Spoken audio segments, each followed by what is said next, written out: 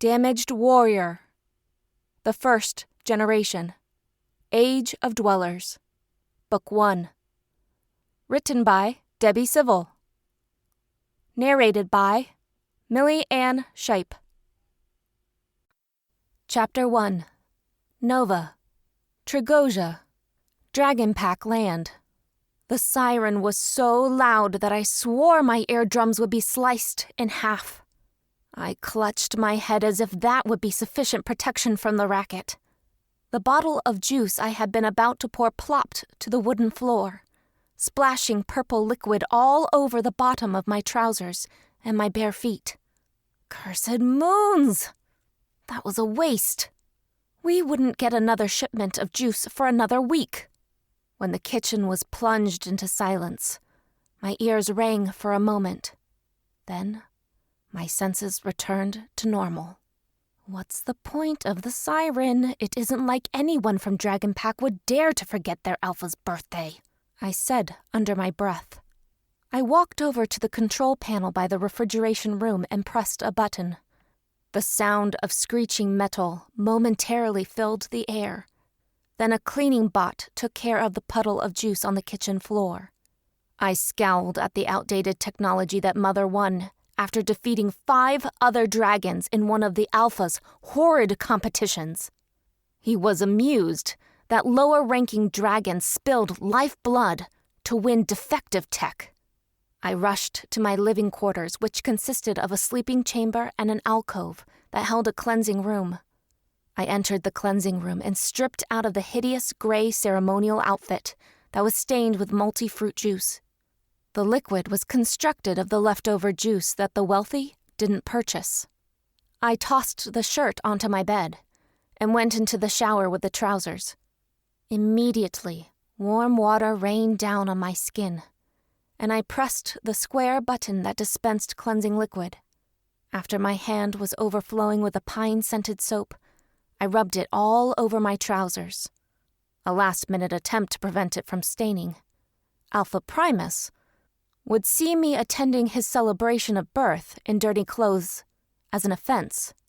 Never mind that his taxes were so exorbitant that Mom and Dad could barely afford a week's worth of clothing to wear. His greed was dishonorable to the core. If I had the power of a dragon under my skin, I'd challenge the male to a duel. But his prejudices were preventing me from reaching my full potential. I turned off the spray and prepared for an uncomfortable 2 minutes. Stepping out of the shower, I put my underclothes back on, then worked my legs into the sopping, wet, scratchy material. Clenching my teeth, I forced the snug trousers up my legs and onto my narrow waist. Then I stepped into my sleeping quarters and stood on the drying mat. It took a few seconds to sputter to life, engulfing my body with warmth. This was our method for doing laundry, since the communal launder unit was on the fritz. A minute later, I was dry and my black hair was a tangled mess. Groaning, I finger-combed the silky locks before plaiting the hair in a braid that I tied off with a worn silk ribbon. Since lower-ranking pack members weren't permitted to wear shoes, I rushed back into the kitchen on bare feet. "Dove, you ready to go?" my father asked.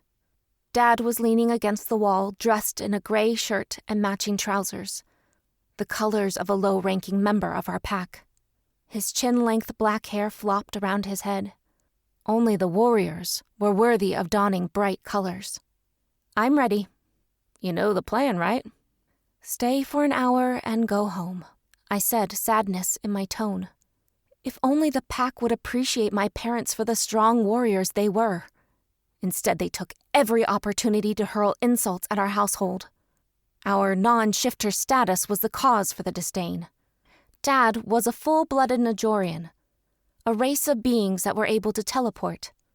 I hadn't inherited any abilities from my father, which was disappointing. "Tonight your mother and I need to speak to you about something."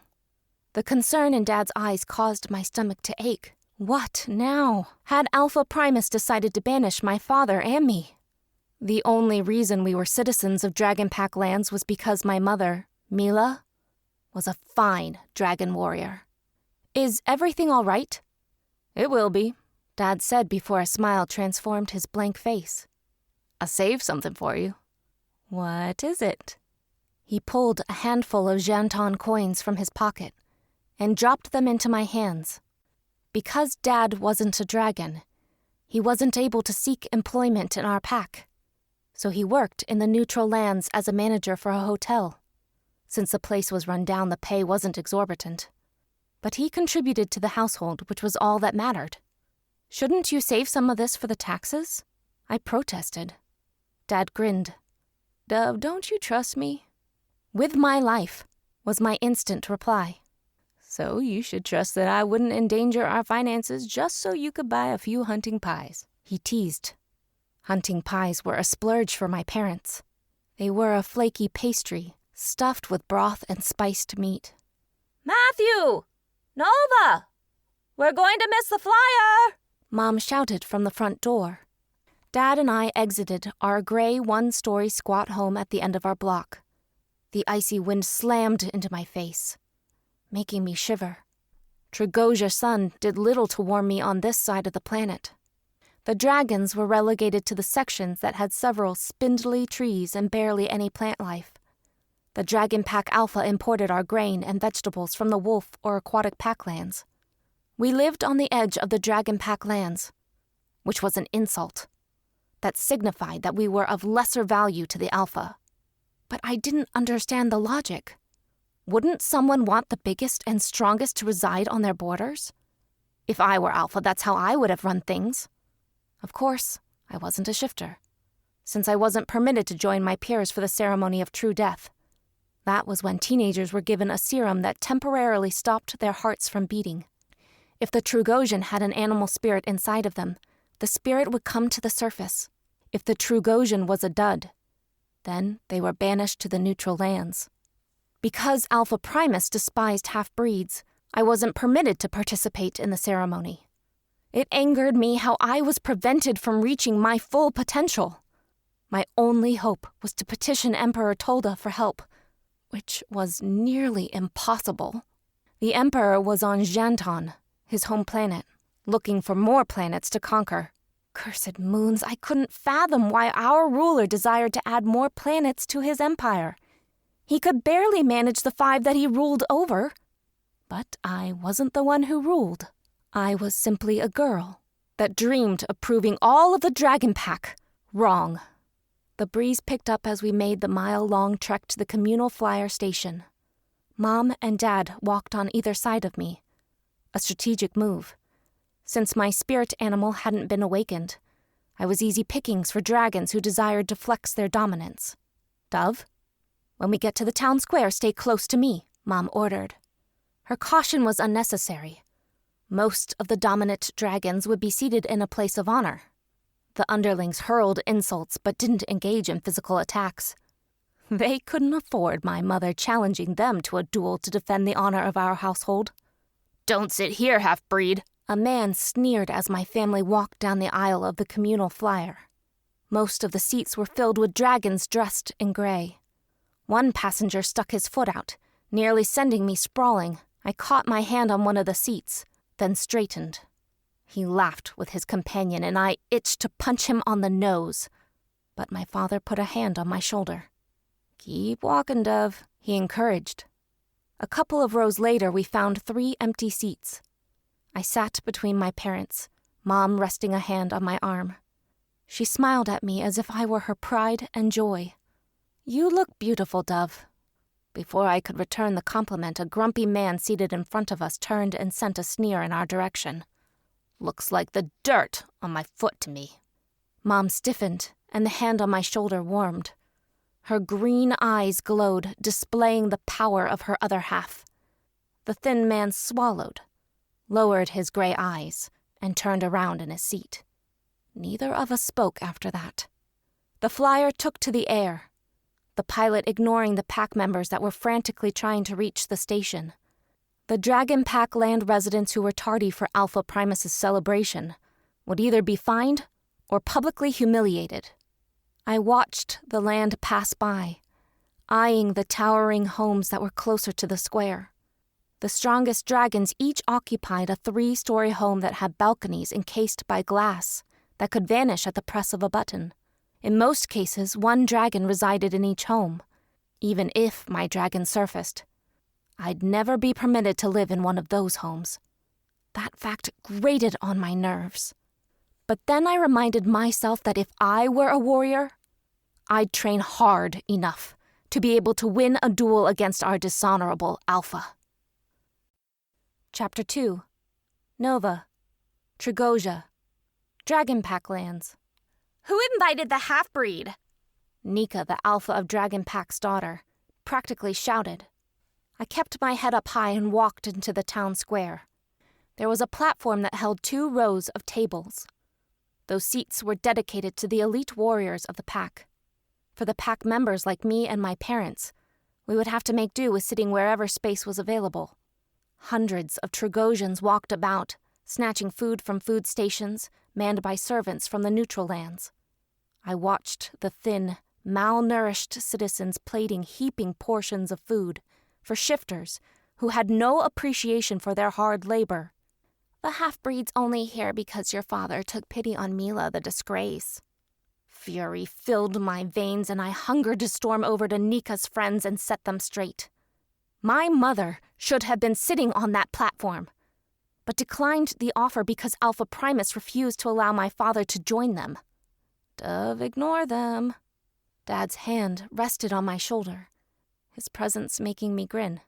At least my father loved me. Alpha Primus lavished all his attention on his nephew Clavos, who was destined to become Alpha of Dragon Pack. Nika had been passed over for the position because she was a mediocre warrior. Hey, half-breed!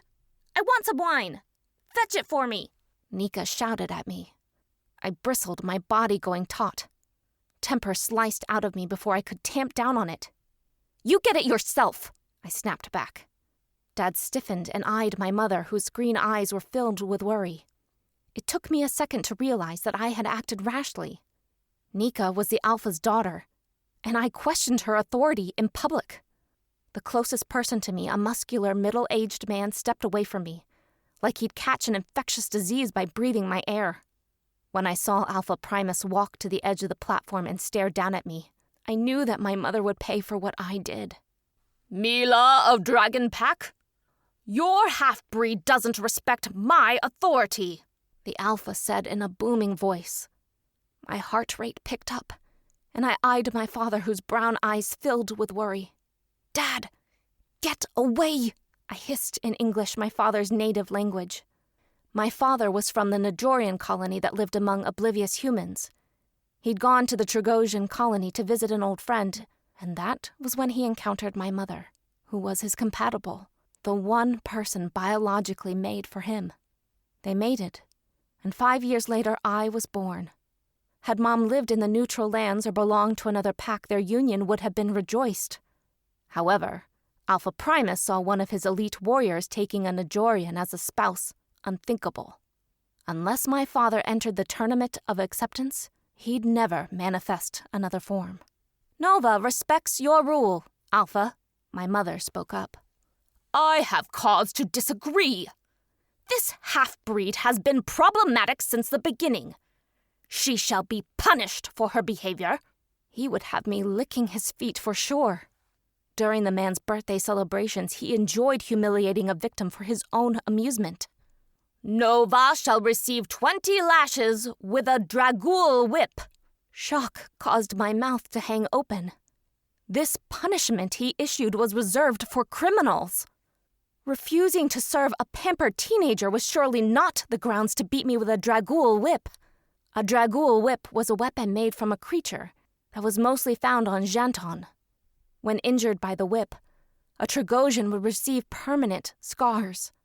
Since I wasn't permitted to take the serum that would initiate my true death, I didn't have a shifter's durability. I'd perish, especially if Clavos or Nika flogged me. Both warriors had longed to toss my family into the neutral lands, but it was against Emperor Tolda's law for shifters to live in the neutral land. My father stepped forward and glanced up at our leader. Alpha Primus, I'll take Nova's punishment. My father replied in accented Trugosian. No, Dad, you can't. With tears blurring my vision, I attempted to step in front of him, but strong arms pulled me against a warm body. "Stop acting hysterical, or the Alpha will make the punishment worse," my mother hissed. "Since you're only partly at fault for Nova's disrespect, I should alter the punishment." For a moment, I breathed easier.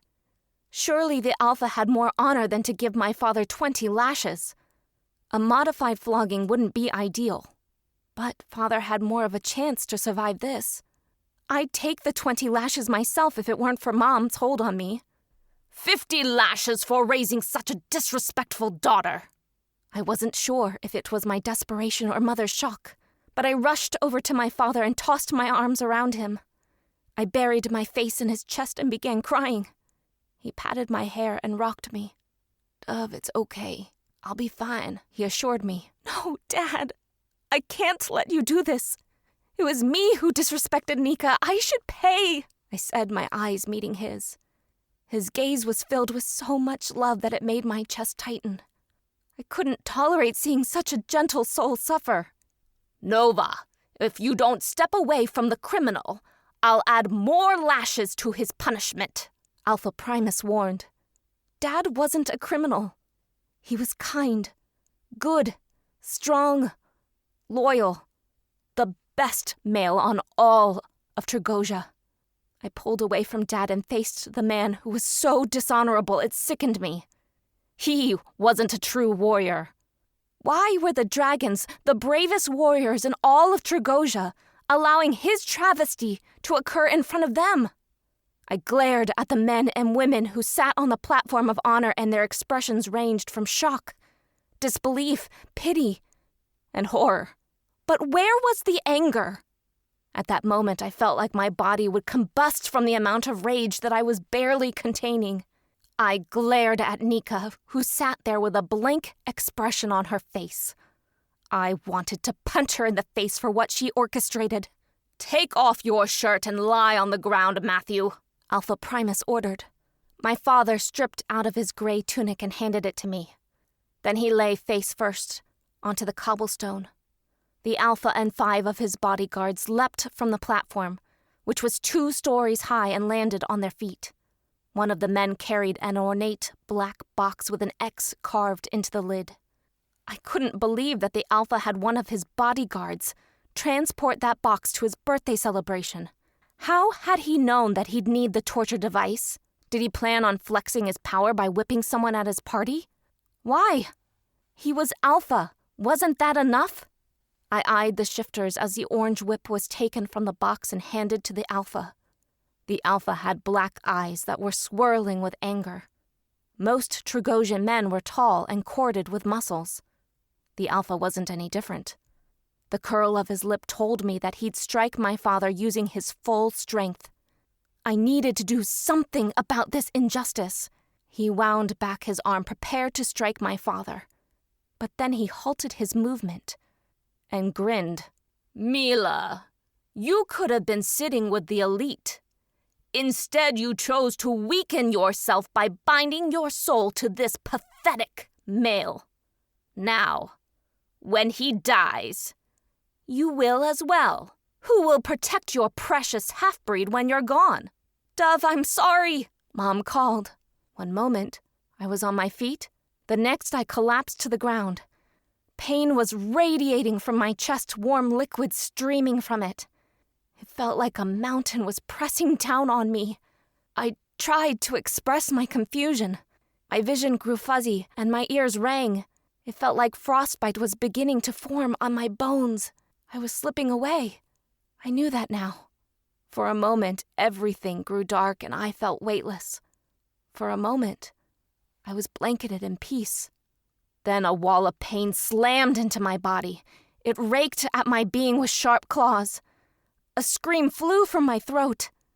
I arched my back, trying to escape from the force of the burn that originated in my stomach. It spread outward and crawled up my throat.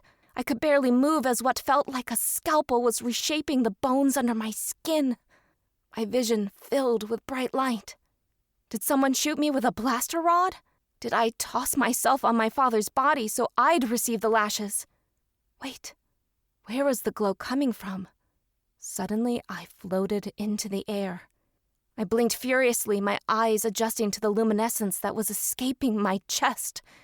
Tendrils of light zipped across the square and slithered into the gap between two buildings, and vanished.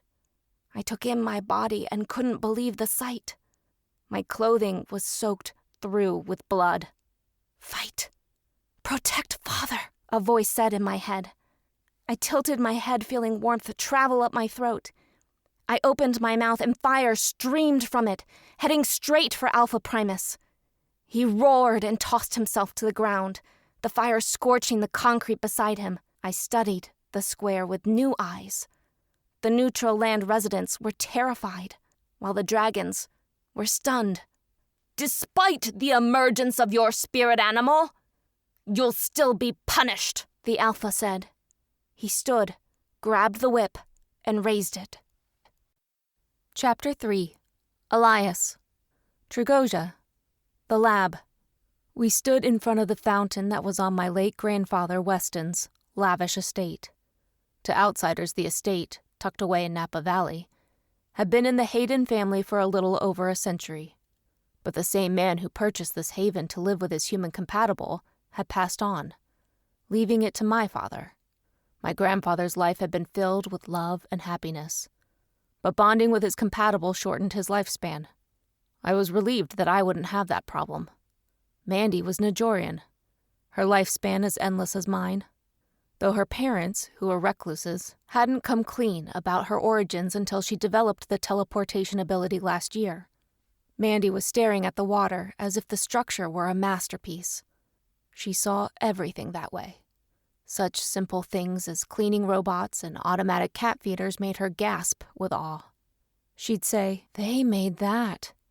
Elle, that's amazing." The ring in my pocket was as heavy as a summer air. I wanted to take off my shirt, but Mandy did not approve of public nudity. I gently pushed the brown strands of her hair out of her beautiful face. Out of habit, I tenderly kissed the freckle that was on her nose. She squealed and covered her face. "Stop it! I have no idea why you like my freckles," she giggled. "Don't you know, baby? I love everything about you," I said back, which made her smile. "That's why I want to marry you." Her awkward smile was confusing, but she wasn't running away, so I did what any man eager for his own family would do. I went on bended knee and pulled the ring from my pocket. "Will you?" A blast of affection slammed into my gut, her emotions hitting me sporadically. It would be like that until Mandy and I completed the bond. "Elias!" A male voice called, and relief flickered in her chocolate eyes. She was young, only 20, so I could understand why she was nervous. I stood and shoved the box back into my pocket. "Over here!" I shouted. My twin brother Cameron appeared, his stern expression killing the moment Mandy and I just shared. "Elias, Mother would like to see you," he said. Mother, not Mom or Mommy. That was how my brother spoke. "Mandy," I said as I turned to her, "it will only be a minute. Can you wait here for me?" She smiled at me, her dark eyes holding affection that warmed me up from the inside. "Of course," she replied before kissing my cheek. I ran off, leaving Mandy with Cameron, not knowing that trusting them was one of the biggest mistakes of my life. A shake to the shoulder pulled me from my recollection. I blinked and peered up at a pale-faced Janton with eyes as white as snow. He called himself Prince Eleron, though the man I interacted with used the same name. I wasn't sure if they had an I am Spartacus situation going on, or if the men were truly insane. Nevertheless, the man being in my cell meant that I'd be subjected to another experiment. The people who purchased me 6 months ago strove to make every waking moment torturous. I resided in a concrete cell with a twin-sized bed, a table stacked with books, an alcove for a bathroom and a small shower, and another room that held a greenhouse. I was required to spend 2 hours in there sweating half to death to give myself access to vitamins. "It's time to eat. Prince Eleron needs you at full strength." Yeah, right. The definition of full strength to these mad scientists was keeping me half-starved. I straightened, staring at the horrid green goo that rested on the table where I took all my meals. My stomach rebelled at the thought of eating the food that tasted like toothpaste mixed with spoiled milk. But this would be the only meal I'd be provided.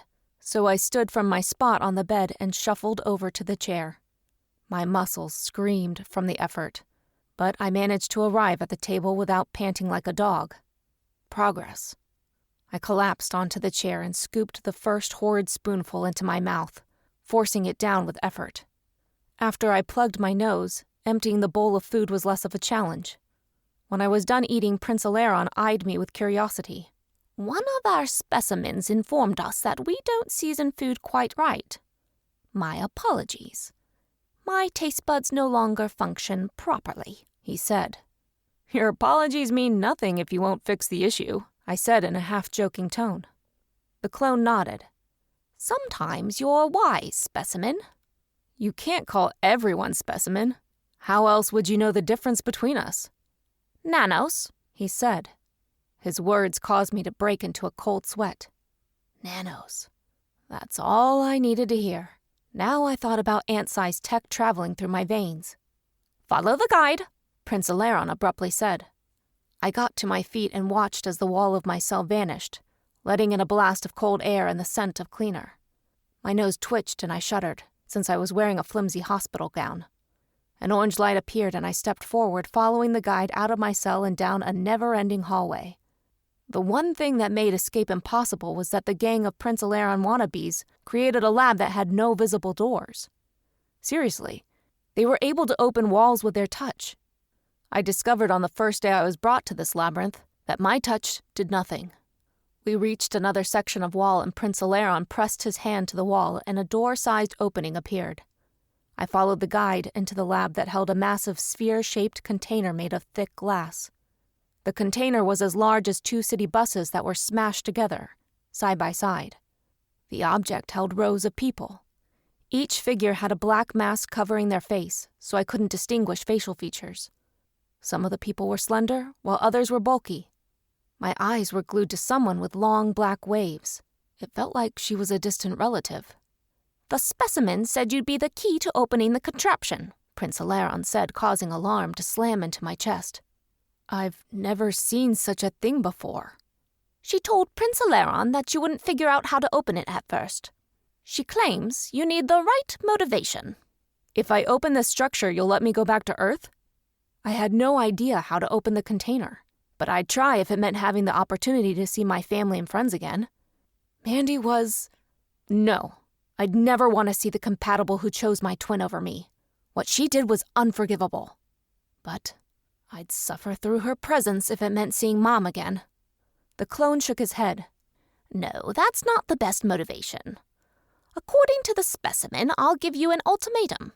If you don't open this contraption in 3 days, I'll capture a specimen important to you. Once you open the container for me, I'll release your specimen. This guy was clearly underestimating how desperate I was to get the hell out of the lab. I was about to tell him as much, when something occurred to me. What do you want with these people? These specimens are a rare find, the Janton explained. Now, spend some time with the contraption. Prince Eleron will bring you back to your cell in 3 days. After that pronouncement, I was trapped in the room with a vault of sleeping people. I leaned up against the wall, hesitant to touch the pod. What if a Najorian's touch was what was needed to open it? Then I'd be betraying the Najorians in stasis. I recognized the signatures that emanated from their bodies. These weren't the watered-down versions of our race that lived on planets in the Milky Way galaxy. Nope. Some of the Najorians slumbering away were twice as powerful as King Rayon. What did the gang of Prince Eleron monsters gain from releasing those Najorians? An image of the glass case filled with parts of beings they deemed as unnecessary to keep alive plopped into my mind. Crap. What if I was damning these innocent people to death? Before I could be overly concerned about it, pain slammed into my body. Chapter 4. Elias. A wave of pain smothered my brain like saran wrap. I tried not to cry out, but it was impossible. My muscles gave out and I tumbled face first onto the unforgiving floor. I shouted in surprise and rolled off my back when I landed on top of the glowing floor. I rolled away from it, but the light glowed even brighter. It took me a moment to realize that I was glowing. As the glow increased, the pain slowly faded. The detection gift I was born with flitted to life, and I felt familiar and unfamiliar mental signatures. It was like over 24 telepaths were attempting to communicate with me at once. I recognized the sensation from when my best friend Mira used to send me mental messages. Who in the hell are you people? I thought of the people in my head. Elias, is that you? Angelo replied. Wait, what? Did my friend develop a telepathy gift? Angelo, why am I glowing? The question just tumbled out of my head as if he would have the answer. You're a champion of the caster's ruler, a know-it-all type announced. What's a caster? A soft female voice chimed in. Who knows? I grumbled. Elias, it's Rawson, where are you? Rawson demanded as if me being captured was a giant inconvenience to him. Since my brother was one of the youngest professors at the Capricorn Academy, he had a lot on his plate. Worrying about me was probably the last thing he wanted to do. I think on Trugosia. Prince Daon snatched me and teleported me to some lab. I replied as if I were explaining the plot to a B-list movie. None of your thoughts sound familiar, another girl said. Once I stop glowing, will we lose touch? Pretty much, the self-assured woman said. I think I will faint soon. An exhausted-sounded female stranger warned. Why? Rawson asked. She was impaled by a sword a couple of hours ago, Miss Know-It-All helpfully supplied. I can permanently link us all together. I'm a melder, the girl with the soft voice suggested. Do it, a woman with an authoritative tone urged. Fun, a bunch of strangers in my head. That's exactly what I want, a guy complained. Okay, it will be like a rope you have to mentally reach for when you want to broadcast to our group. I'll put what will feel like notches on the rope in case you want to only talk to a small group at a time, the melder said, ignoring the guy's complaint. Who are you? An indignant woman asked. Skylar. The power is going to fade soon. I can feel it. I'll do it now. I felt as if someone weaved the power and slowly pulled most of it out of me. When the glow lessened, I sat up and rubbed my aching head. At least I had a link to the outside. Maybe I'd be able to expose Prince Daon for the creep he was. Sheena, can you hear me? The woman that ordered the link to be formed asked. Sure can, the indignant woman replied. Where are you? The authoritative woman demanded so loudly that my temples throbbed. I'm in a lab wearing a stupid hospital gown. I have your father for company. They took Prince Daon away the moment we arrived. I take it that he's joining the hive mind? Sheena asked. Hive mind? I replied. Oh, hell no, don't tell me that I'm dealing with mental clones. Yup, Prince Eleron is somehow planting his consciousness in other people's minds. His targets are usually leaders, Torment explained.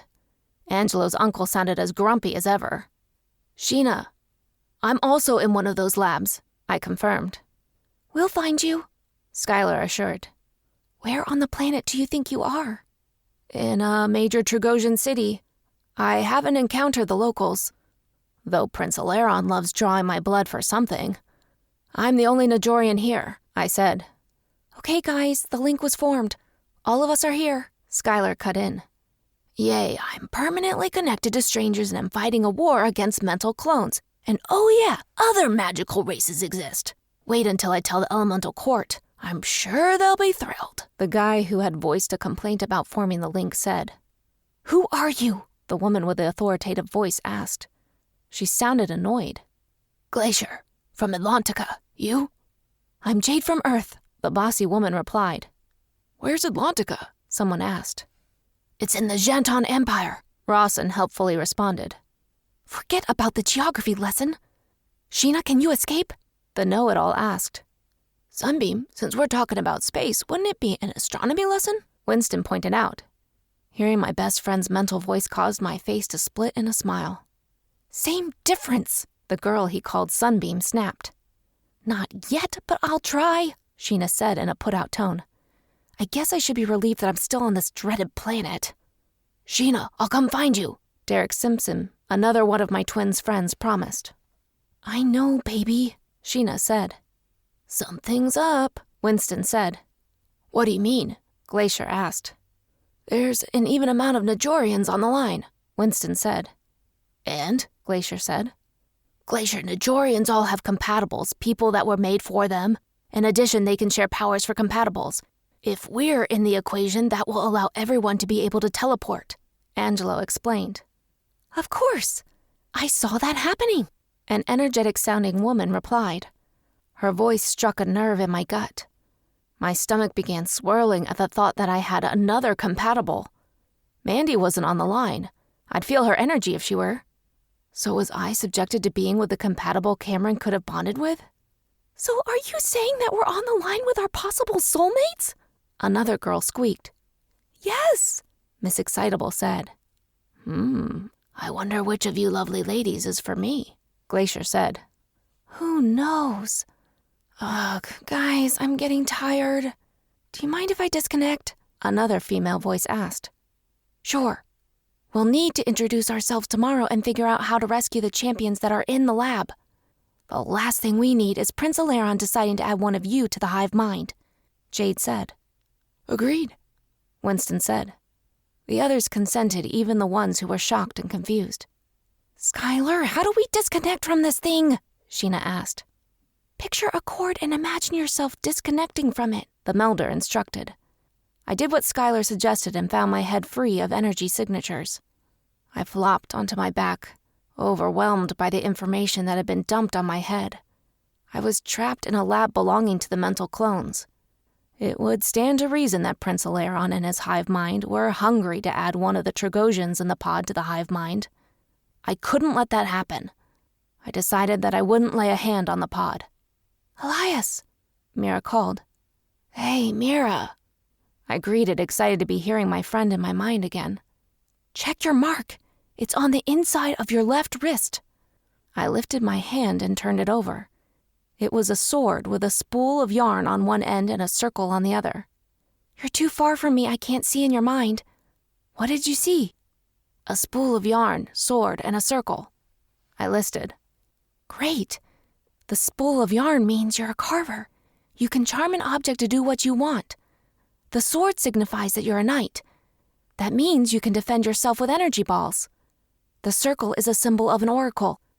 It's great you have all 3 types of caster magic. What about you? I asked, nausea creeping back into me. A carver could charm items. Perhaps the specimen in question knew that I could charm the container to open. I'm a knight, Mira happily announced. I've got to go, Elias. I'll contact you soon. Mira left me alone with my chaotic thoughts. My instincts were telling me that it was no accident that I was in the lab in Trugosia. Someone knew that I would become a member of the Champion Court, and sold me out. Chapter 5. Nova. Trugosia. Dragon Pack Lands. No! I won't allow him to hurt my father. That whip won't break his skin open. If only that despicable male experienced the pain that came when struck with the weapon. If only the whip would turn on him and make him pay. Electricity left my throat and slammed into the whip. Alpha Primus began screaming as if he were experiencing the greatest agony possible in Trugosia. He abruptly dropped the whip and collapsed to his knees. One of his guards lifted the whip and he too started howling in pain. He flung the whip to the ground and fell on his butt. I couldn't make sense of what was happening.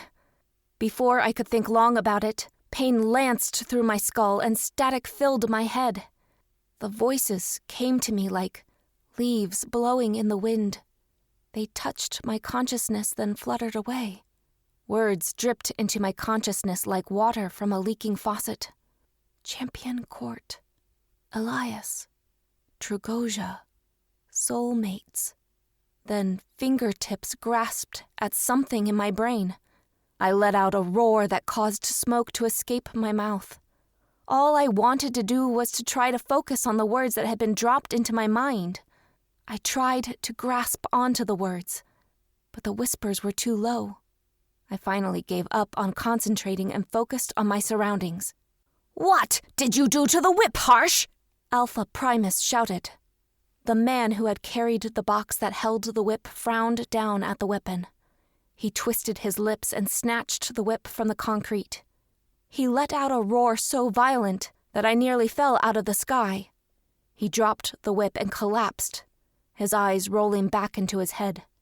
Pleasure at his torment made the fire build in my throat again. All I needed to do was blow a single wall of flame to destroy the monster. But part of me held back. When I challenged Alpha Primus, I'd condemn him in front of his pack.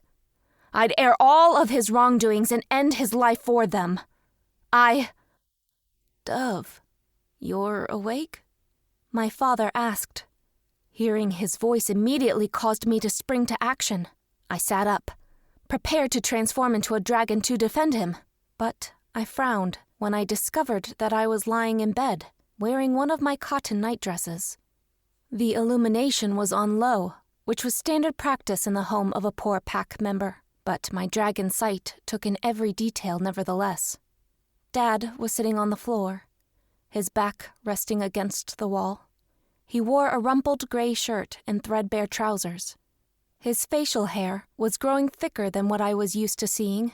His brown eyes were filled with so much worry that it made my heart clench. What happened? Did Alpha Primus whip you? Calm down, Dove. I'll answer your questions. After you turned into a dragon, you began glowing. Alpha Primus tried whipping me with the Dragul whip, but no one could hold it. Frustrated, he forced me to pick up the whip and hold it for 5 minutes. I survived, and your mother and I took you back home. Mom, Her frantic words filled my mind. I'm sorry, Dove. She stabbed you in the chest with a dagger. That was the only way for you to experience a true death. It wasn't pleasant, but she was worried that you'd be orphaned if I perished from the lashings, he explained. What Mom did was considered barbaric to my people. It was also against Dragon Pack law. Where is she? Did Alpha Primus arrest her? No, she's useful to him. Your mother's having a meeting with the other elite dragons. It's bad, Dove. There has been an uprising. Because of what I did? I asked, confused. I was hoping that the whip malfunctioning showed some of the honorable pack members how weak our Alpha truly was. No, a video was leaked. It's causing a stir. Have you watched it? It's of no concern to us, Dove. You should take it easy. You've been asleep for 3 days. I ignored his suggestions of me staying put. Something was wrong, and it was my duty to ascertain the threat. I was a warrior of Dragon Pack, and my purpose was to protect the vulnerable. Our tablet was out of order, so it meant using a communal tablet if I wanted to view the footage. I slid out of bed and nearly collapsed. My legs protested the idea of holding my own weight, but I managed to stay on my feet after a brief struggle. Have you seen the footage? I demanded. No, I haven't left your side, Dove. Right. Dad wasn't Trugosian. The fate of this planet meant nothing to him, since his king would evacuate the Najorian settlement if the Pax went to war. Dove, you should stay here, my father said in a pleading tone. I'm a dragon, Dad. What happens in this territory concerns me. If you insist, I will accompany you, Dad reluctantly said before getting to his feet. Even with the power of my dragon, it was frigid outside. The wind buffeted our bodies as we left the house. There was a group of dragons congregating at the end of the street. I eyed the 5 low-ranking pack members with trepidation. I was a warrior, but not a stupid one. A 5-on-1 attack still meant me being possibly injured or killed. I hesitantly stepped forward, and the group of males eyed us as we walked past without hurling half-breed in my direction. I initially thought that this was an anomaly until Kata, a bitter middle-aged woman, brushed past me without shoving me to the ground. Perhaps my dragon deterred challengers. The run-down building that held the communal launder machines had a growing crowd in front of it. I let out a curse. It wasn't like I could push my way to the front of the line to watch such a thing. "Nova!"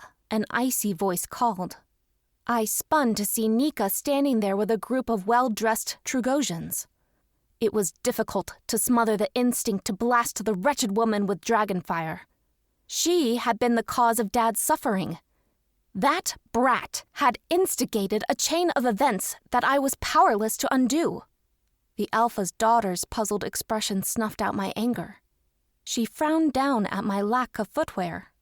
"Why are you wearing that?" "I had my servant drop off appropriate attire for you," she huffed.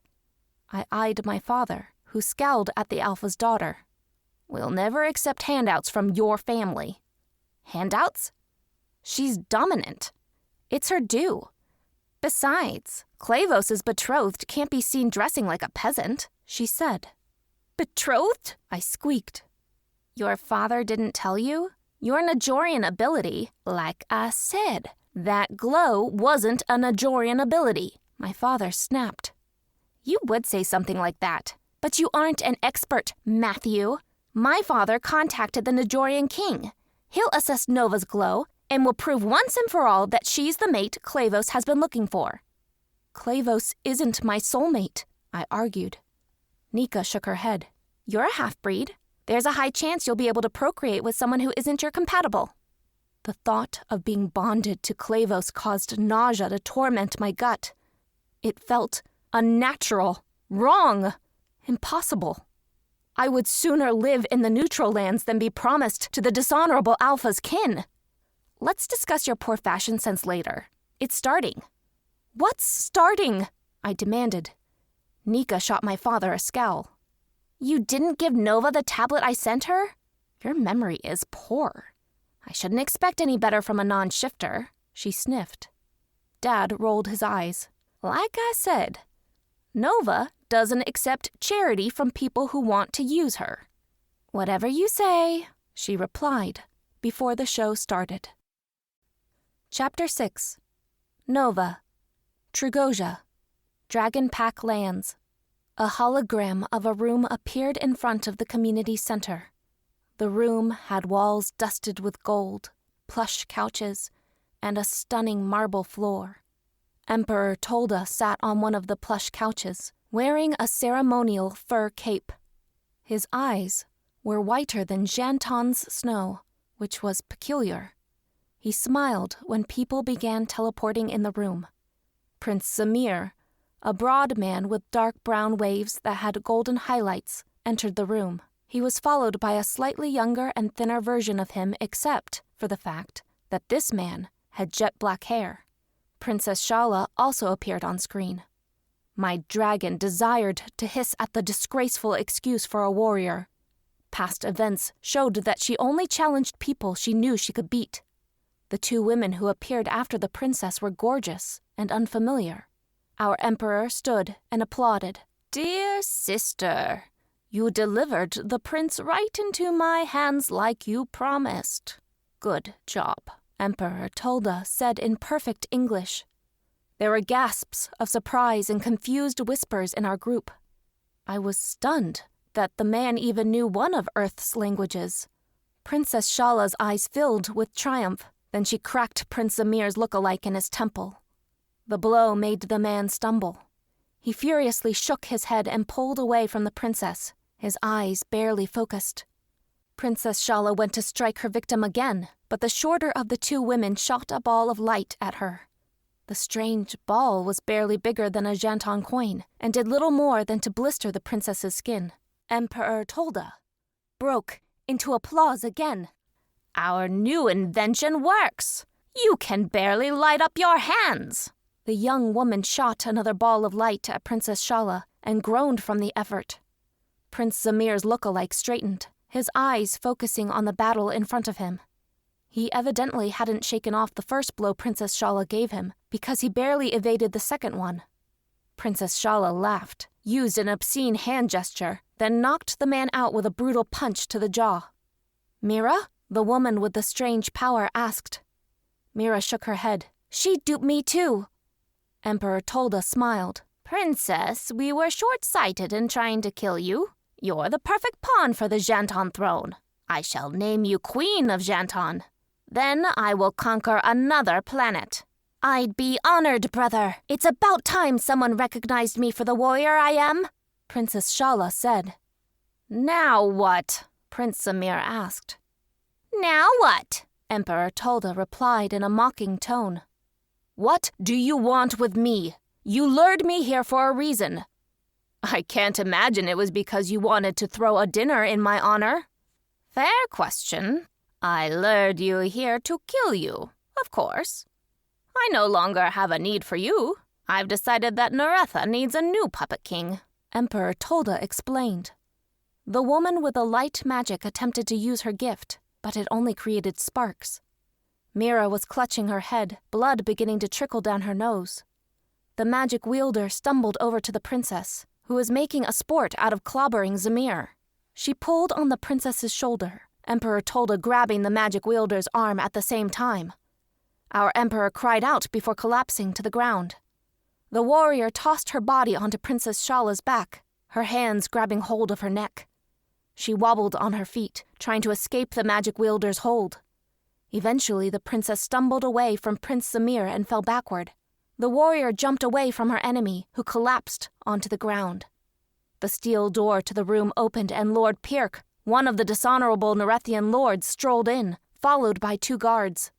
The noble, infamous for his war crimes during Janton's war with Naretha, eyed our downed royals with disbelief. "What did you do to them?" he demanded.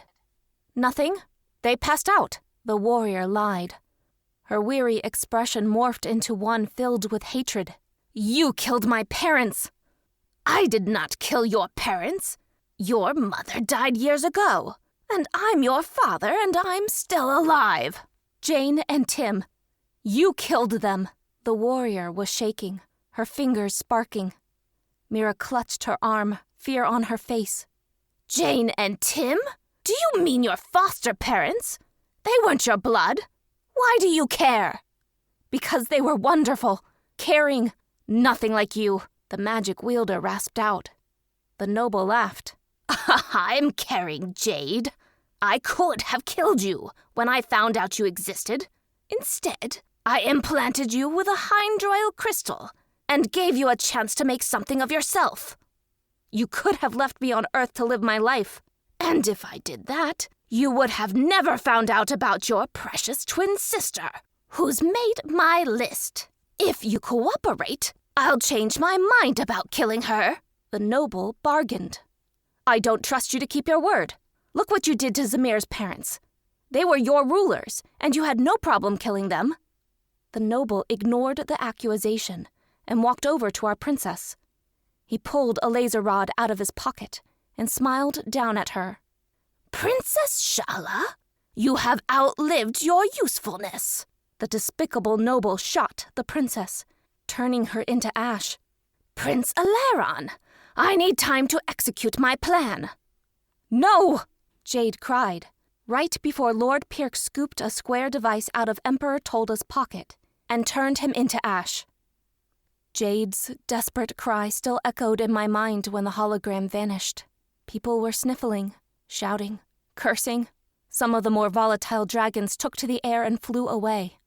I just stood there, staring at the building, trying to figure out why I felt like I knew Jade. Her voice sounded familiar. "Dove, let's get out of here," my father softly told me in English.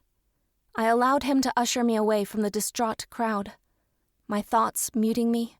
"Where are you taking her?" Nika shouted after us. I stopped walking and turned to face the woman who nearly got my father killed. I met her eyes, and the power in my gaze caused her eyes to lower. "I've had enough of you. My father's correct. I don't take bribes from people who mocked me just days ago. What makes you believe that I'd ever marry Clavos?" I demanded. "Because if you don't, we'll kill your precious father," Nika hissed, her lip curling. I felt a flash of pain slice through my left wrist. Then power bubbled under my palms, begging to seek vengeance. But I tamped it down, knowing that I'd be punished if I attacked the Alpha's precious daughter. "Now, be a good betrothed and pack your things and move into your new home." Nika shot a disdainful expression at my father. The same rules do apply. He isn't permitted to live with you." After the annoying spoiled brat walked back into the crowd, Dad and I went home with heavy hearts. Mom was pacing the kitchen when we entered. She immediately rushed to me and we embraced. I squeezed her tightly, appreciating that she did what was necessary to give me power. I pulled away and rubbed my throbbing wrist. I glanced down at it and gasped. There was a tattoo on my skin. A spool of yarn surrounded by a purple circle. I made eye contact with my mom, who sighed. "We don't know what the mark means." "It appeared on your skin," she explained. "No, that's impossible. It's unheard of. Did something go wrong with my true death?" I demanded. Mom arched a blonde brow. "If something went wrong with your true death, you wouldn't be standing in front of me." "Did Alpha Primus see it?" Mom sighed. "Yes. You shifted back to human form while your father was still holding that cursed whip. He's convinced that the mark means that you have an ancient power. Matthew, why in the hell did the two of you leave the house?" "Because our daughter insisted on seeing the footage that's causing a stir," Dad said in a put-out tone. "Causing a stir? Dear, our emperor's dead. Why does anyone care? It isn't like he lived on Trugosia. He's been dead for days and none of you noticed. What kind of royal never communicates with his people? Not every ruler can be as perfect as your precious King Rayon." "I didn't say he was perfect," my father muttered. "What food do we have?" Alpha Primus sent over a basket of food for our daughter to enjoy. Dad scowled. "Toss it out. My daughter isn't bonding with someone that isn't her compatible."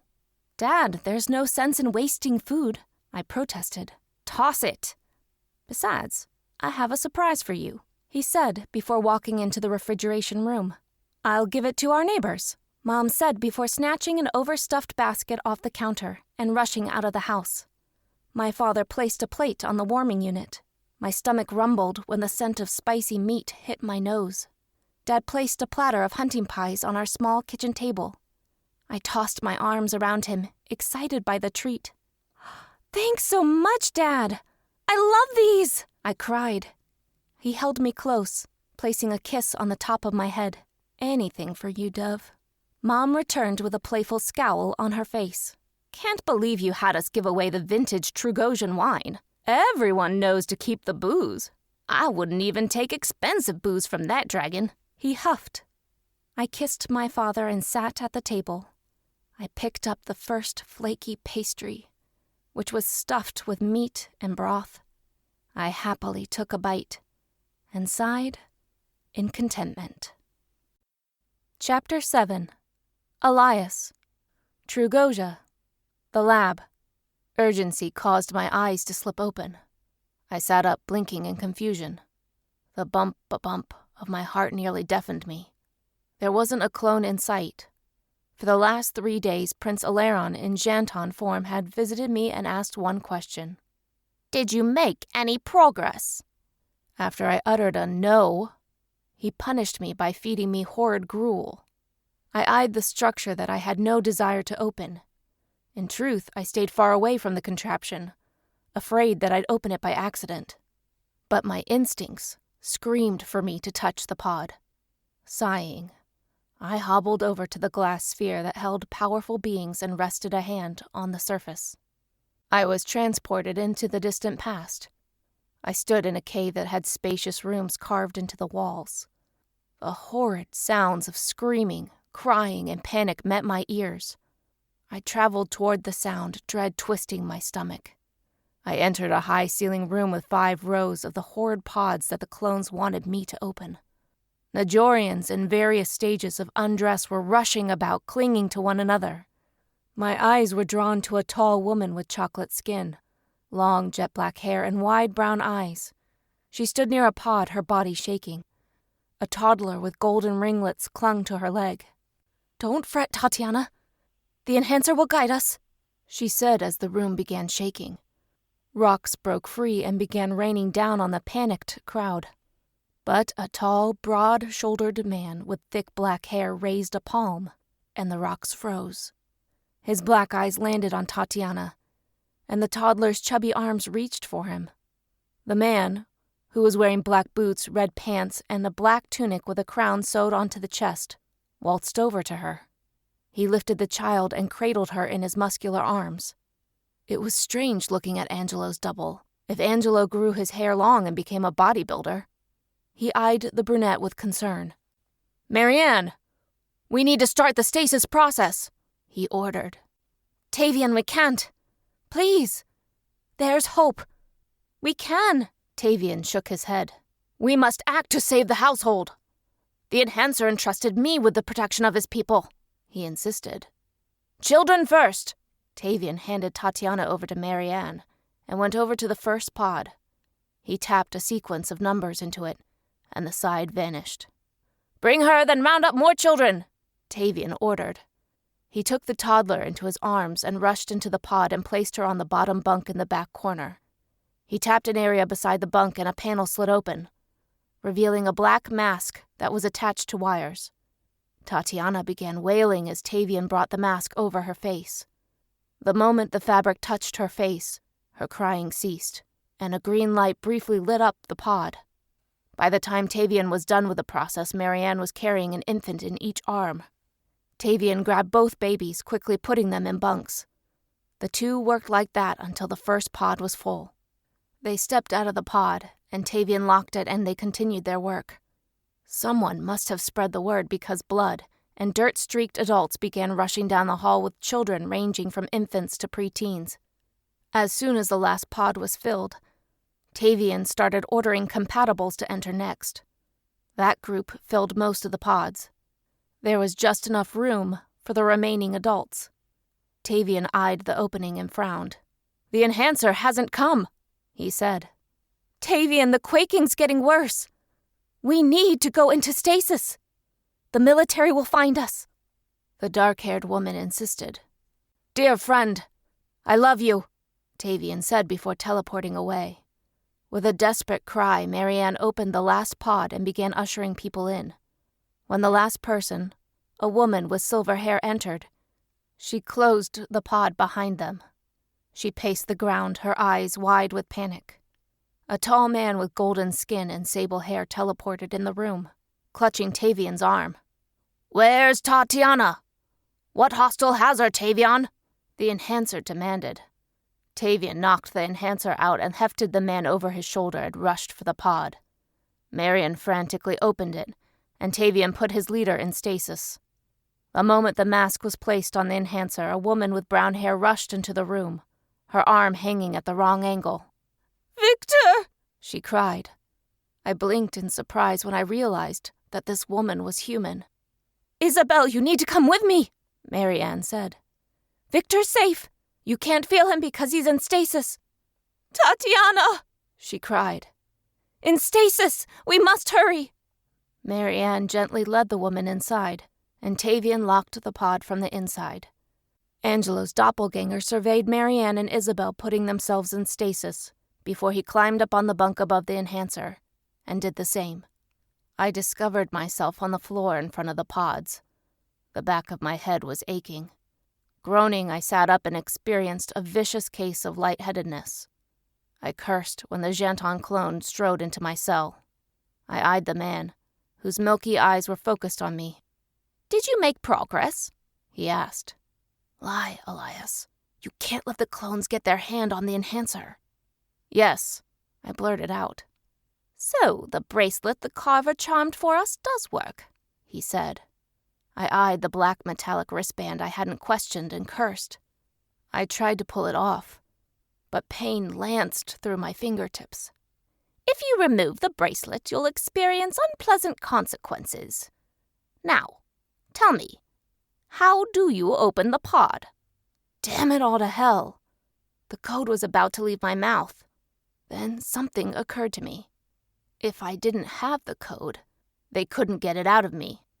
"Mira, I need your help. Erase the information in my head." My telepathic plea was followed by a brush of energy to my skull. I couldn't remember what I was doing for a moment. Then the mental clone spoke. "Did you make any progress?" Progress with what? I glanced down at the bracelet around my wrist and felt the power coming from it. Anger nearly overtook me at the thought that these vile clones were using another device to subdue me. I was half-starved, weak, and couldn't even hop in place, yet they hungered to make me weak. How do we open the pod? Right. How did I forget the insistence of a progress report? Sorry, Prince Eleron, I still have no clue. Perhaps I need to start bringing in incentives. What would make you talk? Desperation filled my core, and all I wanted was for the bracelet and the clone to be destroyed. My hands flashed white, tendrils of power sliding around the bracelet, disintegrating it. You're one of them, though your mark's different. Prince Eleron hasn't returned with findings. Not communicating with Prince Eleron has been difficult. Stupid disconnection. The clone complained. A memory flashed back at me. Mira told me that Lena and Jade, the Castor twins, found a way to destroy the link between Prince Eleron and his mental clones. That meant that this clone was acting independently of the others. I raised my fist, about to battle with the clone, when the wall behind me vanished and my twin brother Cameron stood there, clutching a severed hand. Mandy was by his side, a blaster rod in her grip. I stared at the two people who had betrayed me. Cameron was thicker. His well-groomed beard and styled sable hair made him look older, though Najorians who found their soulmates aged slower than humans. His amber eyes were hard and unyielding. Gone was Mandy's plump body. She was now lean and muscled, the warmth in her blue eyes replaced by determination. After she shot the clone, turning him to ash, she gestured at me. She shoved an image of a front lawn in my mind, and I frowned. What do you want me to do with that? Teleport, Mandy ordered. If I could teleport, don't you think I would have done it already? They implanted something in me to keep me from teleporting, I explained. The building suddenly shook, nearly causing me to fall on my butt. What was that? I demanded. The diversion. We've got to get the hell out of here. The dragon's waiting for us outside. Cameron nodded, handed the severed hand to Mandy, ran at me, and lifted me into his grip. After gripping me in a fireman's carry, my brother began running. I would have broken free if it wasn't for the sudden fatigue that slammed into me. I didn't realize that Mandy hit me with a suggestion until right before I fell into unconsciousness. Chapter 8. Nova. Trugosia. Dragon Pack Lands. I was standing in an endless field of green waist-high grass. The sun shone bright, the warm rays kissing my skin. I knew immediately that I wasn't in the Dragon Pack Lands. The weather was much too pleasant. I wore a cotton nightgown that brushed the top of the grass. My black hair was up in a ponytail. I frowned, confused about why I was trapped in such a place. Then there was a lightning strike. A tall, muscular man with chocolate skin and a beard laced with gray appeared in front of me. He wore nothing but a pair of shorts that displayed his legs. He smiled. "You're a warrior, Nova. This is why I've reached out to you." "Who are you?" "Who I am is of little consequence. Listen closely. You must protect your soulmate at all costs. Great power lies within him." "I haven't found my soulmate." "He will be one of the greatest warriors who ever lived. He will transform the lives of beings of 3 galaxies. You must protect him with your life." "Is this a hallucination?" I demanded. I recalled the conversation that played out in my head while I was experiencing my first shift. I didn't know if I was dreaming up the conversation to distract myself from the pain I felt, but Jade sounded so familiar, like I knew her well. No, this is a waking dream of sorts. But I understand your doubt. I'll give you proof. You will be transported to Earth. "Impossible. Alpha Primus wouldn't allow it. He wants me to marry Clavos," I protested. The stranger grinned. "Clavos has a lovely surprise in his future. Before you go, you must take this message to Lynette." "I don't know a Lynette," I protested. You will meet her soon, and she'll be one of the most important people in your life. Tell Annette that her compatible will love her, even when sacrifices tear them apart." "No!" I cried, afraid for a faceless woman. The thought that someone could be separated from their compatible was unthinkable. "If your words aren't nothing more than a fantasy, I will give Lynette your message. Who are you?" "Someone who's invested in the fate of the Champion Court." "Why can't you tell me your name? Don't you stand behind your words?" "Nova, you have the spirit of a warrior. I have the spirit of a spy. I am unbothered by honor, gallantry, and other traits you admire. I want to win, and I'll do anything to achieve a victory."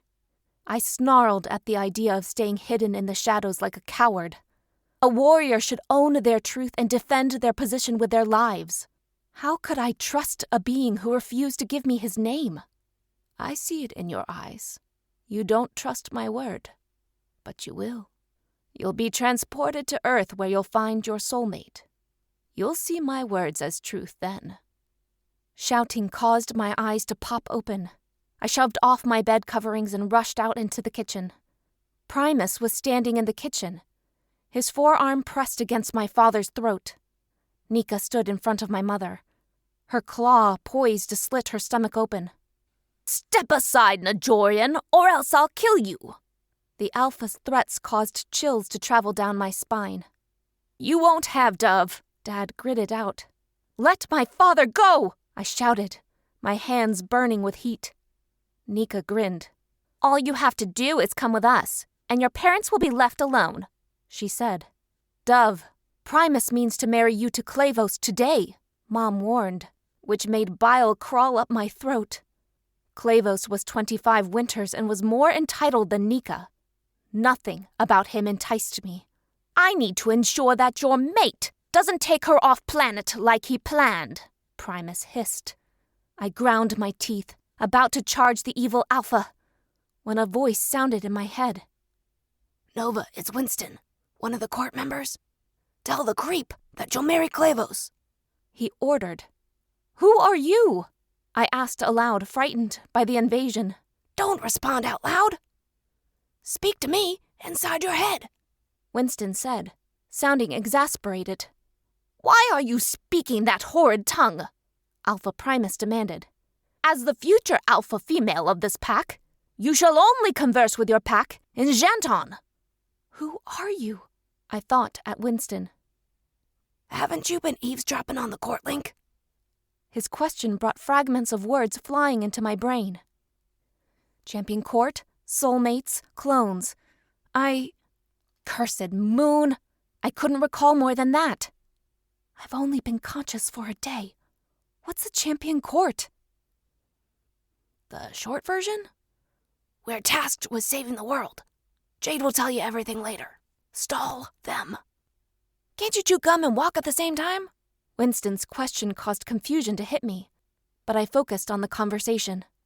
"Your defiance isn't going to prevent your union to Clavos," Alpha Primus warned. "I'm sorry, Great Alpha. I just need to get my thoughts in order. You wish for me to marry Clavos today? But I haven't had my first flight yet," I protested. "That's of little consequence," he insisted. "What if my wings aren't able to function? Maybe we should test them out," I suggested. "Is that the best you got?" Winston mentally demanded. "Nova, you think I'm foolish? You and your wretched mother will fly away the first chance you get." "Suggest a wedding between Nika and a powerful dragon," Winston advised. "What of Nika? She could be your heir instead of Clavos. Then you can marry her off to a powerful dragon male," I suggested. 2 seconds before I snap your father's neck. Your mother's so pathetic. That bond makes her weak. She can't even fight against me. With one twist, your parents will be dead." Great. The Alpha is out of patience. What in the Trugosian moon am I supposed to do now? The door flew open and a short woman with brown hair and a tall male with sable hair stormed in. They moved so quickly that Alpha Primus had little time to react. The woman pulled a stunned Primus away from my father, then sprayed something in his face. "Don't kill my father!" Nika begged the man in Trugosian. The man frowned. "You guys speak English, right?" he asked. "Yes," my father said. "Leave the house. Someone will teleport you to the Gemini compound," he ordered. My parents and I didn't think twice, bolting out of the house and into the frosty morning. I was still in my nightgown and shivered. I hopped up and down in my bare feet, as if the frantic movements would dispel the cold. My parents were wearing the gray outfits, so they were faring better. Dad looked like he was about to take off his long-sleeve shirt to provide me a bit of warmth. I stopped my incessant movements, not wanting to worry him. The couple exited our home, with determined expressions on their faces. "Who are you?" Dad demanded. "I'm Cameron, and this is my compatible Mandy. We're here on behalf of King Rayon," the man said. "Is there a reason why you rushed us out of our own home?" Dad demanded. Before either of the strangers could say a word, a figure rushed down our street. My nose picked up the scent of expensive soap. Alpha Primus was gone too long, and one of his men was checking on his well-being. I prepared to fight whoever approached, when a blast of power tugged at my heart. I saw Clavos rushing with a man tossed over a shoulder. He wore a blue cotton gown that was riding up to show his unmentionables. His legs were bare, and goosebumps were dancing over his skin. I felt like this man was Pac, one of my brothers. Was he part of the Court of Champions I had dismissed as fantasy? Clavos stopped in front of us, and Cameron's hard eyes flickered with relief. He accepted the unconscious man from Clavos. "Thanks for delivering my brother, Clavos," Cameron said. "You promised me a worthy mate if my men assisted you," Clavos said, making my stomach turn. "You aren't taking Nova," Dad said. Clavos's upper lip curled. "I'm not mating a child. My uncle was mad to suggest it. You have our word. You'll receive a worthy bride to flaunt during the tournament of acceptance," Cameron declared.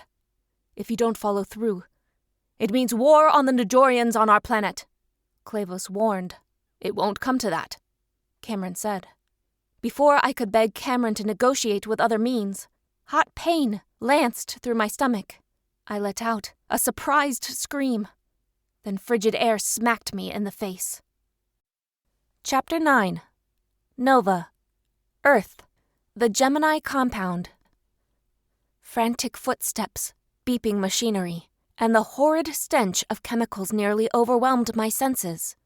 My eyes opened, and the blinding light stung my eyes.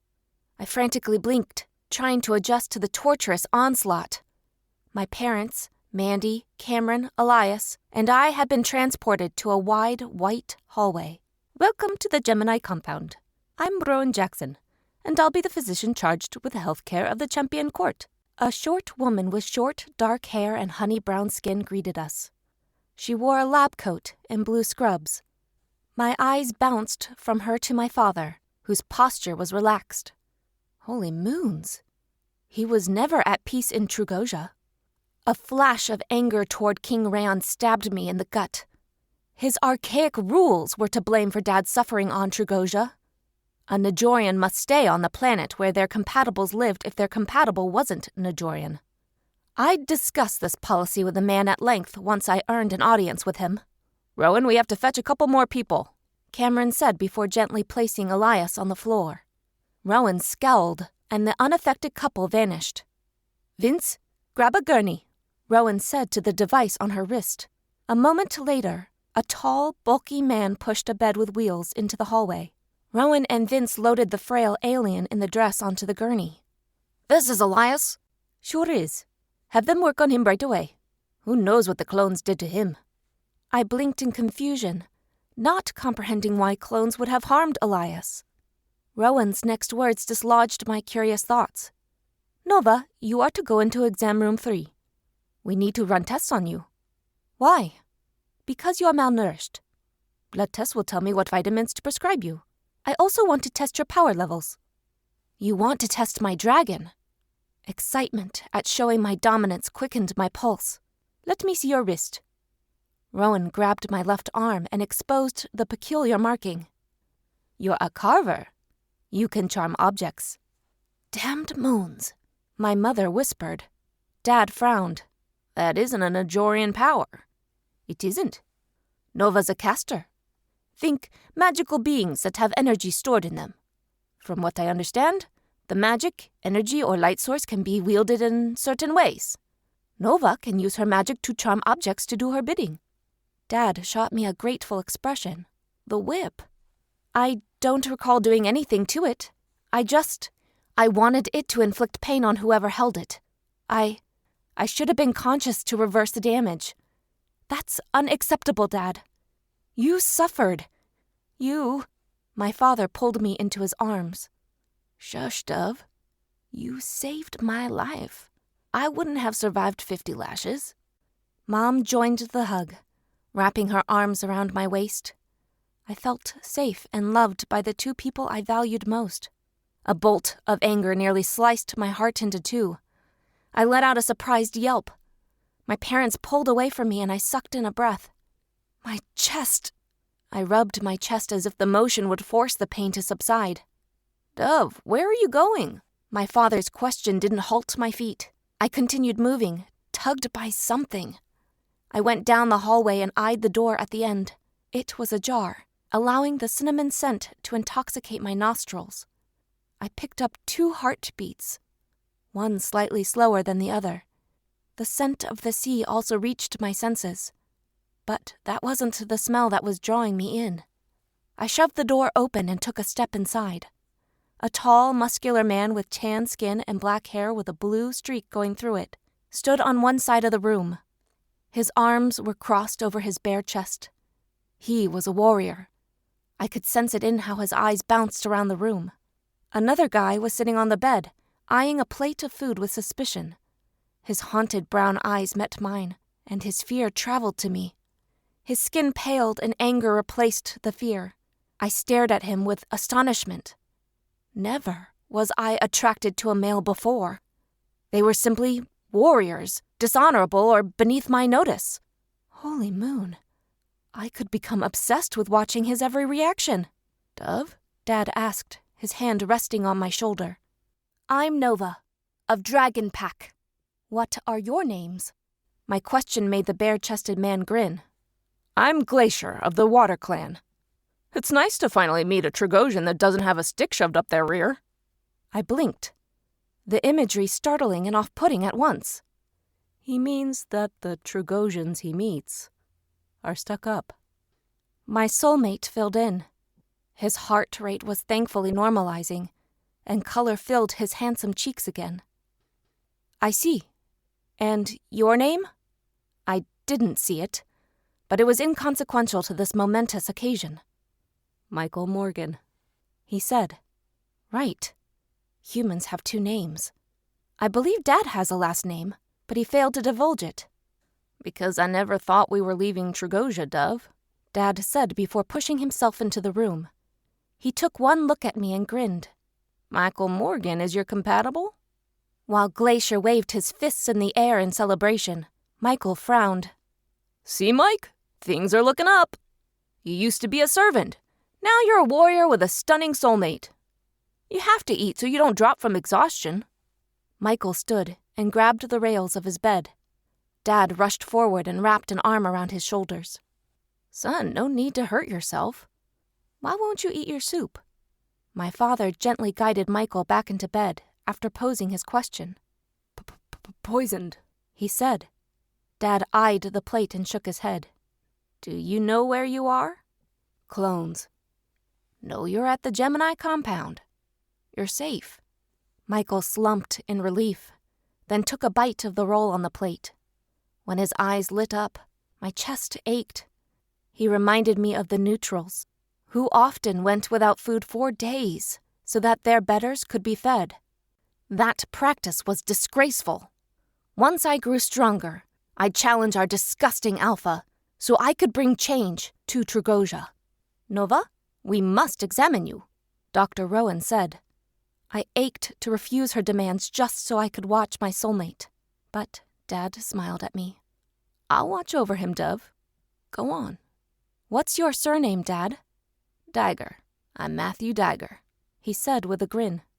Nova Dagger, I whispered, testing the name on my tongue. But it sounded foreign to me. For 17 years, I was simply Nova of Dragonpack. How strange was it that Earth had its own way of identifying my lineage? Stop stalling, Dove. I gave Michael a wave before reluctantly dragging myself from the room. Teleport to the other side of the room. I wanted to throttle the doctor. An hour after she drew my blood, used some horrid probe to assure the health of my reproductive system, and checked my bone density and endurance, she dared to make more demands? Hunger was causing my stomach to rumble. Would she force me to stand in the cold room until I accomplished the feat? Cursed moons. I'd starve to death before being able to teleport. I glared at the spot on the white wall, hating that it would be impossible to accomplish that feat. I was a half-breed, incapable of. You'd succeed if you didn't doubt you could do it. I turned to face the woman and arched a brow. How do you know that's what I was doing? You aren't the first champion court member I've examined. Don't worry, you'll pick up the skill. Now to test your shifting ability. Shift! I stripped out of my clothing and shifted into my dragon. I stretched my wings as if they had been confined for too long. Levitate in the air. I flapped my wings and zipped into the air and nearly collided with the ceiling. I managed to stop my trajectory in time. I hovered in the air and turned to face the doctor. She was tapping on her wrist tablet. She backed out of the room and shouted, "Use your fire!" Flames. I cleared my throat and pushed out a wall of fire that instantly vanished after it traveled a couple of feet. Dr. Rowan re-entered the room and grinned. Good job, Nova. Land and shift. I concentrated on landing and dropped to the floor like a stone. That needed practice. I shifted into human form and donned my clothes. My legs felt numb, and I dropped to the ground. Rowan walked over to me and squatted to my level. That took a lot out of you. It shouldn't have. Dragons shift, fly, and that's it. You're on Earth. You're 25 pounds heavier here. That could be affecting you.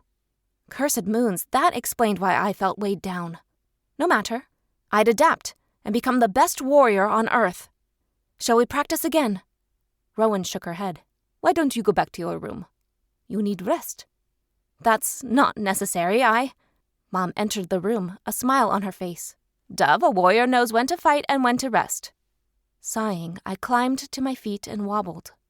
We also know when to eat, I said, patting my stomach. Rowan laughed and led me to a room where the man in the dress was resting. Just sit in bed, and one of my assistants will bring you a meal. Mila, follow me. Your exam is next. After those words, Dr. Rowan led my scowling mother from the room. Chapter 10. Elias. Earth, the Gemini compound. My eyes flew open and I sat up, blinking away the fog of sleep. I was lying on a hospital bed, hooked up to an IV. The girl in the bed beside mine was awake, her jet-black hair flowing down her back. Her green eyes took me in, and relief filled her gaze. You've been slumbering for hours, she complained. Slumbering? The memory of Mandy using her damned powers on me before I could walk out of that prison under my own power pissed me off. Yet again, the woman humiliated me. You're furious that I was speaking my observation? No, I'm more upset that I was knocked out. You're Elias, correct? Yes. You? I'm Nova of Dragonpack. After Cameron and Mandy rescued you, they fetched me next. It was disgraceful how they paraded you around in the dress that barely covered your butt. You mean the hospital gown? I asked, slightly amused. Right. Dad told me about the name for the garment some time ago while we were watching an action flick. I pressed the button to summon Dr. Rowan. She removed the nano preventing you from teleporting. As if Nova's words flipped a switch in my body, I sensed the ability to teleport humming under my skin. I was dying to test it out. Then Angelo rushed into the room. It was startling to see him after the vision of Tavian. Holy hell, he had more muscle than I remembered, and his hair was a bit longer. I was waiting for him to freeze me out since he was Cameron's closest confidant. Instead, he smiled. Welcome back, Elias. Dr. Rowan gave me permission to spring you. What about me? Nova asked.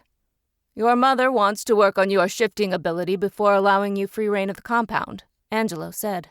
Where to? I'll give you a lift, Angelo offered. I hobbled out of bed and Angelo grabbed my arm. Unlike most Najorian, Angelo developed the ability to teleport others. Be prepared to meet your soulmate, he warned before warmth filled my stomach. We appeared in the living room of one of the Gemini compound's guest apartments. I recognized it because I was in charge of maintaining the units once upon a time. This apartment had a sectional, end tables, bare white walls, and a plush carpet that was hellish to get stains out of. My eyes bounced around the room and landed on a woman so hot that it defied understanding. She was 5'8", with short black hair, mocha skin, and brown eyes. Her body was sculpted for me. She wore a dress that displayed her cleavage, narrow waist, and wide hips. If she turned around, I was positive my eyes would land on a generous backside. She had a diamond stud in her nose. When our eyes locked, excitement speared my chest and slivered into it. I felt the link between us forming. Oh crap, the stunning knockout was my compatible. Hell no, I didn't think I could go through this process again. Who are you? I croaked out, emotions making it difficult to speak. Lena, you? Elias? My answer was followed by the instinct to pull her close and devour her plump lips. Crap, our bond was developing at a rapid speed. Elias, you escaped Trugosia? Another woman asked. Right. There were more people in the room. I glanced at Lena's twin, whose power signature nearly smothered me. In fact, everyone in this room was powerful in their own right. King Rayon's on a mission to hunt down every court member before the clones find them. That's what he's been doing with Winston. He's been using his link to us to track the silent members. He struck a deal with the Trugosian government to rescue Elias, Angelo said, suspicion in his eyes. I frowned. Are you not happy to have me back? Of course I'm happy that you're here. I just found King Rayon's motive suspect since he wasn't willing to help us before. And I don't like who he's sending to extract the court members, Angelo complained. Who? Jade demanded. He found a use for Mandy and Cameron, Angelo spat out. According to Jen, a caster living on Earth, one moment she and her grandfather were having dinner. The next, strangers teleported into the room, shot a spray in their faces, and she fell unconscious. Angelo's disdain for Cameron was confusing. I nodded. When I saw Cameron and Mandy in my cell, I wanted to punch my brother and hug him at the same time. Angelo, you and Cameron had a falling out? You could say that, Angelo forced out. Over what? You used to be as close as brothers. I wasn't accepting Angelo's vague answers. They were? Lena asked. People change, Angelo said. I've been teleported into an alternate universe. I don't mean to be rude, but who are the rest of you? Damn it, Prince Daon robbed me of 3 years of my life, and the glaring evidence that I missed so much was pissing me off.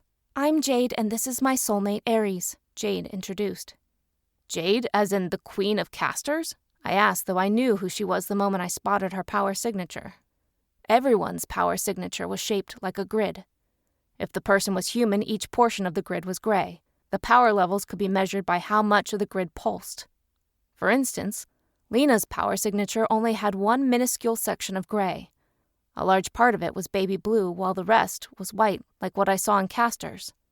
The pulse of the sections of the grid was so strong that I felt the power slithering against my skin. Yes, Jade confirmed.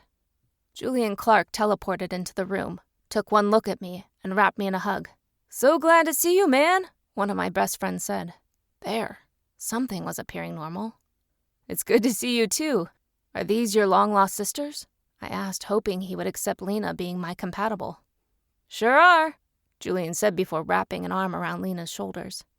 And Lena is your compatible? I hesitantly nodded, unhappy with revealing the news in such a way. Lena was Julian's half-sister, which meant that she wasn't Najorian. My compatible wriggled out of Julian's hold and wrapped her arms around me. She deliberately pressed her body to mine. She got on tiptoe and planted a tempting kiss on my cheek with the lips I was desperate to claim. So happy you're mine. Please tell me you have a love for fast cars, wine, and good food, my compatible pleaded. I laughed to conceal my desire for her. Aren't you an energetic one? She's trouble, Julian groaned. Derek Simpson and a woman with brown hair made their way into the room, their fingers intertwined. Derek took one look at me and grinned, which was confusing. Where was the cold calculation I was accustomed to seeing in his eyes? Elias, good to see you. Really? I hadn't realized he noticed I was missing. I took in the woman at Derek's side and smiled at her. Derek, it's good to see you. And you must be Sheena. Sure am. Glad you're out of prison. What's going on, bestie? Sheena directed that question at Jade. Before our queen could reply, Mira teleported into the room and raced into my arms. Lena's displeasure caused me to pull away. Mira, how are you? I asked. Fine, now that you've been rescued. You were next on the agenda after we rescued Sheena's family. Mira reported. Glad you didn't come. It took a wide-scale attack to distract the guards enough to steal me, I said to erase the guilt from Mira's eyes. We still would have tried, Jade assured me. Why are we here, bestie? Sheena asked. Before Gwen's mother died, she told her how to make a crystal ball, Jade said. She explained what needed to be done. So we have to wear necklaces for 30 days, then have 3 carvers charm them? Derek asked. Exactly. It doesn't help us with the current mission, but we need these amulets, Jade said. You're worried about your mall trip, Mira realized. I am. What if Prince Dayon attacks? Jade fretted. The door to the apartment flew open and an orange tabby cat burst into the room, ran to Julian and wrapped his body around his legs. Whose cat? I wondered. Julian knelt down and awkwardly patted the purring animal. Then he straightened and eyed Mira. You recognize the cat? No, Mira said. Like I said, I've been teleported to a different universe, I muttered. A woman stormed into the room dressed in nothing but a one-piece swimsuit. She had raven hair up in a bun and chocolate skin. Her brown eyes weren't focused on us. She looked put out, agitated, like a child had just misbehaved. Fierro, where did you go? I only told you to snoop, not play with strangers, the woman admonished. She knelt on the carpet and tapped the cat on the nose. You're supposed to obey me, not run off. Now where the hell are we? Julian's eyes were on the beauty. His mouth was open in shock. It was like this woman didn't know that she was an inch from my friend. What do you mean there are people in here? Fierro, you were supposed to find an escape, not people. The woman stood and reached out, her hand touching Julian's shoulders. Hi, stranger, I'm Lynette. I woke up in this cold place and have been trying to figure out if I'm a prisoner. That can't be right. I'm wearing the swimsuit I was wearing when I went swimming with Glenda, my pet dolphin. I'm Julian, You're blind, Derek blurted out. And I suppose you're sighted. What's it to you? Lynette huffed. Am I a prisoner or what? Winston rushed into the room followed by my mother's friend Rowan. Found her, Winston said. I eyed his wrists, which were covered with black iron cuffs. Lynette, if you come with me, I will start your exam. Where is my mother? She demanded, interrupting Rowan. Safe. After your physical, I'll bring her to you. She insisted. You can seriously communicate with animals? Mira asked. Oh, crap. How many people are in here? Or are you called Specimen? That unholy prince isn't getting my DNA. My animals will rescue me, she boasted. If that doesn't work, I'll make my plants secure him. You hear me? I'm no one's prisoner. I chuckled before wrapping Lynette in my arms. I like you. You're just as confused as I am. I'm Elias. We aren't in the lab. King Rayon kidnapped you and your family to prevent Dayon from getting you. Lynette relaxed. Why didn't you people say so? Goodness gracious, I nearly had a heart attack. So who's here? I'm Jade, and Aries, Angelo, Derek, Sheena, Lena, Mira, Julian, Elias, Winston, and Dr. Rowan are all here, Lynette, the Queen said. Why didn't my kidnapper have the decency to grab my cane before kidnapping me? I have bruises on my shins from walking into things. Cats don't make good service animals, Lynette complained. If I have to fill out a satisfaction survey, they get 2 stars. Hello, blind people need either canes or service dogs. I'd rather have a cane since it helps me connect with the earth. I need it. I spent months perfecting the craft of making the perfect tool, and boom, I don't have it anymore. I smirked. You should tell Cameron and Mandy what you think. Will you come with us, Lynette? Rowan asked. Only if Angelo comes. From what I've observed, he's honorable, she said. Angelo smiled fondly at Lynette. Sure thing, Lynette. I'm going to touch you now. Lynette nodded, and they vanished. Chapter 11. Elias. Earth. The Mall. I eyed Lena, who had a smirk on her face. The room was empty of our group. I was grateful, since my brother Rawson made our reunion awkward by acting like a jerk to his compatible, Sadie. We were set to appear at the mall in 2 minutes. You can teleport? I asked. I can do lots of things, hot stuff, Lena said, her fingertips trailing down my arm. Sparks lit up my nerve endings, and it took everything to contain what I was feeling. Lena, look, This is when you give me a speech about how we don't know each other and how you want to take things slow. You're uncertain of me. That's fine. I suppose I'll have to pay for another woman's stupid mistake. But her loss is my gain, Elias. You're worth fighting for. I'll win you over, she said, her eyes sparking with affection. Nerves caused sweat to form on my brow. Crap. Lena was hoping to hitch her wagon to me. But I had so much to figure out. Where was I going to live? How would I contribute to our household? Would Cameron feel a pull to her too? What if my brother wasn't satisfied with Mandy and swept Lena off her feet? After we buy jewelry, I need to see my family. Lena nodded. Need me to come along? Yes. My answer caused Lena to arch a brow. Really? You aren't going to hide me away? I'm not embarrassed by you, Vixen. I just need time to adjust to things. I silently added that I wanted to know if Cameron could also sense Lena's emotions. Hot stuff, you're plotting. I can see it in your eyes. Once my amulet is created, you won't be able to hide anything from me. After her proclamation, Lena teleported away from me. I took a second to steady my breathing. Then I teleported to the mall. I think this is so my speed, Lena said, gesturing to a gold necklace that had a fist-sized diamond hanging from a delicate chain. I'll have to become a billionaire to afford your tastes, I grumbled, eyeing a chain with a key-shaped pendant. It was simple, and something I could tuck away. Sadie, the redhead, who was destined to be my sister-in-law, was eyeing a necklace with a teardrop pendant. Rawson was at the register, serving as a guard since he already had suitable jewelry.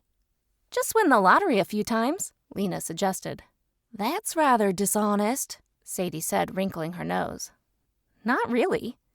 Think of it as the universe's thank you for us saving the world. I think a home filled with laughter would be thank you enough. Sadie's words caused me to stifle a laugh by coughing. Rawson was like my twin Cameron, serious to the core. Neither man would be capable of experiencing any joy. Let's get matching jewelry, I suggested to Lena, to save King Rayon's bank account.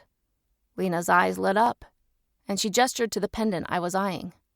Works for me. She looped her arm through mine and announced to the stressed male attendant that we made a choice. After Angelo settled our bill, I used the court link to send Lena an image of the hallway near my parents' apartment, which was also in the Gemini compound. Dread caused nausea to fill me as we walked toward my parents' suite. Despite it all, Lena was getting under my skin. She was too difficult not to admire, and I was about to find out if Cameron sensed her. We can stop by my place first. You can work your way up to this, Lena offered. I shrugged. It's my father. We don't get along. I'm a disappointment. I winced, hating that the excuse was the one that flew out of my mouth. Not to me. I couldn't help but think that if she learned of Cameron's accomplishments, she'd long for who Mandy chose. I faced torture. I can deal with a cranky Najorian. I knocked on the door. Mom opened the door dressed in a wrinkle-free designer pantsuit. Her blue eyes lit up when she spotted me. Elias, she gasped. A tear trickled down her cheek, and she pulled me into a tight embrace. When she released me, her eyes studied my compatible. Who are you? Mom asked. I'm his compatible, Lena. Lena's excitement about finding me was flattering. I'm Celia, his mother, she said in a cold tone. I bristled, prepared to defend Lena. That's not it at all. Cameron and Mandy are inside. I don't want Elias to run away again. Her statement cut deep. You think I ran away? I asked at the same time Lena asked, Can you read minds? No, dear. I can't read minds. I can read expressions, though. You're an open book. And didn't you run away, Elias? Cameron never told you, I realized. Told me what? Never mind that, come in. We're having cake for Donald's birthday. Donald is Elias's father. The last thing I wanted to do was spend time with people who assumed I ran away. My father had probably written me off. Lena intertwined our fingers, her touch chasing away the anger that was about to consume me. We followed my mother into a luxury apartment. The smell of garlic made my stomach rumble. The strong scent indicated that someone had prepared the meal in the apartment, which was odd. My parents preferred to take meals in the communal dining hall. We walked through the living room that had photos of Cameron, Rawson, and my parents. There wasn't a picture of me in sight.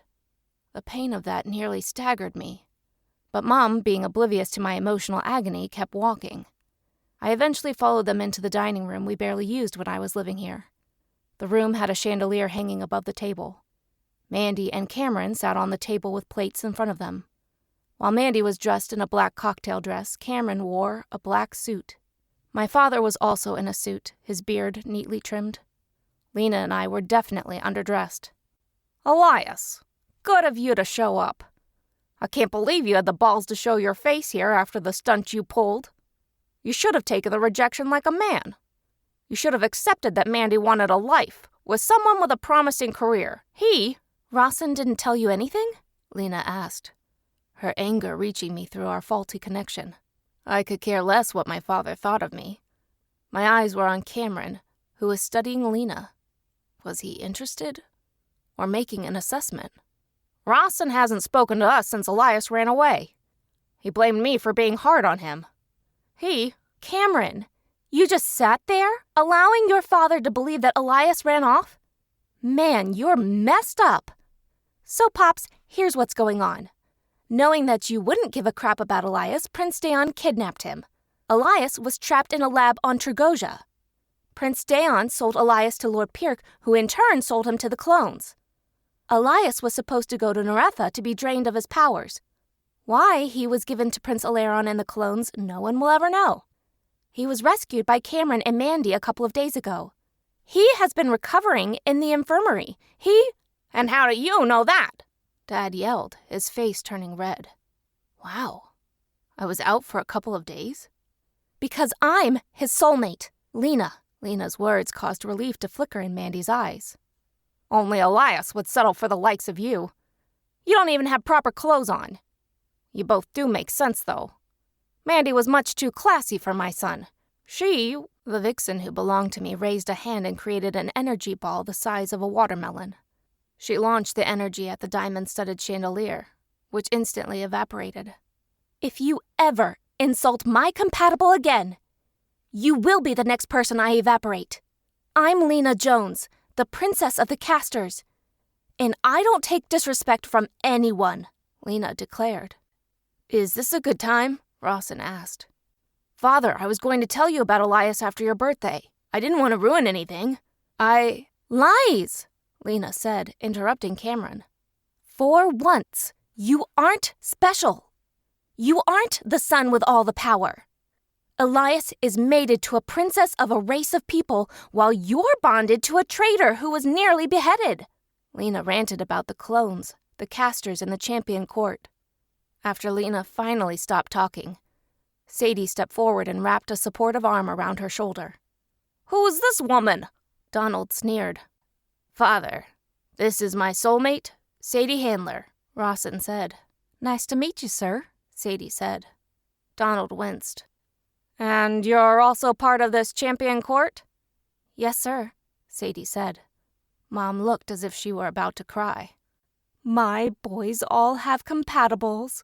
Fabulous. Let me get the Dom Perignon, she squealed before teleporting away. My kind of woman, Lena cheered. Must you have a nose ring? My father complained. I like it, Lena defended, crossing her arms. Father groaned. I have no choice but to accept you. I hope you know that the chandelier you destroyed was $500,000. Take it out of our wedding fund, Lena quipped. You want a wedding? I asked, stunned. Hell no. I want to get married in Vegas in front of the champion court in our families. I nodded in agreement, relieved that Lena pictured a wedding I could afford after a few years. I wasn't foolish enough to believe that they'd ever pay for Lena and me. Najorians do weddings differently, Rawson chimed in. I've always wanted a huge wedding, with flowers, a 2-foot train, and a lovely wedding cake, Sadie dreamily said. A traitor, a rebel, and Cinderella. Great, Donald groaned. I'm not a rebel. I like what I like, Lena defended. Mom returned with a bottle of champagne in her grip. Before I could partake in the luxury drink, pain shot through my brain, and I stumbled. The sensation that I despised most crawled under my skin, and I was brought to the distant future. I was in a spacious room that held 10 rows of captives. They were sitting in metal chairs that were bolted to the floor. Their legs were shackled to the chairs while their arms were bound in front of them with cuffs. Some were bleeding, while others were covered in bruises. The untouched captives were sitting near the back, their eyes filled with resignation. My focus was redirected to the front, where a teenager was standing with a chain wrapped around her fist. She cocked back her hand and punched the face of the closest Janton soldier. The force was so great that her hand went through his skull. When she dropped, she eyed the 5 soldiers who were rushing toward her. A vicious expression crossed her face. Amber, run! A short woman with dark brown hair and green eyes shouted. She ran at a Janton soldier, her bruised and battered body bouncing off his back. A man was lying at the front of the room with his hands covering his stomach. This was a failed escape attempt. Amber faced the Janton soldiers and rushed for them. A Najorian teleported behind her and thrust his blade forward. Amber shot the man in the chest with bright light, disintegrating half his body. She snatched up his discarded weapon and rushed for the Janton who the woman who told her to run was squaring off against. Another Najorian man teleported in the room and shot a blaster rod, the light slicing through the head of a man in the first row. Amber paused. For just a second, her eyes wide with shock. That ended up being a tragic mistake. The next blaster shot sliced through the woman aiding Amber's escape. Her horror caused her to drop her weapon. 2 more Janton entered, one of them holding another chain. The chain wrapped around Amber and she was dragged past the injured man and shoved back into her chair. She was restrained, and a woman with brown hair stormed into the room and rolled her eyes at the mess. Amber, you're one stupid caster. All you had to do was behave, and your alien-loving mother would have stayed alive. Cora tells me that we're going to capture an important prisoner tomorrow. Winston himself will be foolish enough to return to his home in the human world. We'll execute you then. Chapter 12. Nova. Earth. The Gemini compound. A soft knock on the door caused my eyes to open. I was stretched out on a king-sized bed, covered by a light blue comforter. Being able to stretch out on a luxurious platform did my bones well. I sat up and stifled a yawn. After Queen Jade briefed us of Amber's impending death, warriors were chosen to go on the rescue mission. I was assigned to use my dragon fire to destroy the enemy. Excitement and fear clawed at me in equal measure. The excitement came from the opportunity to prove my worth to my queen. The fear was at the thought that the clones would capture me. The last thing they needed was to acquire the DNA of a dragoness. To my knowledge, our kind hadn't gone missing from the dragon pack, which was a plus. The hesitant knock pushed me from my thoughts. Enter. Michael shuffled into the room, his hands holding a tray. He placed it on the desk and shot me a small smile. I figured that you didn't know how to cook. Your presumption is correct. The food on Trugosia smashed into ration bars. Cooked meals were for the wealthy and the elite dragon warriors. Disgust swam in my stomach at the poor treatment of the neutrals. We were warriors, people that should care for the vulnerable. I vowed for the millionth time to challenge the Alpha to a duel once I returned to Trugosia. Alpha. Holy crap. What was his name again? I dug in my brain for the information, but it wasn't there. Nova, you okay?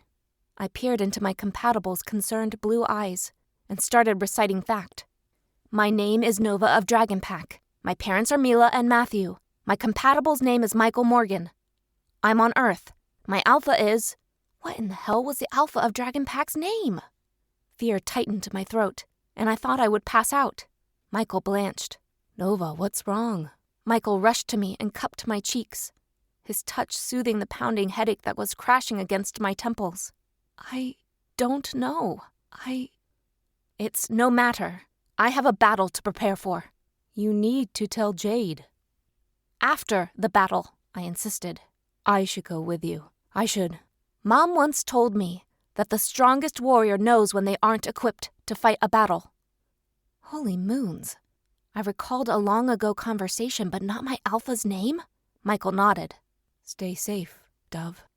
He rushed out of the room, after calling me a name only my family had the right to use.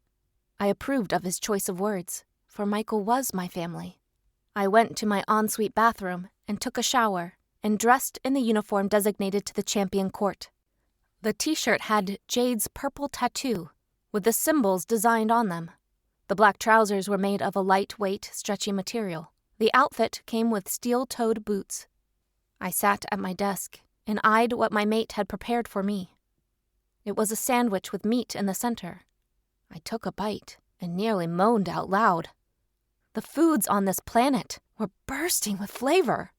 I chowed down and took a sip of the glass of water as I ate. After breakfast, I deposited my plate and cup into the sink and left the tray on the counter. You know a cleaning bot isn't going to wash those, right? Charity Bain's words nearly stopped my heart. Cursed moons. I was a dragoness with superior senses. How had my other roommate sneaked up on me? I turned to face the woman who was levitating in the air. She was also clad in her uniform, her blonde hair up in a bun. No cleaning bots? That's distasteful. My complaint made her chuckle. I'm sure millions of people agree with you. It was nice of Michael to make me breakfast. If he weren't such a loner, I would have thanked him myself. Loner? He left my breakfast sandwich on my desk while I was in the shower, with a note wishing me luck. When you see him next, tell him thank you. He's shy. He'll warm up to you. Charity didn't share my confidence. Before we could discuss the matter, a feline leapt onto the table. I accidentally let him in earlier. Charity grumbled. Lynette is talented. When we met yesterday, My mind shorted out. I couldn't recall what occurred while meeting Lynette. It had been brief. I remembered that. Instincts were telling me that I was supposed to impart a message to her from, I'm Nova of Dragonpack. I'm 17. My parents are Matthew and Mila. My soulmate is Michael Morgan. I was told by... My thoughts abruptly fizzled out, and a bolt of pain slammed into my brain. What was I saying? I asked, bemused. Charity shrugged. Who knows? There was a knock on the door. Charity rushed to open it. I wanted to gulp when I saw Elias's parents, Donald and Celia, entering along with Rawson. Each of them had weapons strapped to their bodies. Glacier's group is meeting down the hall, Charity, Rawson said. Charity grimaced. Okay, it's showtime. Come back alive, Nova. You too, Charity, I said before saluting the fellow warrior. Charity teleported from the room, and I longed for that kind of talent. Don't you have to strip to go into dragon form? Donald asked. I would prefer not to teleport as a dragon, in case there isn't enough room on the roof. Donald nodded. Makes sense. Is your soulmate coming along? I sighed. He hasn't yet mastered his magic. I tensed, prepared to defend my compatible against the disapproval of a seasoned soldier. But Mira's and Angelo's arrivals halted the conversation. Mira was a mind reader who could telepathically communicate with anyone. Good luck. I wish I could fight with you. Regret filled her eyes. You must stay here to protect the king, I said, shooting her a look of encouragement. Mira stiffened and clenched her fists. Mandy weakened her with a psychic attack, Angelo offered. Donald cursed. Do you have enough power to show us where we're going? Mira tilted her head, then winced. Don't die. Mira teleported out of the room after those parting words. Nova, hold on to me, Angelo directed. I grabbed his arm, and I was teleported to a miserable climate. It was stifling outside. My uniform nearly melted to my skin. I groaned and quickly stripped, eager to shift.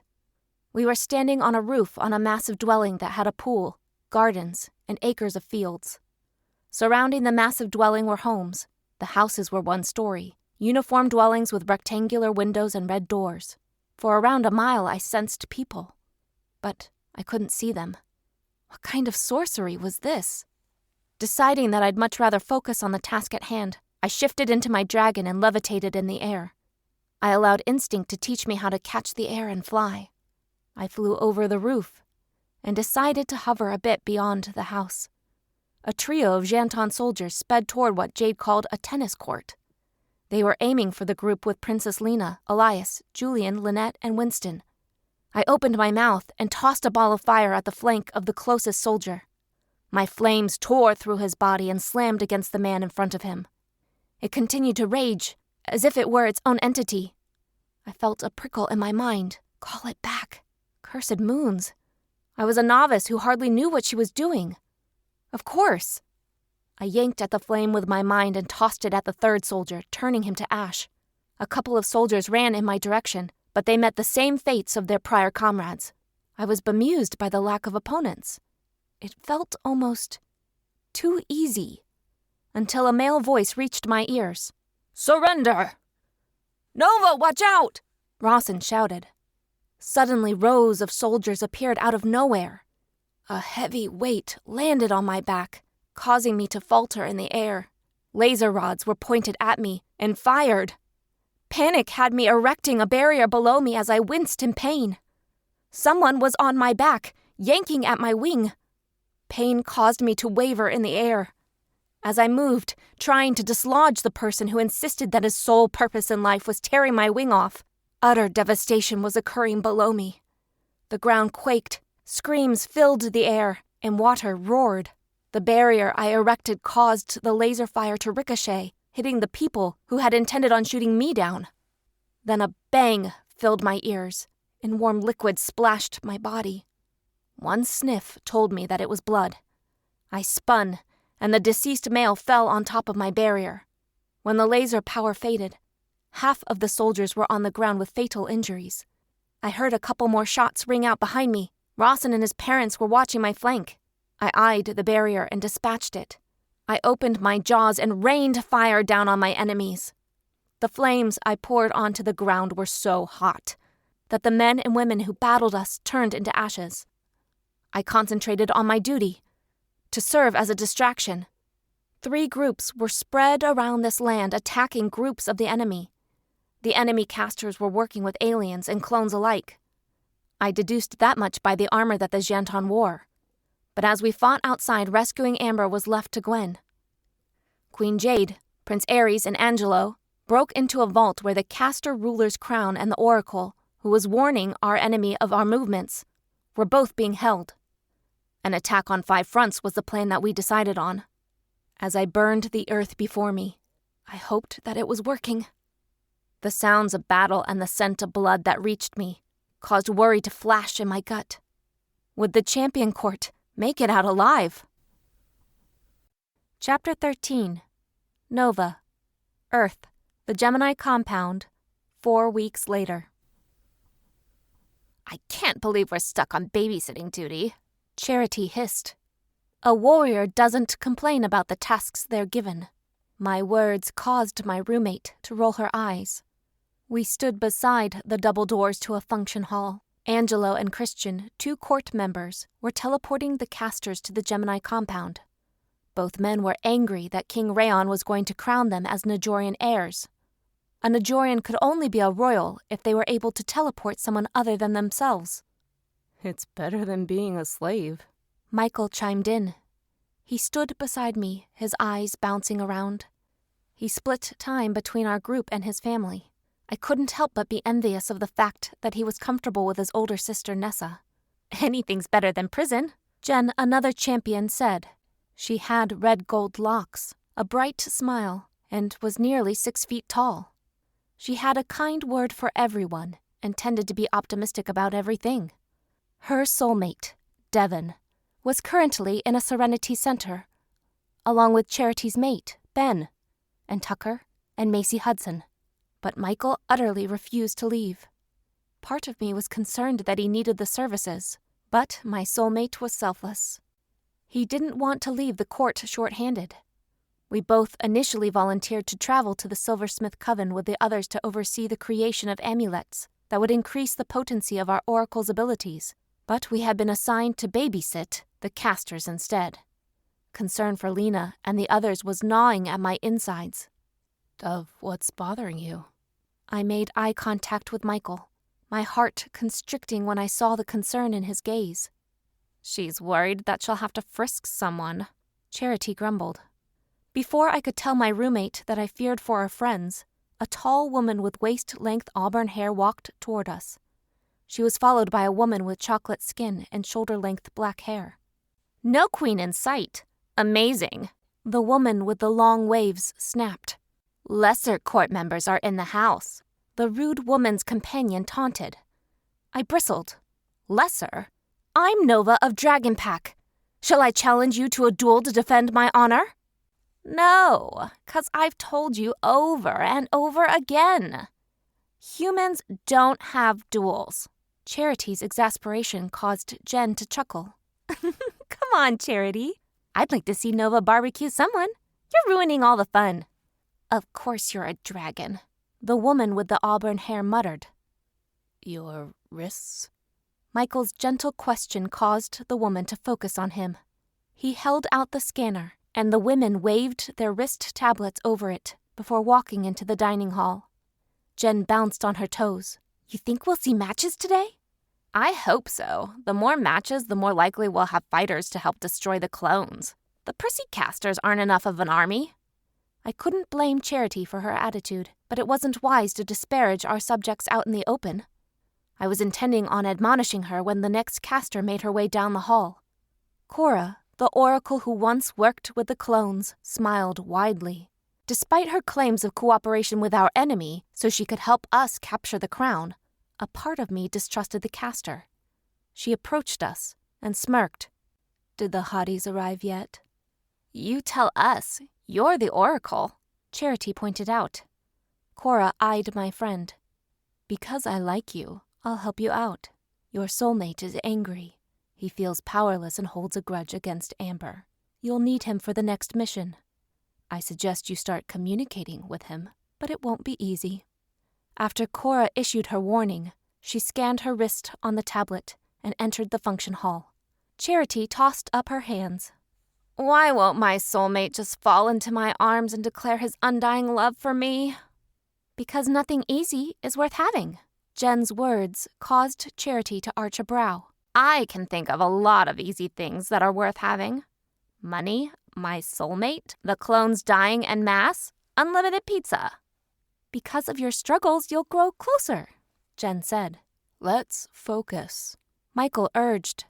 The next caster that arrived was a buff male who was wearing a sword. You can't go in with weapons, Charity told him. You expect me to be defenseless when aliens are crawling around? The caster was tall, with black, cropped hair and tan skin. You are judging people based on their species and not by their actions? If I were to do the same, I'd believe that the lot of you was unworthy. The clones hijacked 2 of your leaders and you stayed at your luxurious homes instead of defending Earth. Go in there and do something for the greater good. Let's face it, we need the Najorians. After my rant, Charity snatched the man's sword and screeched in pain. I rushed forward and pressed a fingertip to the hilt of the weapon and felt a charm crawling on it.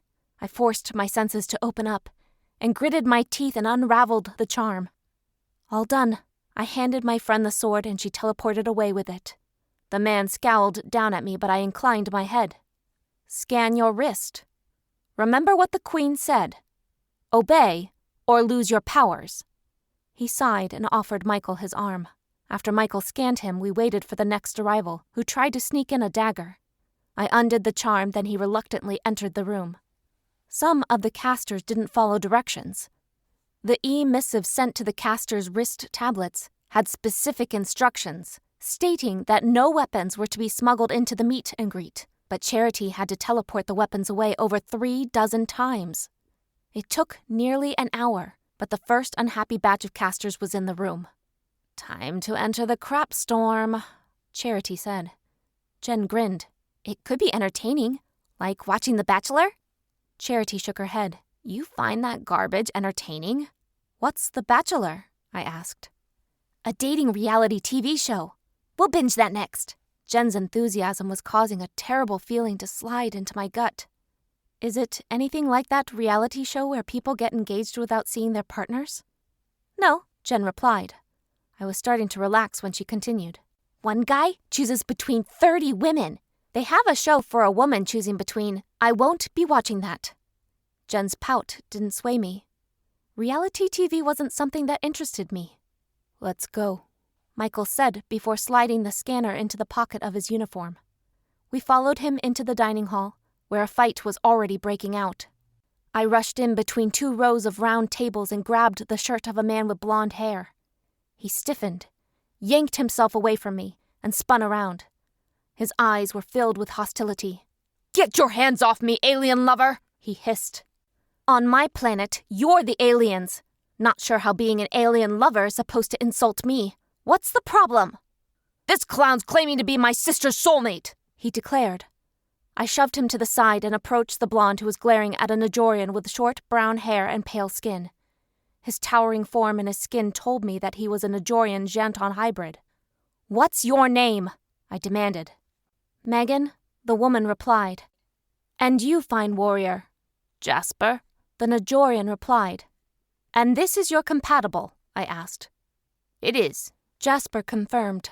I connected with the mental cord that connected me to the court and touched the one belonging to Christian. "Christian, we have a match." Christian teleported beside me, glanced at Megan and Jasper, and they vanished. There was a shout and a sizzle of power. I turned to see Michael scowling at Megan's brother. 2 rapidly dissolving energy balls were floating in front of me. With a start, I realized that while my back was turned, this self-righteous disgrace for a warrior was trying to incinerate me. Flames coated my throat, and I itched to breathe them out. "Dishonor runs deep in your blood," I hissed out. "You were going to attack me when my back was turned?" "You took my sister!" the coward cried. "Every match must spend a month together so that their bond will form without outside interference. A short, thin woman with chocolate brown skin suddenly teleported in front of me. Her eyes were filled with concern. "Gage is upset. He's protective over Megan," she said. Gage frowned. "How do you know that?" The woman turned to face Gage. She took his hand and squeezed. "I'm Raven. You're compatible." Christian gestured to the pair and they vanished. "So cool! Matches are being made!" Jen cheered. Charity rolled her eyes. "Nova nearly died." "Okay, that's not so exciting, but still, progress is being made." I ignored Jen's optimism and searched for another fight to break up. I watched as the casters sat at tables, staring as Najorians teleported into the room, glanced around, shook their heads, and made their exit. So far, Megan and her obnoxious brother had been the only matches made. Disappointment filled me, but the day was still young. 2 hours later, I was leaning against the back wall beside Michael. 5 more Najorians found their compatibles, which warmed my heart. I stared at my soulmate, desiring to take his hand. My pull to him was nearly debilitating. My hand inched out, and Michael took it. "Thanks for saving my life," I softly said. I'd do anything for you, Dove." There went that use of the name only my parents used. "Me too, Mike," I said, squeezing his hand. "Why do your parents call you Dove?" "In Trugosia, your parents don't choose your name. Once you're born, you're brought to the alpha pair and they name you. I was named Nova, after my mother's greatest rival. The alpha pair disliked her because..." I trailed off, startled by something. I didn't recall why the alphas of Dragon Pack hated my mother.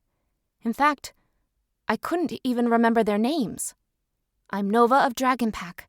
I'm 17, and my parents are... You forgot something else?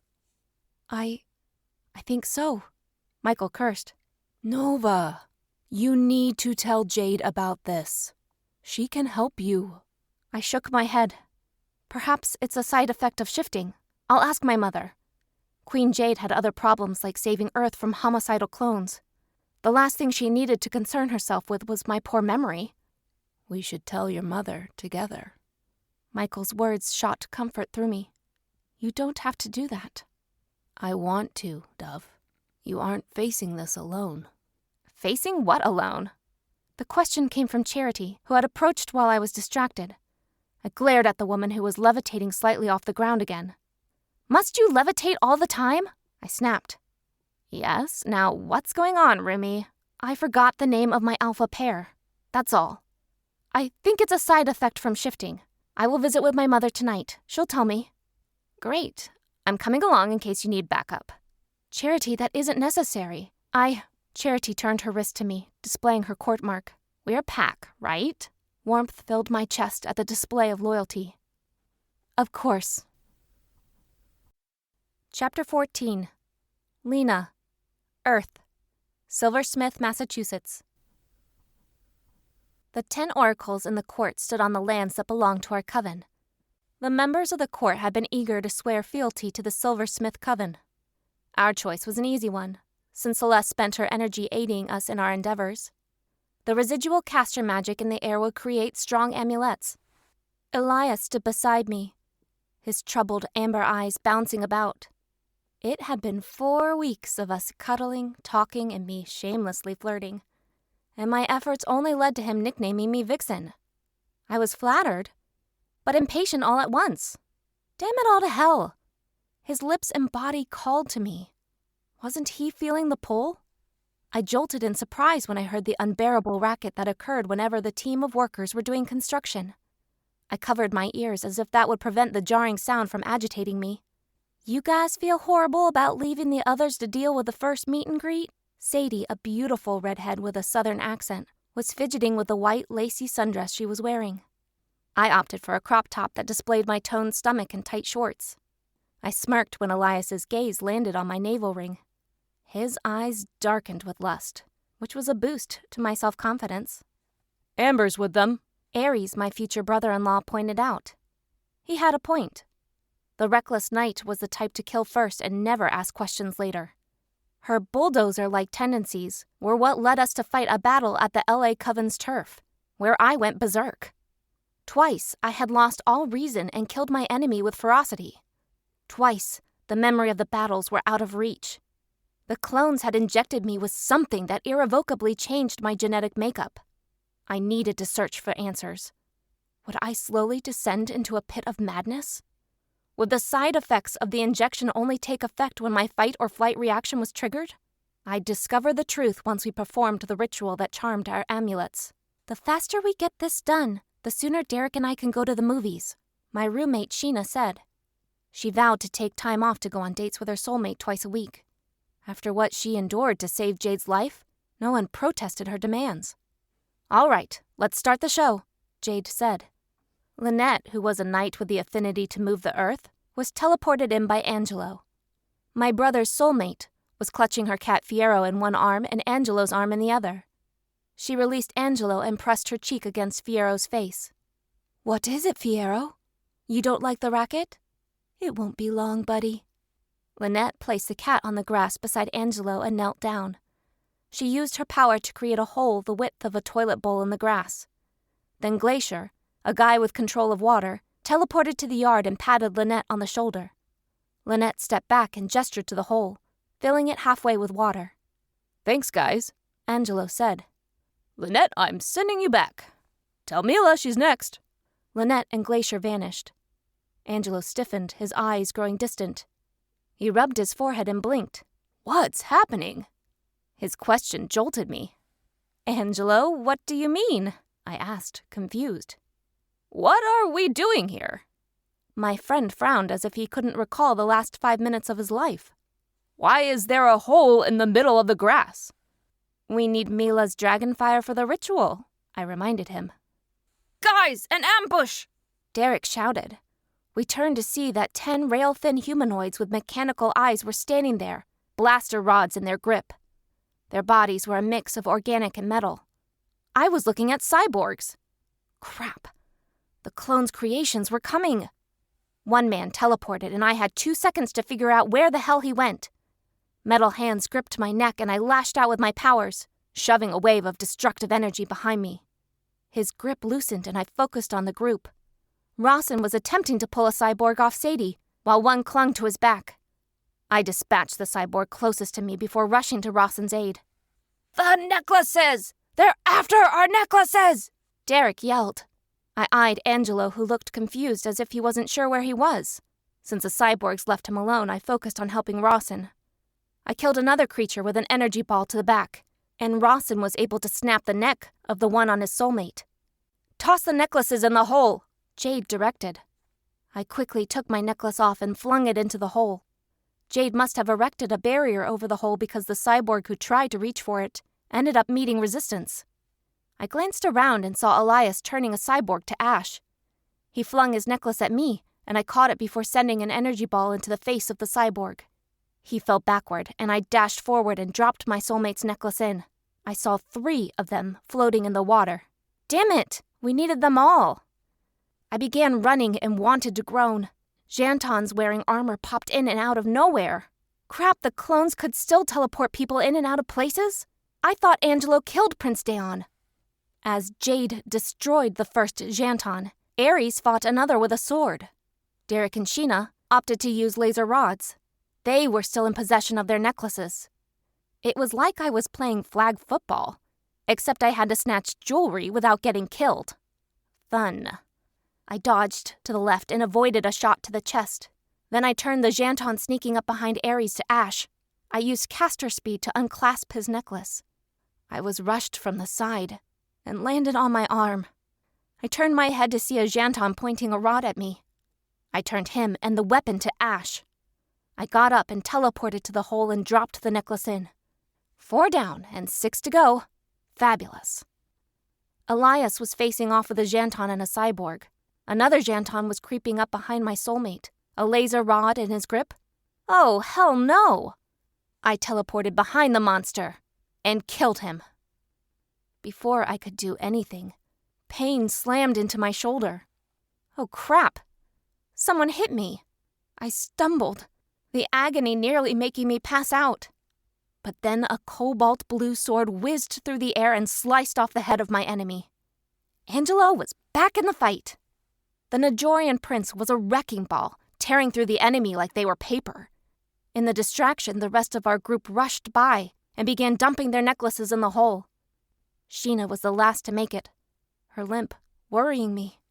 As soon as her necklace was dropped in the hole, a burst of fire rained down from the heavens. I let out a surprised shout and erected a barrier over the heads of my group. A slither of fire still made it through, nicking Rawson in the shoulder. "Dragons! Dragons!" Derek shouted. Damn it all to hell! The clones teleported fire-breathing monsters to Earth. Chapter 15. Elias, Earth, Silversmith, Massachusetts. Fatigue was knocking at me, but it was quickly beaten back by horror. Rawson had been lashed by the fire. I glanced up at the sky and made out the shape of 5 dragons. My only defense against them was to concentrate on erecting a barrier. I felt my barrier meld with the edges of Lena's barrier. We were soulmates. Our power gravitated toward one another's. I eyed Rawson, who was lying on a patch of grass. Sadie was standing over him, her face twisted in determination.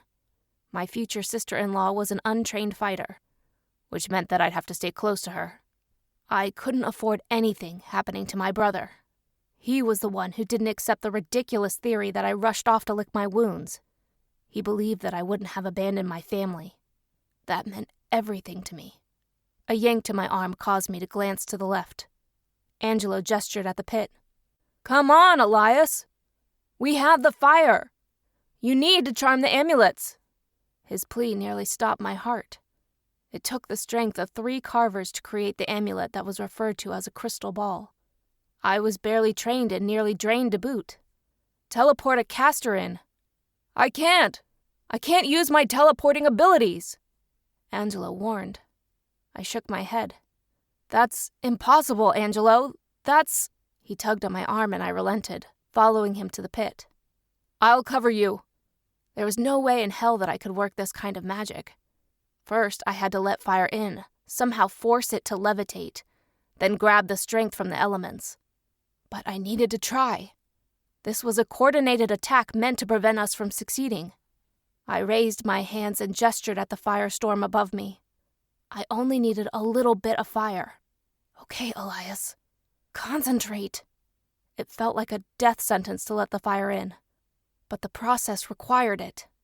I gestured to the barrier over my head and concentrated on creating a hole. I may have been too desperate because I carved a hole as big as a school bus. Fire dropped from the sky and I had to roll out of the way before I was flattened. Angelo let out a shout, and the fire hovered over the necklaces that were floating in water. Elias, come on! I'm holding it! Cursing my luck and groaning from the pain of cuts and bruises, I crawled over the hole and put my hand in the water. I touched the first necklace and carved my will into it. I nearly passed out from the effort. The power nearly burned my fingers off, but I still held on until the metal cooled. Fun. I had 9 more to go, and my head was already pounding. I collapsed to the ground, unable to hold myself up. The barrier wasn't foolproof. The horrid scent of singed hair and screams reached my ears. I needed to check on my compatible. Lena didn't have me looking out for her. I needed... Elias! Take my power! Angelo shouted. I sat up and rubbed my eyes. I can't take your power. Lena isn't here to... I've seen it done. You can repurpose my energy. Charm it. I had a terrible feeling that this was about to hurt. I'll try, I said.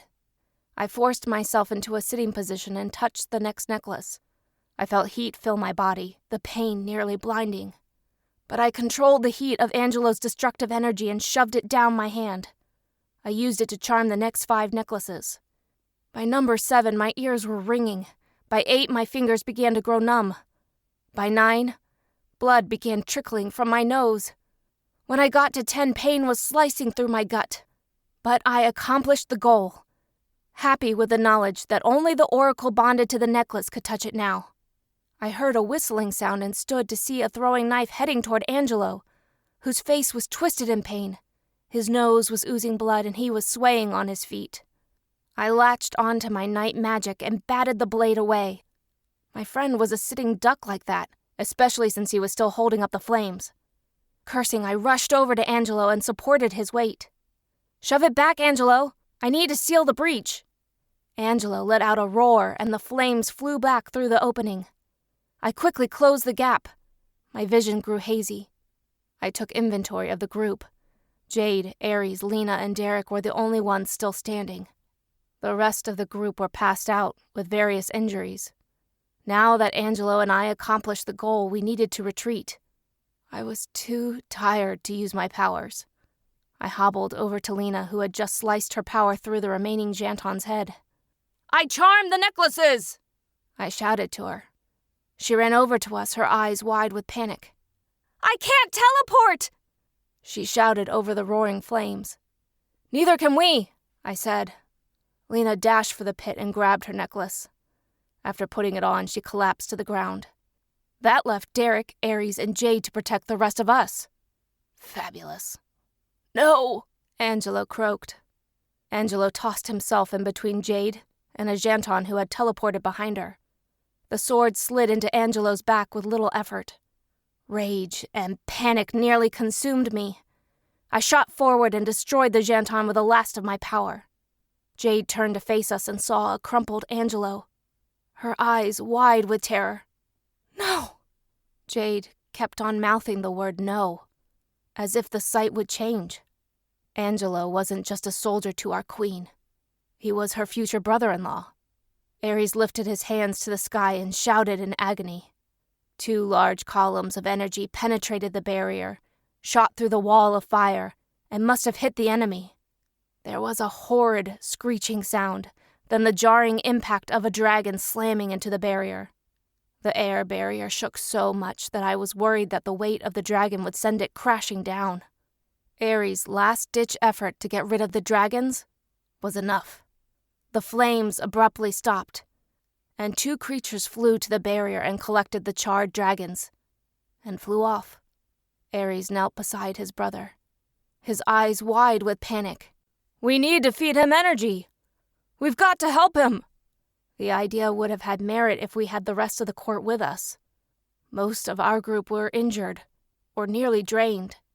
I still had blood trickling down my nose. I could barely stand, let alone serve as a battery for Angelo. "We need to get everyone out of here. Can anyone reach the court?" Jade asked.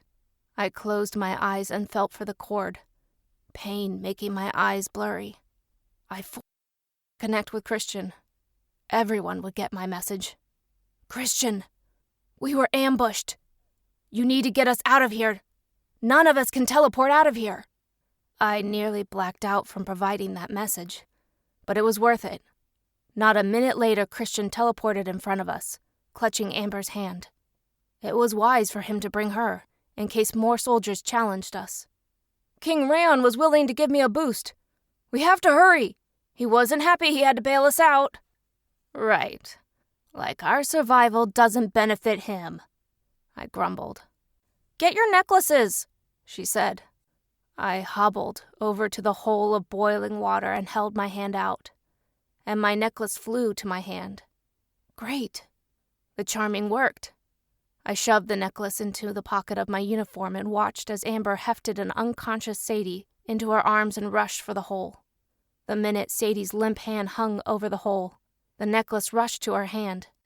Christian teleported her away. Whoever was blocking us was powerful, because Christian began to tremble. He eyed Angelo and teleported him away. Jade and Ares were able to retrieve their necklaces, but the rest of the group had to be carried by Amber. I felt terrible that I couldn't assist the knight, but I could barely support my own weight. Lena groaned and got to her feet. Her eyes were wide with panic. "We need to get the hell out of here. Prince Eleron will send more of his specimen to fight us. He was told about our plans. Lena's eyes grew blank, then she frowned. What was I talking about? "Let's get out of here," I said, panic nearly clogging my throat. Derek received his necklace. Then I was teleported to the training gym. "Sorry, guys. I had to bring you here," Christian said, his eyes lined with fatigue. "You got us out of there," Jade said before collapsing to the floor. I followed suit, my legs barely able to support me. Lena sat beside me. "I'm confused, Hot Stuff. Why do we look like we got our asses handed to us?" "A fight with cyborgs, Janton, and dragons will do that to a person, Vixen." I was too exhausted to rehash the difficulty of our battle. Lena blinked. "Wait, what? The last thing I remember was Lynette making the hole in the ground." A chill traveled down my back. Someone had messed with my soulmate's memories. And if Angelo's befuddlement after teleporting Lynette and Glacier away was any indication, she wasn't the first victim of a cruel telepath. The only question was, which one had turned against us? Chapter 16. Lynette. Destination unknown. Fiyero and I were teleported into a room that smelled like overpowering lilac perfume. The scent caused my nose to twitch. I reached out and discovered a bed in front of me. The comforter was constructed of animal skin. My nose wrinkled at the thought. With my hand on the bed, I walked around the structure, my hand trailing an oak footboard. By the time I made it to the other side, fear was throbbing in my chest. The bed my soulmate Julian and I shared didn't have a footboard, since Fiyero used it as a scratching post. Julian had to have it removed so it could be repaired. We slept with a lightweight fleece blanket, since I ran a few degrees warmer than the average human. "I don't mind, I'll have to hold you to stay warm, Linny." I had melted into his embrace the first time Julian uttered those words, right before we made love for the first time. Completing the bond was an easy decision for Julian and me. We were destined to be together.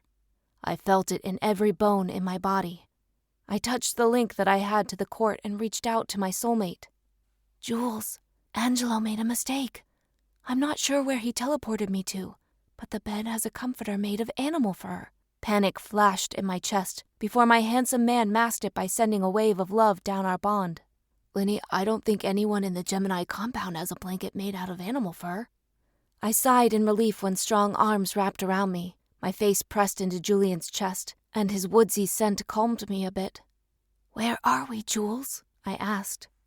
We aren't on Earth, Linny. We're in a bedroom with dragon skulls mounted to the walls. There's a floor-to-ceiling window. We have to be on one of the top floors. I can see slums, a couple of skyscrapers, and dragons flying past. I squeezed Julian tightly, afraid that if I released him, he'd vanish from me. Why did Angelo send me here? I doubt he did. I trust him with my life, Linny, and with yours. Fierro hissed, and his voice brushed my consciousness. Predator coming. I stiffened, kissed Julian on the cheek, then pulled from his embrace. I reached out with my senses and detected a shifter heading in our direction. His aura pulsed with the rage of a forest fire. The strand of otherness woven in told me that we were dealing with a shifter. No matter how much I tried, I was unable to read people's auras. The predator grew closer, his steps slamming against my senses. He opened the door and entered. A dragon clone. Julian's mental warning caused me to shudder. Lynette Watkins.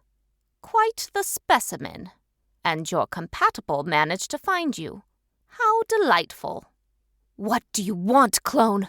I hissed, sending my mental feelers into the building. I'd bring this entire tower down on us if it meant halting this evil man's progress. I was confident that Julian could teleport away, while I could order a dragon to take me to safety. I hadn't tried controlling a shifter before, but I felt a mental connection to Nova when I touched her while she was in dragon form. I'd even control the clone if it were possible. What I want is for King Rayon to honor a bargain. What in the hell does this have to do with me? Then give him a phone call. My sarcasm sent displeasure down our bond. Jules wanted me to tone it down. His number one concern was keeping me safe, but I was in no mood to rein in my attitude for a monster who kidnapped me. The only thing I couldn't figure out was how Angelo was tricked into teleporting us here. I trusted my friend and knew he wouldn't have willingly sent me to our enemy. Was he blackmailed? Was Ciara's life held over his head? Was Ciara safe? When was the last time I saw Julian's sister? I hated that my mind drew a blank. He promised Clavos that he'd provide a bride for him, since he was insistent on removing the half-breed from Trugosia. Fear trickled down my spine, my thoughts swirling in my head. What does it have to do with me? I'm taken. The clone chuckled. Your bonding is of no consequence to me. Julian, tell dearest Lynette what's right outside the window. Horror traveled to me from the bond along with a dose of helplessness. Go on, or I'll do the honors. A dragon is dangling a newborn baby from its talons. Anger soared through me and the floor rumbled. How dare this monster harm an innocent child in the hope that I would marry an entitled dragon? I wanted to crush him into dust. Easy, Lynette. If you murder me, bombs will destroy the Najorian settlement. Do you want that to happen? His taunts caused me to put a lock on my power.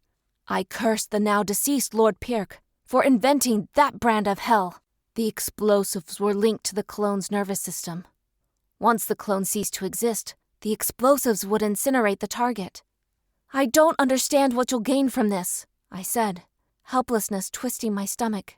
I need you for an experiment. You'll participate whether you like it or not, specimen.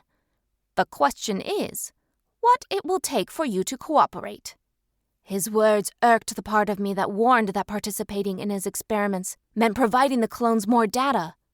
Jules, I have to agree. We'll find a way out of this. I'll go along with this for now, I telepathically told my soulmate. His anger nearly flattened me. Bonded couples were possessive of one another. I bit my lip, tolerating his fury, knowing that platitudes weren't going to soothe it. I could sense that Julian also knew that we were in a hopeless position. Fine. I'll marry Clavos. No need to harm the baby. The thought of touching another man caused acid to surge up my throat. It was against my biology to entertain such a thought. Perhaps I could marry the dragon, then execute him on my wedding night. That was a tactic straight out of Nina's playbook. Typical of Earth Clan. Your kind love life too much to waste it. Earth Clan? I asked, confused. First revelation of the night. Lynette, you're Atlantican. The Earth Wielders are revered on your planet.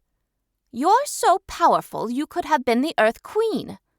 Unfortunately, a Najorian mated with an Atlantic, and then his offspring mated to a human, who birthed your father.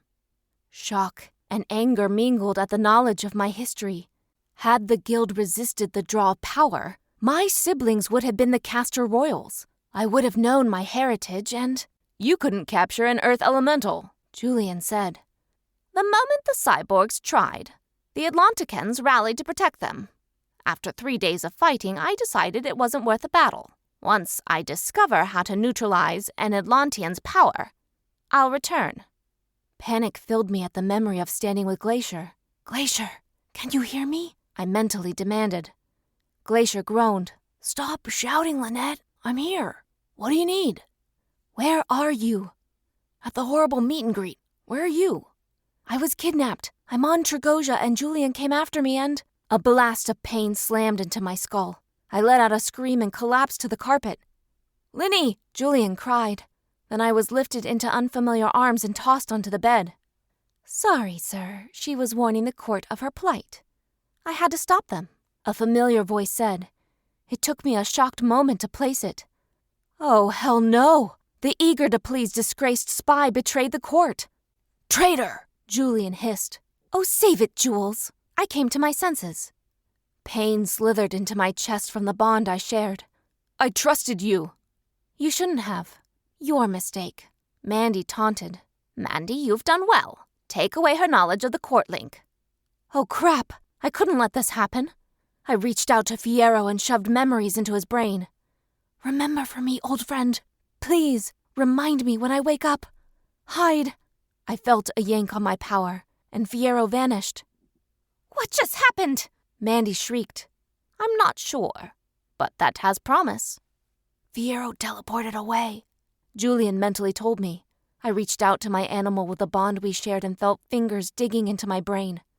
I cursed, recalling that Mandy was a telepath. She would prevent me from using my gifts to contact my friend.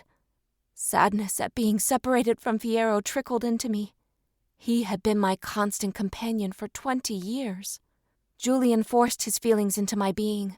Love, calm, then determination. Too bad you both will no longer be able to speak to one another. That must be so heartbreaking for you, Mandy mocked. You used your powers on Angelo, Julian accused. Mandy laughed. I used my powers on a lot of your little friends. I've been doing it for months. By the time I'm done with those morons, they won't remember their own names. Mandy's boasting caused rage to bubble to the surface. It would be so easy to take this building down on us all. I was contemplating the merits of that idea when I lost consciousness. Chapter 17. Nova. Earth. The Gemini compound. Everyone has been matched, Jen wistfully said. Charity rolled her eyes. Lucky for them. Lucky for us. You heard the rules. Compatibles have to attend one of the academies. That means more soldiers.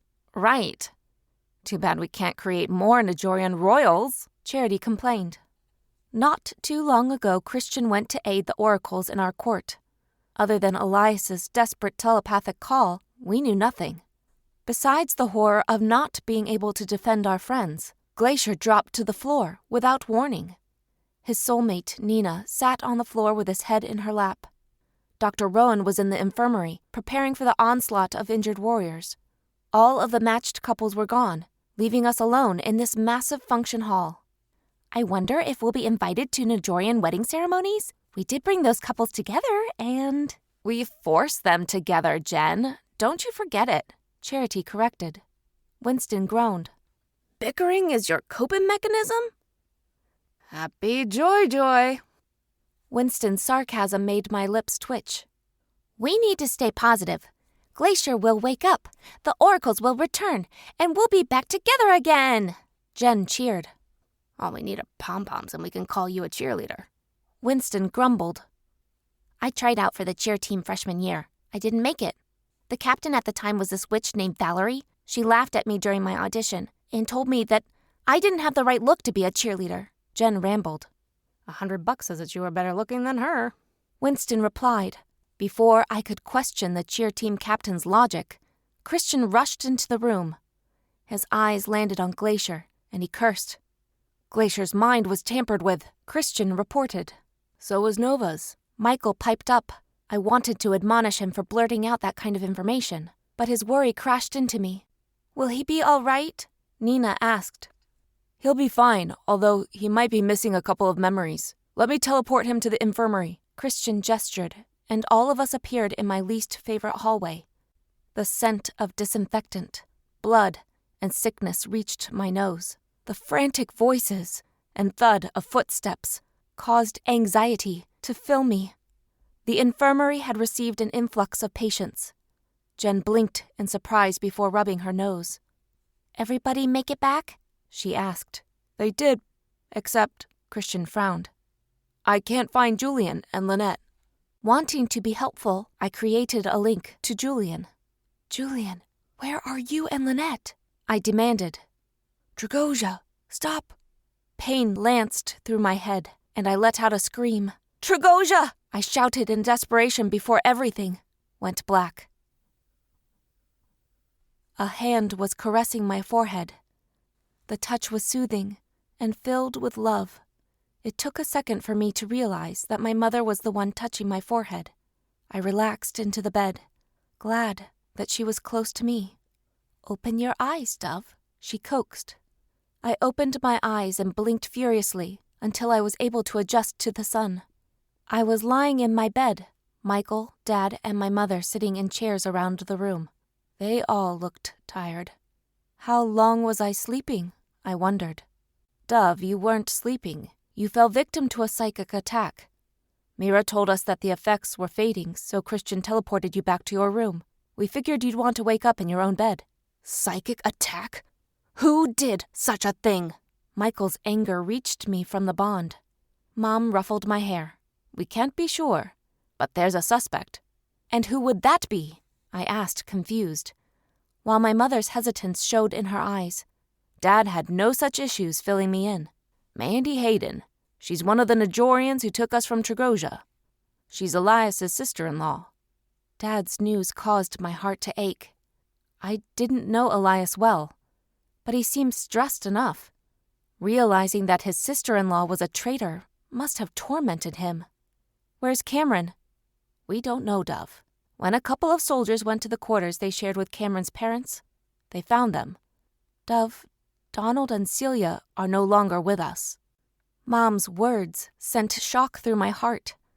A memory of the couple who tried their best to protect me during my first battle with the clones came to mind.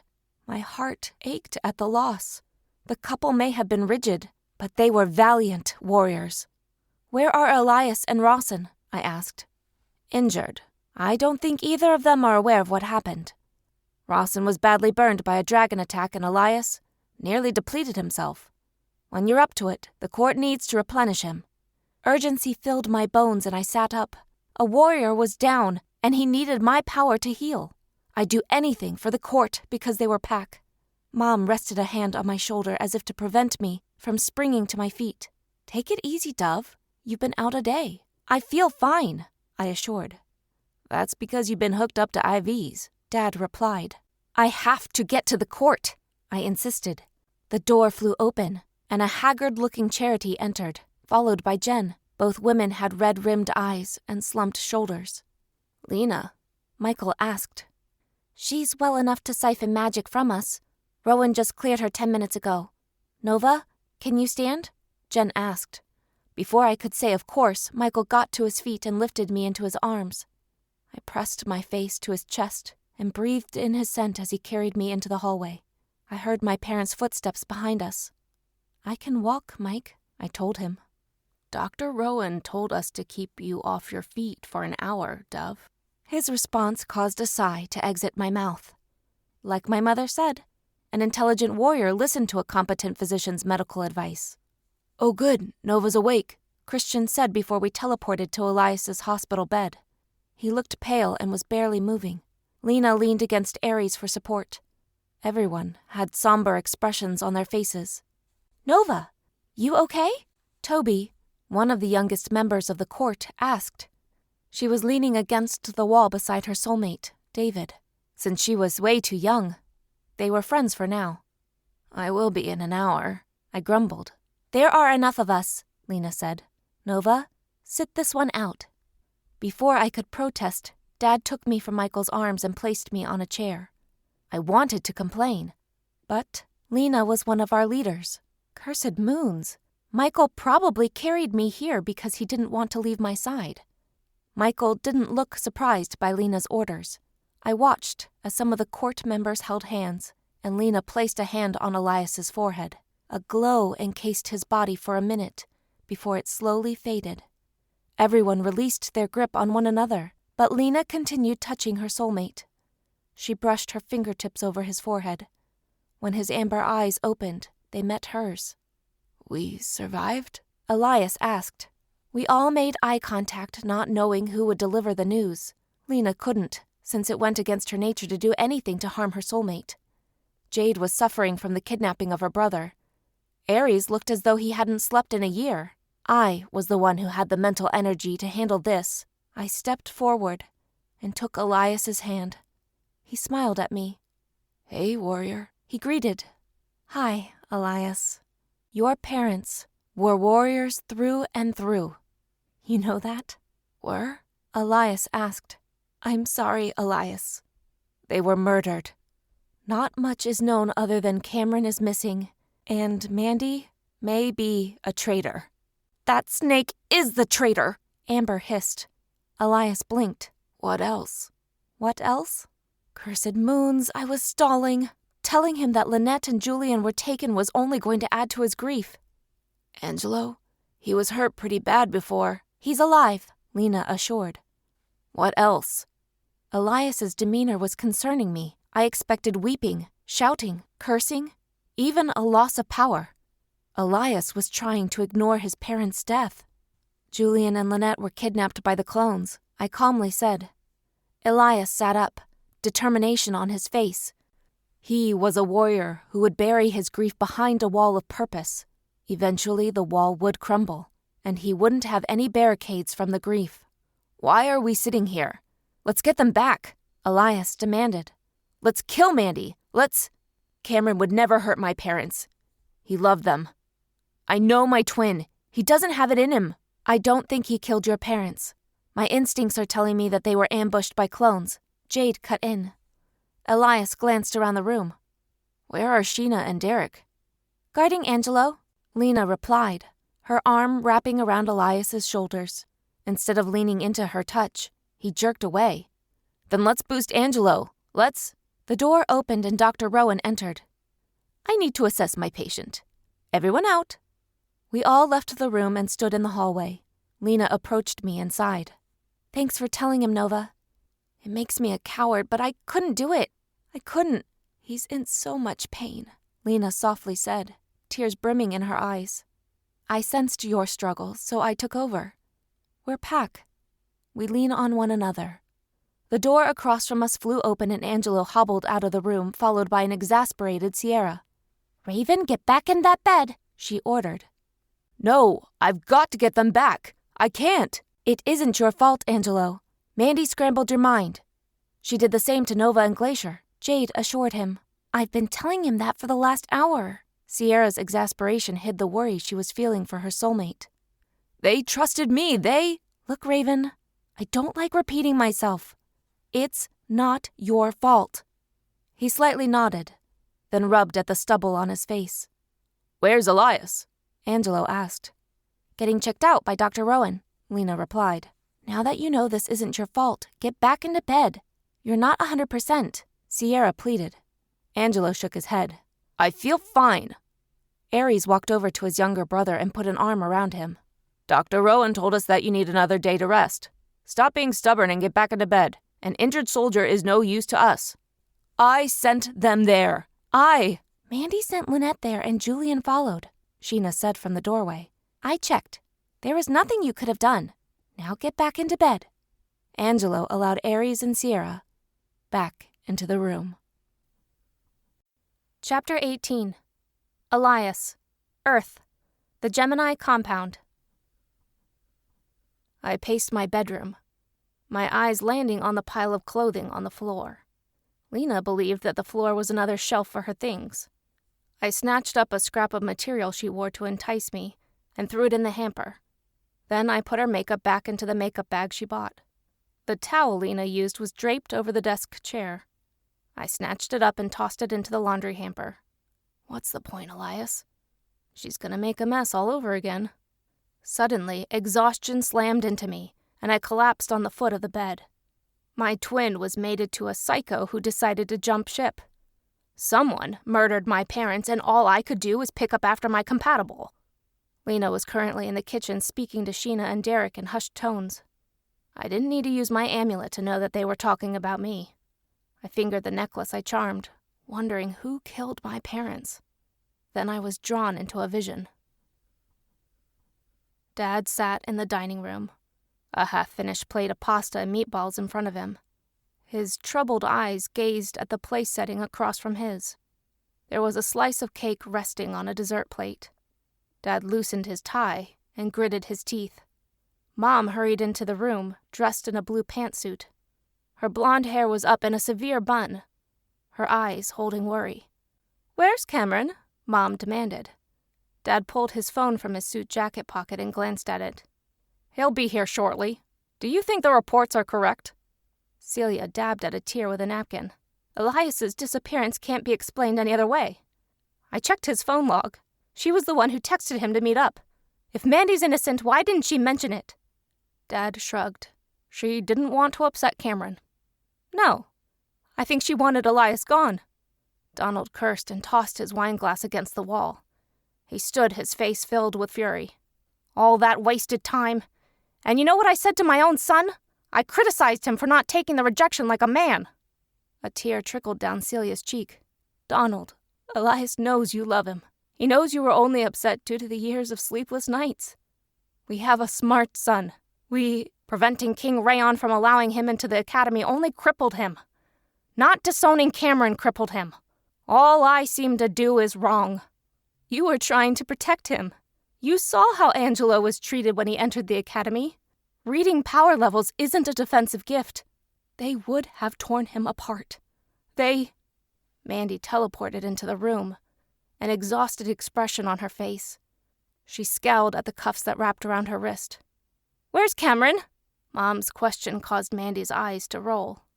"Where you can't find him. Now, Donald, Celia, have you both been looking into me?" A hurt expression crossed Mandy's face. "You texted my son. You told him to meet you in the foyer of the Virgo compound. You knew that those inhabitants are loyal to Prince Daon. When he arrived, you had him kidnapped." Mandy shook her head. "You're wrong. I didn't trick Elias into going there only for Prince Daon to snatch him. Elias's memories are a bit patchy. In fact, a lot of people seem to be forgetting important details. When Prince Eleron told me that I had to infiltrate the Najorians, I was worried. I thought that I'd have trouble convincing others of my authenticity, but it was easy enough.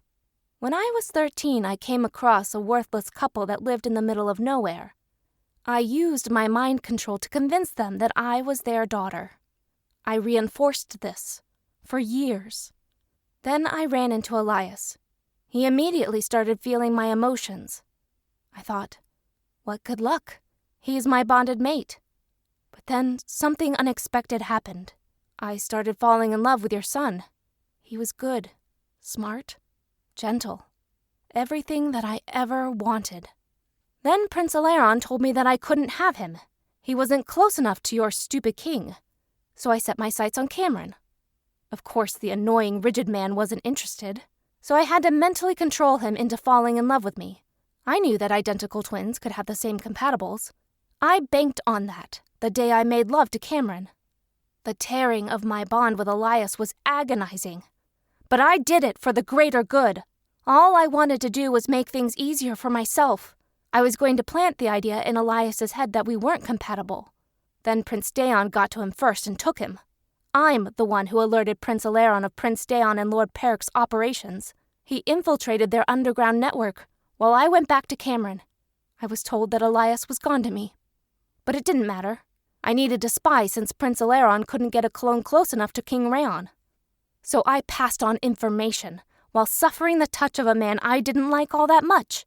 I manipulated our bond, being certain that he only felt affection on my end. Then the stupid casters popped up. I was tasked with finding them, which played into Prince Eleron's hands. He loves his specimen. The moment Elias broke free, it altered Prince Eleron's plans. He tried adding Elias to his hive mind before. His mind is too resistant. Since I've manipulated Cameron for years, Prince Eleron figured that he'd be a better bet. My new mission was to prevent Elias from bonding with Lena. Then I was to worm my way into Elias's heart. Cameron's destined to become a clone. Cameron and I are going to be guinea pigs. Prince Eleron will figure out how to break our bond. If we aren't the right specimen to use, we have another pair. Prince Eleron ordered me to capture Lynette and her precious soulmate. Julian? Celia squeaked. Mandy winced. My dear closest friend. But the cause is worth it. My bond with your cold son will be broken and Elias will be mine. Then Elias and I will retire to Natrador, where we can grow old together. I grow weary of my line of work. It would be nice to have a family. He'll never love you, Donald hissed. Mandy grinned. What? You think Lena's a challenge? Don't you worry, Donald. His obnoxious soulmate won't be a problem for much longer. I'll cling to the shadows, planting doubts about her. It's working, too. Did you know Elias hasn't even kissed her yet? Lena's starting to doubt herself. Elias will never love you. I'll make sure of it, my father roared. Mandy grinned. No, Donald. You won't be alive for that. A warrior appeared behind each of my parents, swords arcing in the air. Before they made contact, a slap yanked me from the vision. I opened my eyes to find Lena hopping up and down, clutching her blistered hand. Tears were rolling down her face. Panic filled me at seeing her injured, until she spoke. Damn it, you can't see your parents dying, Elias! No child should see that! Your hand. Panic and worry filled me at the state of my soulmate. I reached over and gently took her hand in mine. What happened? I tried to stop your vision by grabbing your amulet. That was a painful mistake. After that happened, I decided smacking you was the right idea. How did you know what I was doing? I relaxed when my touch began to start the healing process. Lena snorted. Hot stuff, we're soulmates. I know you. Did I make it in time? I nodded. I got a look at the assassins that took out my parents, but I didn't see the swords cut off their heads. You shouldn't have grabbed my amulet. I hate the thought of you hurt. I feel the same for you, hot stuff. I glanced down at Lena's hand and breathed a sigh of relief when the welts vanished. The sight of the healing injury was a testament to how much power I filtered through our bond. As soon as her wound was healed, I pulled her into my lap, her face tucked into my chest, her body warm against mine.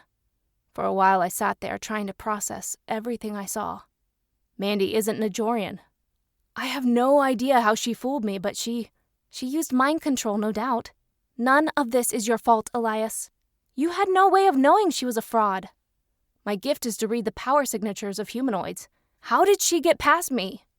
Did you ever meet a Nerethan with a Hydro crystal? I don't think so. I couldn't be positive of the fact, since Prince Eleron's assistants were mostly low-level humanoids. Suddenly, reality jabbed me in the heart. Figuring out how Mandy fooled me was pointless. She had my parents killed and ran off with my twin. My parents' murderers needed their reckoning. I need to hunt down the men who killed my parents, I told my compatible. Tomorrow, we'll figure out how to hunt them down. Now, I said as exhaustion crept in. Tomorrow, Elias. You look so tired. Lena hopped off my lap and coaxed me to lie on my back.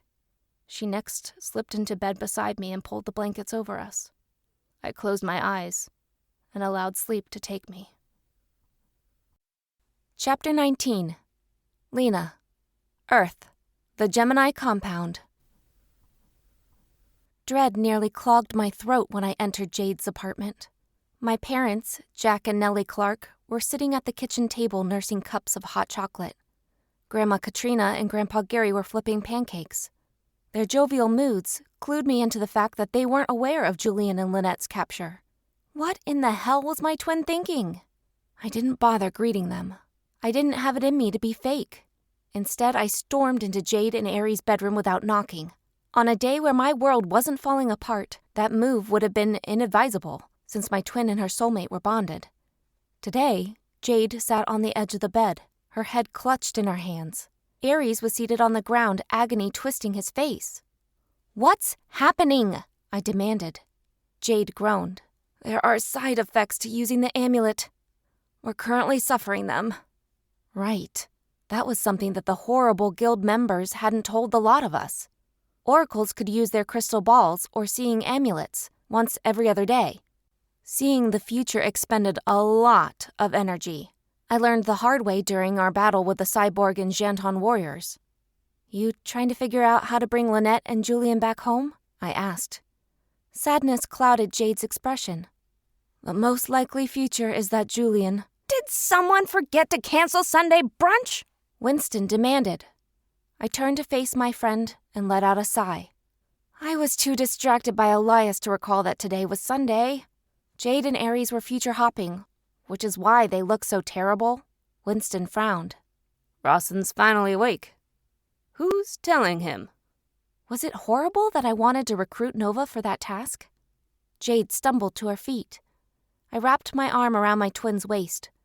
The waist-length micro-braids I now sported brushed against her skin. "I'll tell him. I'm queen and—" You can barely stand.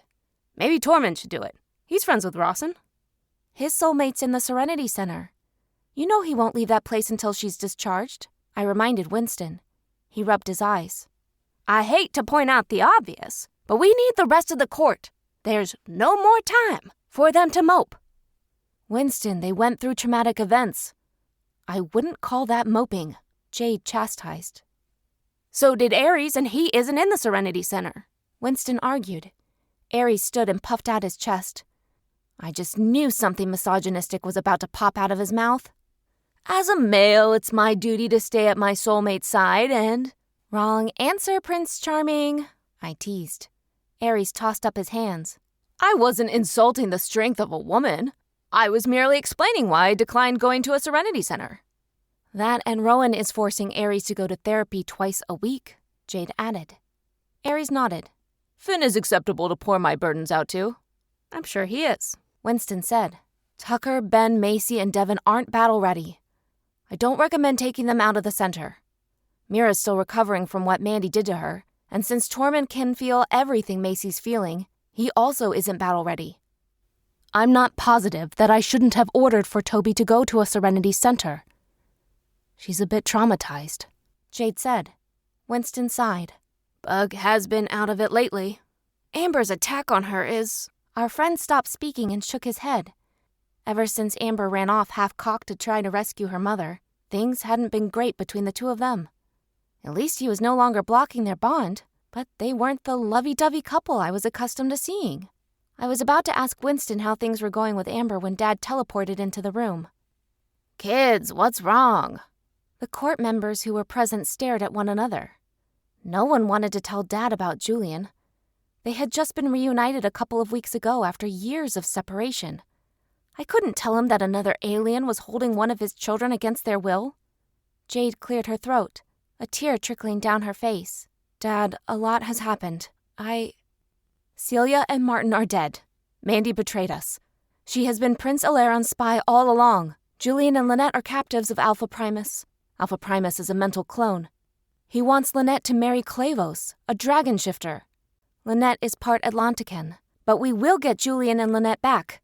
I promise. I hated myself for being too consumed by Elias to use my powers to check up on Lynette. Jade's twin senses must have been alerted because she squeezed my shoulder. I saw how Julian and Lynette were kidnapped. There was no sense in two of us looking for the same information. Your soulmate needs you right now. Dad nodded. Where's Elias? When I woke up, he was gone. I'm not sure where he is. I can't tap into his emotions, which is hella inconvenient. I complained. I'll tell your mother and your grandparents. You kids need to assemble the court to figure out the next steps. I'll be going on the mission to rescue Julian. After Dad made that announcement, he vanished. You heard the man. We have to assemble the court. Jade, why don't you concentrate on that and I'll visit Rawson, I suggested. Jade nodded. Thanks, sis. I'll let you know where we're meeting. I teleported into the hallway, holding the infirmary. I spotted the king pacing the floor, his brown eyes holding weariness. I waved at him before knocking on the door of Rawson's room. It flung open and Mira stood there, a wary expression on her face. Her dark hair was up in a ponytail, and she wore a loose-fitting sundress and flip-flops. She stifled a yawn, then gave me a small smile. He knows. Her words sent relief and sadness coursing through me. You told him? After what happened with Elias, Rowan decided that one of her duties would be notifying court members of deaths. I see. How is he? Mira sighed. Unlike Elias, who's full of rage and anger, Rawson's distraught. And we have more bad news. Sadie's down for the count. Rowan's doing everything to save her. She thinks we'll have to give her a boost. Of course, I said, concerned about our prospects. I was the only Oracle who was fully recovered from the battle. We had 5 court members who were in Serenity centers. Mira was still recovering from a psychic attack. Julian and Lynette were kidnapped, and Angelo was still recuperating. I wasn't sure if the members that were standing would be enough for Sadie, but I supposed we needed to try. Any news about Angelo? I asked. He's recovering nicely. Rowan thinks he'll be ready to fight in a day or so. At least we don't have to juice him up, I said. I felt my nerve endings explode with heat. Then a hand rested on my shoulder. I'll see you later. I'll help Jade gather the court members. Mira teleported away, leaving me alone with my soulmate. I turned to face him, and worry clogged my chest. His face was pale, and his eyes had bruises under them. He wore the court uniform, which told me he was ready for battle. One of my parents' murderers died during our battle. They murdered them, then Prince Daon teleported them to the stronghold. Prince Daon? I squeaked. Right. That bastard figured out how to store his powers in a hydroil crystal. Another clone can do what he can. Unfortunately for us, the clone is Najorian, which means he may declare himself as a Najorian royal. This clone is the scheming sort. He isn't as half-gone as the clones we're used to fighting. He goes by Prince Eleron, sure. But I can tell he has his own motivations. He had Mandy strike, since once we created our amulets, she'd be found out. One of the men who killed my parents was Alpha Primus. Since that's the same man holding Julian and Lynette hostage, I figured I could kill him, rescue them, then be done with it. All by yourself? I asked, stunned. Elias shook his head. I'm going on the mission. Who else comes is up to Jade. Have you seen Rawson yet? No, His eyes studied his shoes. I grabbed his hand and squeezed. We'll do it together. We entered Rawson's room, and I closed the door behind us. Rawson was lying in his hospital room with red-rimmed eyes. Elias walked over to the bed and collapsed in the visitor's chair. I could tell that Elias was fighting not to break down.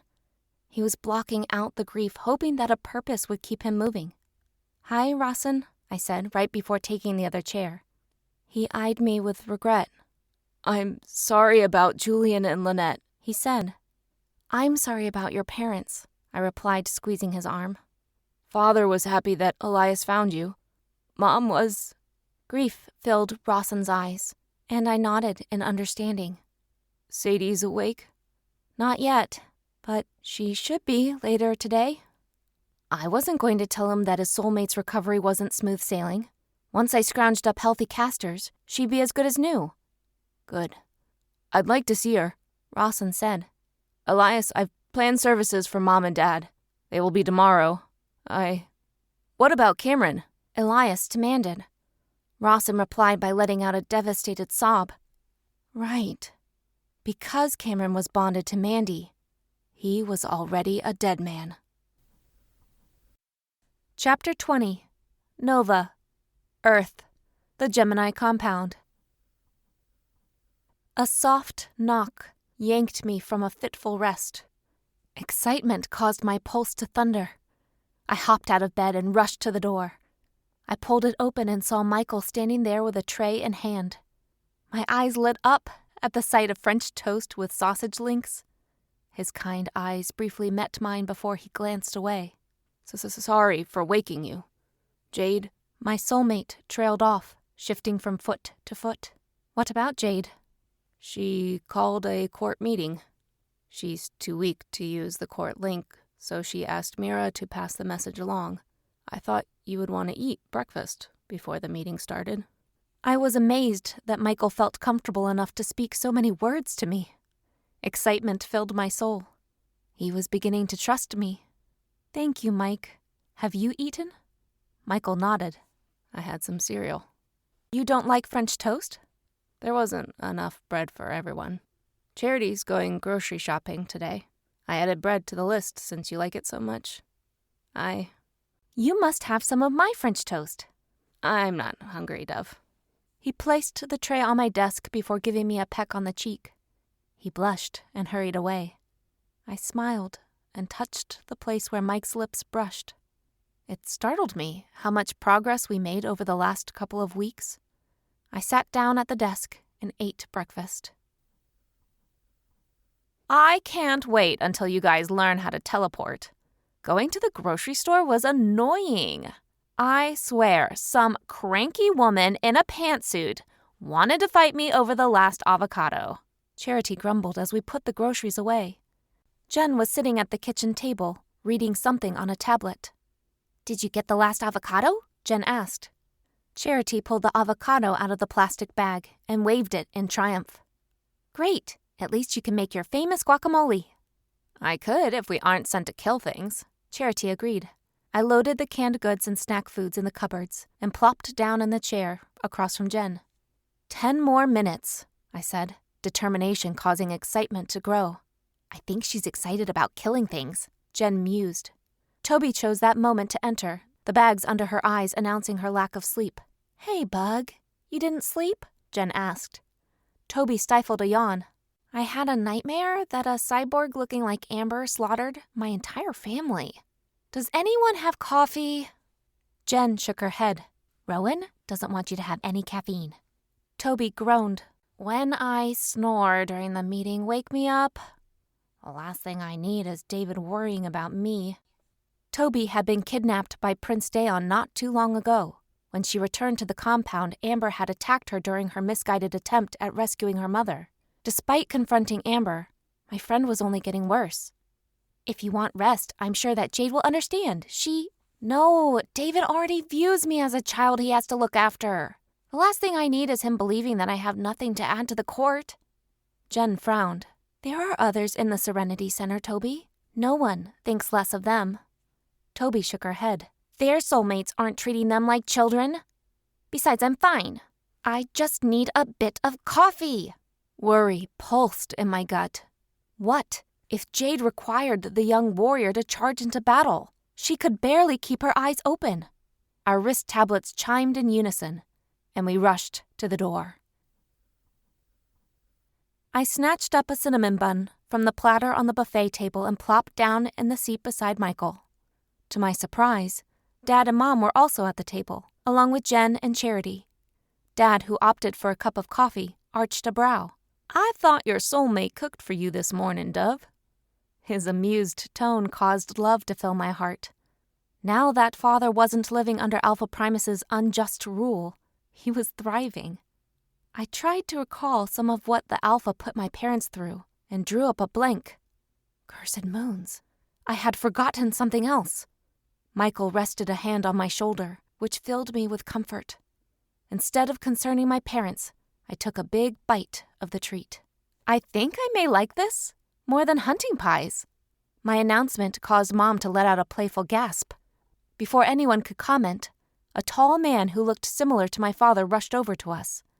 His dark eyes were wide with excitement. Matthew, is that you? Dad stood and embraced the man. Aries, Angelo, and a short woman with dark brown hair joined the two men.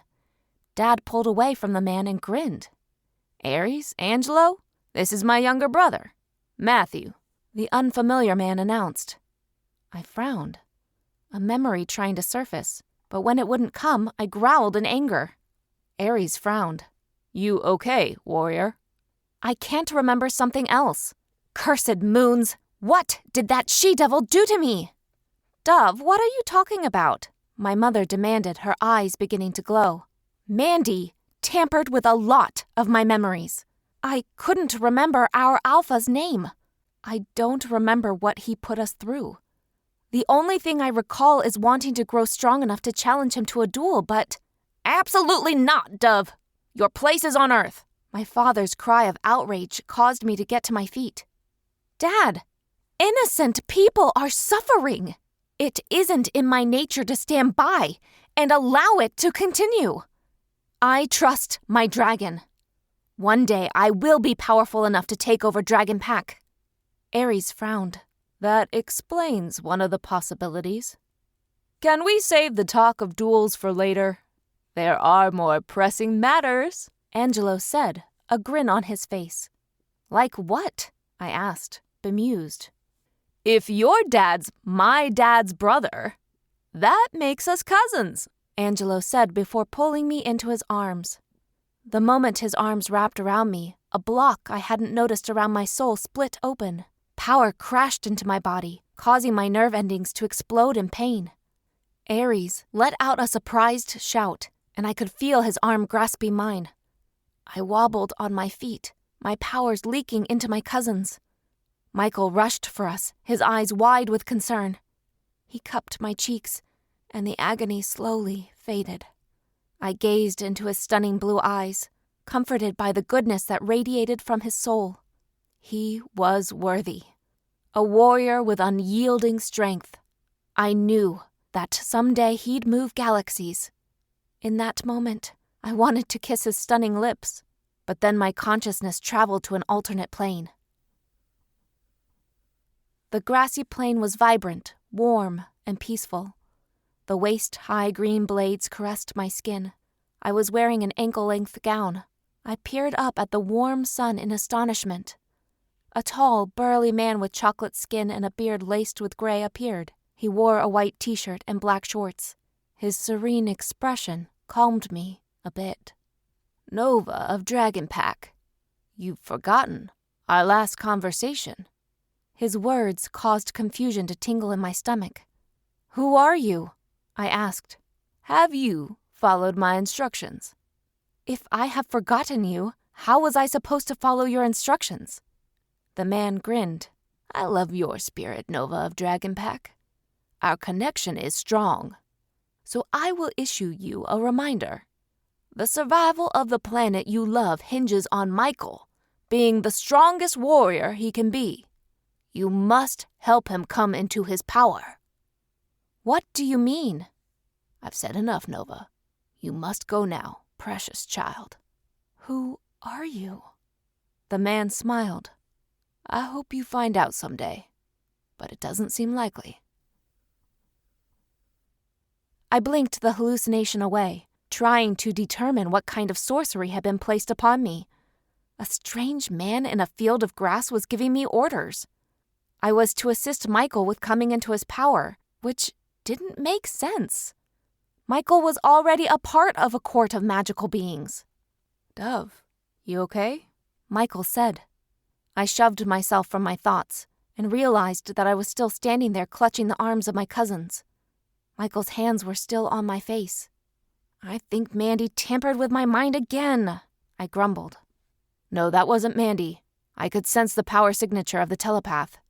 He's extremely powerful, Elias said. And what he said was interesting. Derek said, What now? Are we dealing with an evil clone? The last thing I want to do is get snatched by another one of those unhinged scientists. Sheena's dramatic complaint caused a smile to cross my face. Derek's mate was back to herself if she was whining about something. You guys can let go of each other now, Jade said. I released my cousins but decided to caress Michael's cheek, my fingertips sparking to life as I touched him. Warrior, you can make kissy faces at your soulmate later. Let's focus on the problem at hand. Winston's comment made us both blush, but we pulled away from one another and held hands. I needed his touch at that moment. Whatever would be decided had the potential of changing everything. Chapter 21. Jade. Earth. The Gemini compound. A list of tasks I needed to accomplish raced through my thoughts. Rescue Julian and Lynette. Speak to the guild. Meet with other casters. Convince Toby to enter a Serenity Center. But I focused on the task at hand, not wanting to overwhelm myself. After Nova was approached by the telepath, the court members who weren't in Serenity Centers or recovering from injuries took seats. I stood in front of my court members and some of their parents with determination fueling every word. The first thing we should discuss is who's going on the mission to rescue Julian and Lynette, I said. To no one's surprise, Amber was the first person to raise her hand, a millisecond before most of the other members. Jen, Toby, David, Blake, and Skylar were the only court members who didn't offer their services. Relief pounded in me since they weren't required for this mission. I'd like to join whoever rescues the mated pair as well. I'm of Dragon Pack and have allies, Nova's mother Mila offered. Her soulmate sent a frown in her direction but nodded in resignation. I'll be accompanying my mate. I'd rather you stay, Matthew. I'm assuming that Dad would like to go, and I don't want this to be a big rescue party. Matthew didn't look thrilled, but he nodded in understanding. Jade, I don't like the idea of being separated from your father. Mom, you need to stay here. I need you for something else. My words caused her to nod. Lena, Elias, you'll be in charge of this mission. Angelo? King Rayon, my great-grandfather, teleported into the room, his eyes filled with fire. What's that, granddaughter? Were you going to send one of my heirs to a hostile planet? I think not. If a clone gets a hold of him, we're screwed. I bit my lip, concerned about how long traveling would take. I could fly there, Winston said. It might be a better idea, since the Prince Eleron wannabe is probably expecting us to teleport.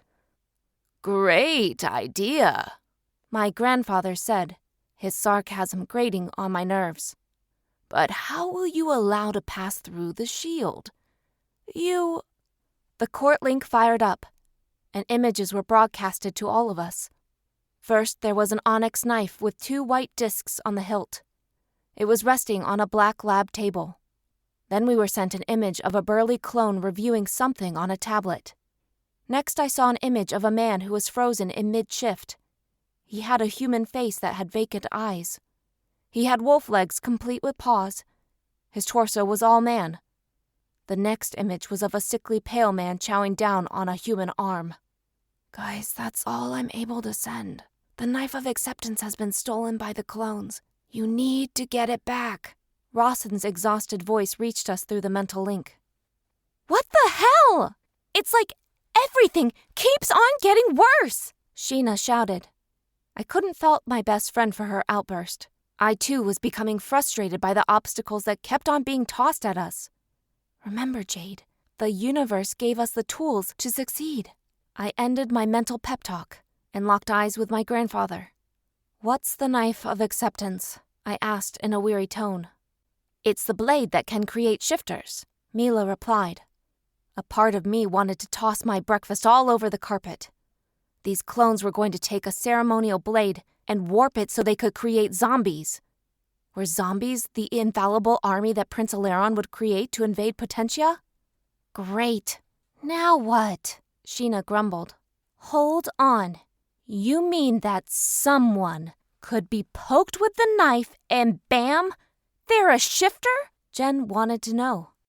No, if someone who isn't bound to a shifter is stabbed with the blade, they'll die, Mila clarified. Every eye in the room fell to Michael, who looked down at the table. Most people saw him as weak and scared, but he was really hiding rage and anguish. Though he was long rescued from the LA Coven, part of him still believed he'd be punished for lashing out. That telepath's demands rang in my mind. The survival of the planet you love hinges on Michael being the strongest warrior he can be. You must help him come into his power. The visions that Ares and I had a couple of hours ago caused fear to twist my gut. Michael would have to come into his power literally. The path the court members who were sent on the mission took would be a difficult one. Now that the blade was stolen, Will the tournament of acceptance commence? Nova wondered. Probably. The knife isn't missing. The clones have it. Since Alpha Primus is a clone, he'll gladly stab whoever wins. Winston's statement was punctuated by a scowl. The tournament of acceptance is a sacred time for the Trugosians. No one is permitted to enter the planet's atmosphere unless they are given permission, King Raon cautioned. Oh yeah, I can see the clones doing something like that. Maybe they'll see letting us in as gaining more specimen or clones for the hive mind. Winston's sharp sarcasm was his coping mechanism, so I listened to it without growing annoyed. Bestie, you know something, Sheena accused. Michael has to enter the tournament of acceptance. It's the only way Winston's ship can enter the planet. My announcement was met by silence. Everyone in the room stared at one another, unable to come to terms with my announcement. Our fellow court member would be a target. I knew what I was asking of him. But it wasn't just about Julian and Lynette. We need to steal the knife back from the clones. While Michael and Nova were competing in the tournament, Lena and Elias could rescue Lynette and Julian. Then they could steal the knife. Dad and Mila would be able to lend a hand wherever they could. Amber, you'll accompany Winston and watch his six. Your goal is to guard the ship. Our group needs a quick getaway once we steal the knife, I said. I don't recommend taking an artifact from a planet, King Raon interjected. Do we have a choice? I asked. You could murder all the clones and put a new alpha in power. The clones aren't part of a hive mind anymore. Once they're eliminated, you move on to another planet, Grandfather said, making the task sound like a breeze. Exhaustion was already beating at me. I should go with them, in case my services are needed. I can remain on the ship, Christian suggested. Too risky, Christian. Now that a Najorian with Prince Daon's abilities is hanging around, he qualifies as a Najorian heir. He'll kill you and Angelo the first chance he gets, the Najorian king said. Angelo stood, his worried eyes meeting mine. I don't like the idea of sending them without an alternate way of escaping. Until the Najorian clone has been eliminated, you aren't to leave this compound, the king decreed. Winston groaned. Oh, the worst part of this is I can see where he's coming from. Elias stood. Alpha Primus and 2 of his guards executed my parents. I will get justice for them. Of course. But you'll need Nova's, Michael's, and Mila's aid to kill the dragons. Don't attempt it until after Michael wins the tournament. If you do, Elias, I'm counting on you to do the right thing. After nearly spilling the consequences, I gazed into my future brother-in-law's cold eyes. My gaze was one of desperation. I couldn't reveal the price he'd pay for seeking vengeance prematurely. It would affect my sister's chances of survival. I'll make sure he stays on track, Lena told me, her arm wrapping around her soulmate's waist. Elias's coldness eased and his kind eyes were staring into mine again. There was a reason why I came in here, King Raon said, impatience in his voice. What's happening, Grandpa? Lena's nickname caused King Raon's lips to twitch. I've spoken to the faculty at length. Most of you have no clue what you're getting into in the fall, so we created a summer program in order to catch you up on the basics. You will start in-person classes on Monday. For those of you who are going on the mission, you'll be given tablets.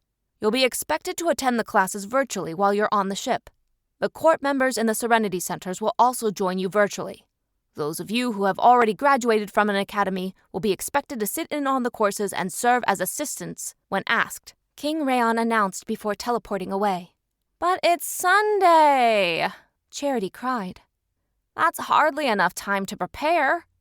When are we leaving for the mission? Winston asked. Before I could respond, Christian spoke. King Raon's working on signing Michael and Nova up for the tournament. Until we hear something, we should train. Chapter 22. Lynette. Trugosia. Dragon Pack lands. Pain stabbed me in the skull when I awoke the next morning. There was a warm body spooning me in bed. I reached out with my senses, hoping that I could bask in the sandalwood scent with a splash of whiskey that I enjoyed. Instead, my nose was greeted by the scent of a bonfire. Frowning, I attempted to move, but a thick arm held me to a too-warm chest. This man that was wrapped around me wasn't Julian. Then who was he? I reached for the consciousness of my familiar, Fiero, and couldn't sense him anywhere. I tried to reach out to Glenda, my dolphin, and came up empty. That meant that I was too far from them. Cursing, I felt the consciousness of the closest animal near me, a dragon shifter. I could hear her flapping her wings right outside the window. "Who are you?" My mental inquiry was met by a flash of surprise, followed by interest. "I'm Nika of Dragon Pack. You?" "Lynette Watkins of the Champion Court. Why am I in bed with this man?" "The incompetent telepath took too much. No matter. I'll have Father beat her for her mistake. I told him that she couldn't be trusted. I don't like the way she eyes my father, like he's a gadget she enjoys playing with. You're the betrothed of my cousin Clavos. That's who slumbers beside you." The memory of being wrapped in Julian's warm arms eased my soul for a moment.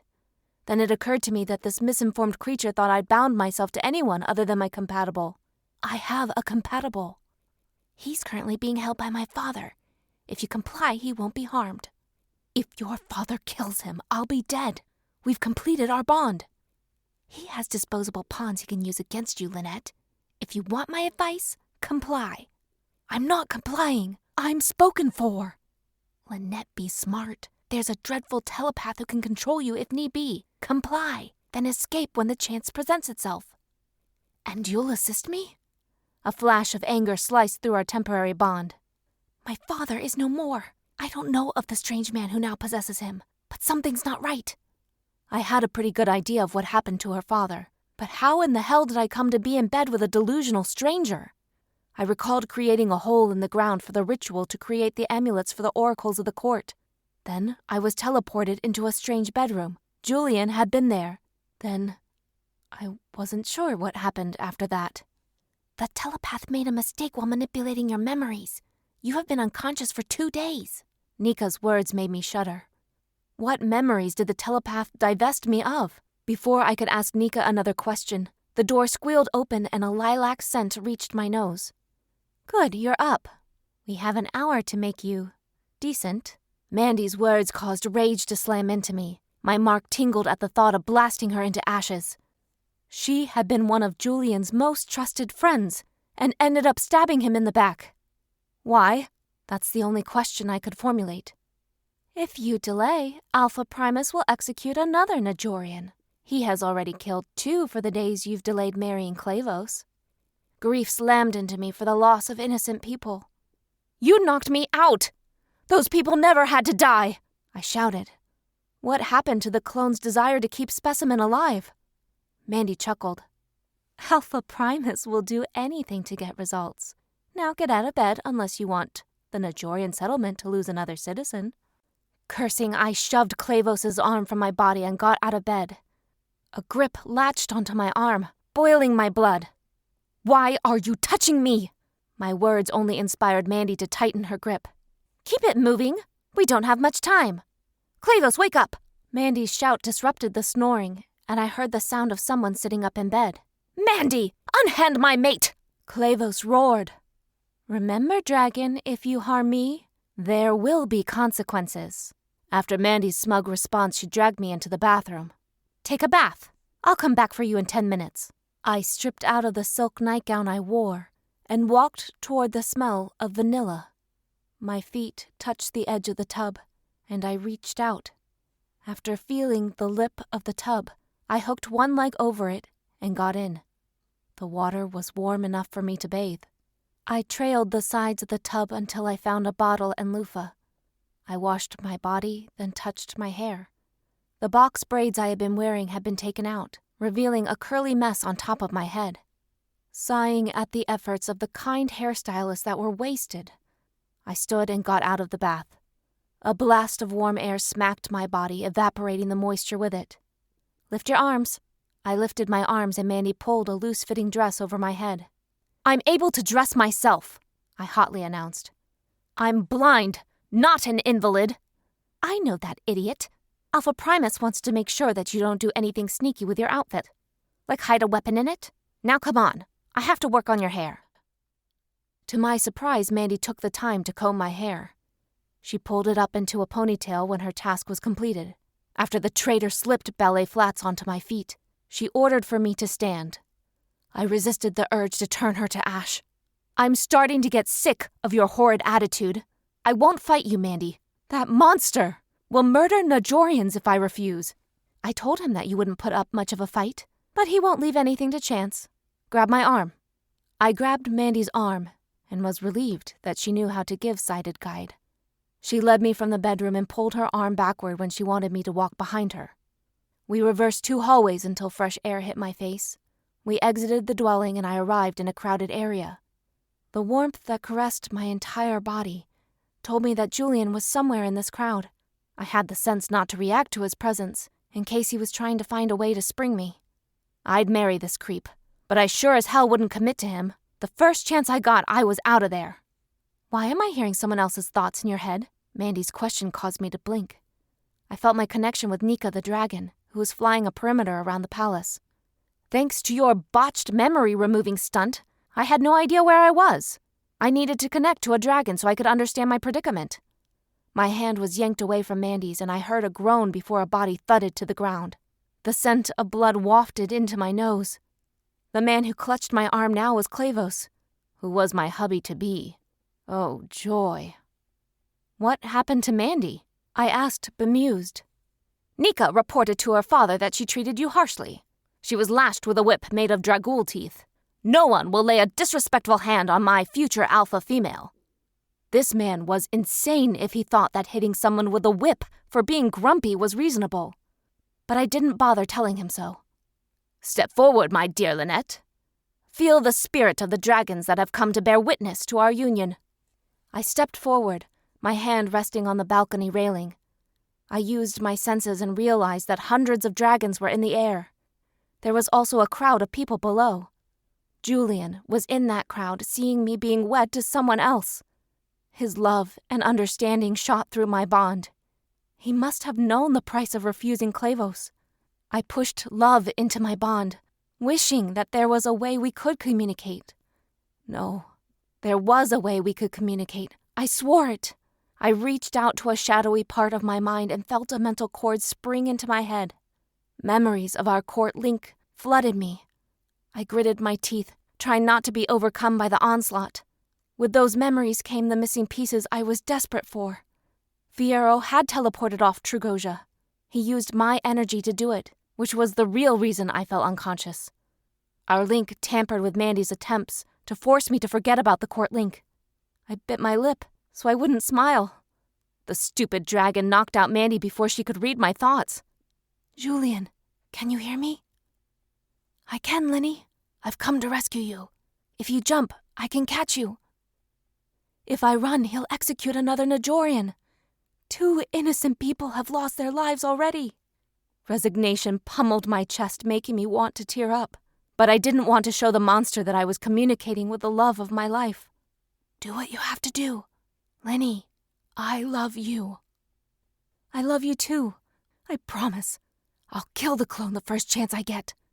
It was simple. All I needed to do was fake a few vows. Once I murdered the stupid dragon, I'd go running back to Julian. I present to you Lynette of Dragon Pack, my mate and future alpha of this pack. I had just enough time to wonder how the hell I could understand Trugosian when teeth latched onto the base of my neck and the moron bit me. Roars and subdued cheering reached my ears as pain nearly took me over. Once the agony faded, I'd blast this dragon into ashes. Then I'd take out the clone, and Jules and I could go home. As soon as he completed his bite, the creep licked my wound. Now our union is sealed, Clavos mentally told me. Then I passed out. Chapter 23. Elias. Earth. The Gemini Compound. I teleported to the base of the stairs that led to Gemini Academy. The U-shaped massive building stretched over 5 acres of land. It was supposedly a mile from the compound, but no one was permitted to venture this far out. It was the best way to prevent curious Najorians from wandering too close. I stood there, dressed in a short-sleeved polo shirt and khaki shorts. 2 items of clothing my soulmate had thoughtfully purchased for me. After I was captured, Dad threw a tantrum and disposed of all my clothing. The realization that I'd never be able to confront him for such a dramatic move was enough to drag my spirits down. The desire to teleport to Trugosia to take my chances on snapping the neck of Alpha Primus was all-consuming. A jab to my side caused me to blink. Hot stuff, why do you look like you want to kill someone?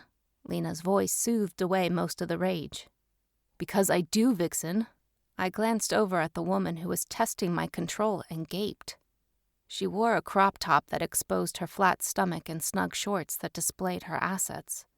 I thanked the twisted universe that there wasn't a dress code. Lena was tempting, her plump lips begging to be claimed by mine. But I restrained myself, not wanting to get carried away in front of a learning institution. The ideas Mandy planted in my head hadn't taken root. Lena's very presence cast light over me. Want to skip class? I twirled one of her micro braids around my finger. Yes? But you won't, because that's irresponsible, Queen Jade interjected. She walked past us, dressed in a short black dress and flats. Ares, who was in a pair of black jeans and a black t-shirt, followed behind her. Lena took my hand. Let's just get this over with. We entered the nearly vacant school and passed the unmanned secretary desk. The scent of cleaner mixed with wax nearly clogged my nose. We turned down another hallway and arrived at the closed double doors of a lecture hall. I think we're late. Lena didn't seem too concerned about it. What's our excuse for being late, Vixen? Juicing Sadie up took a lot out of us. Her explanation was true enough. After the court members who had magic to spare charged Sadie, we spent the next day lounging around.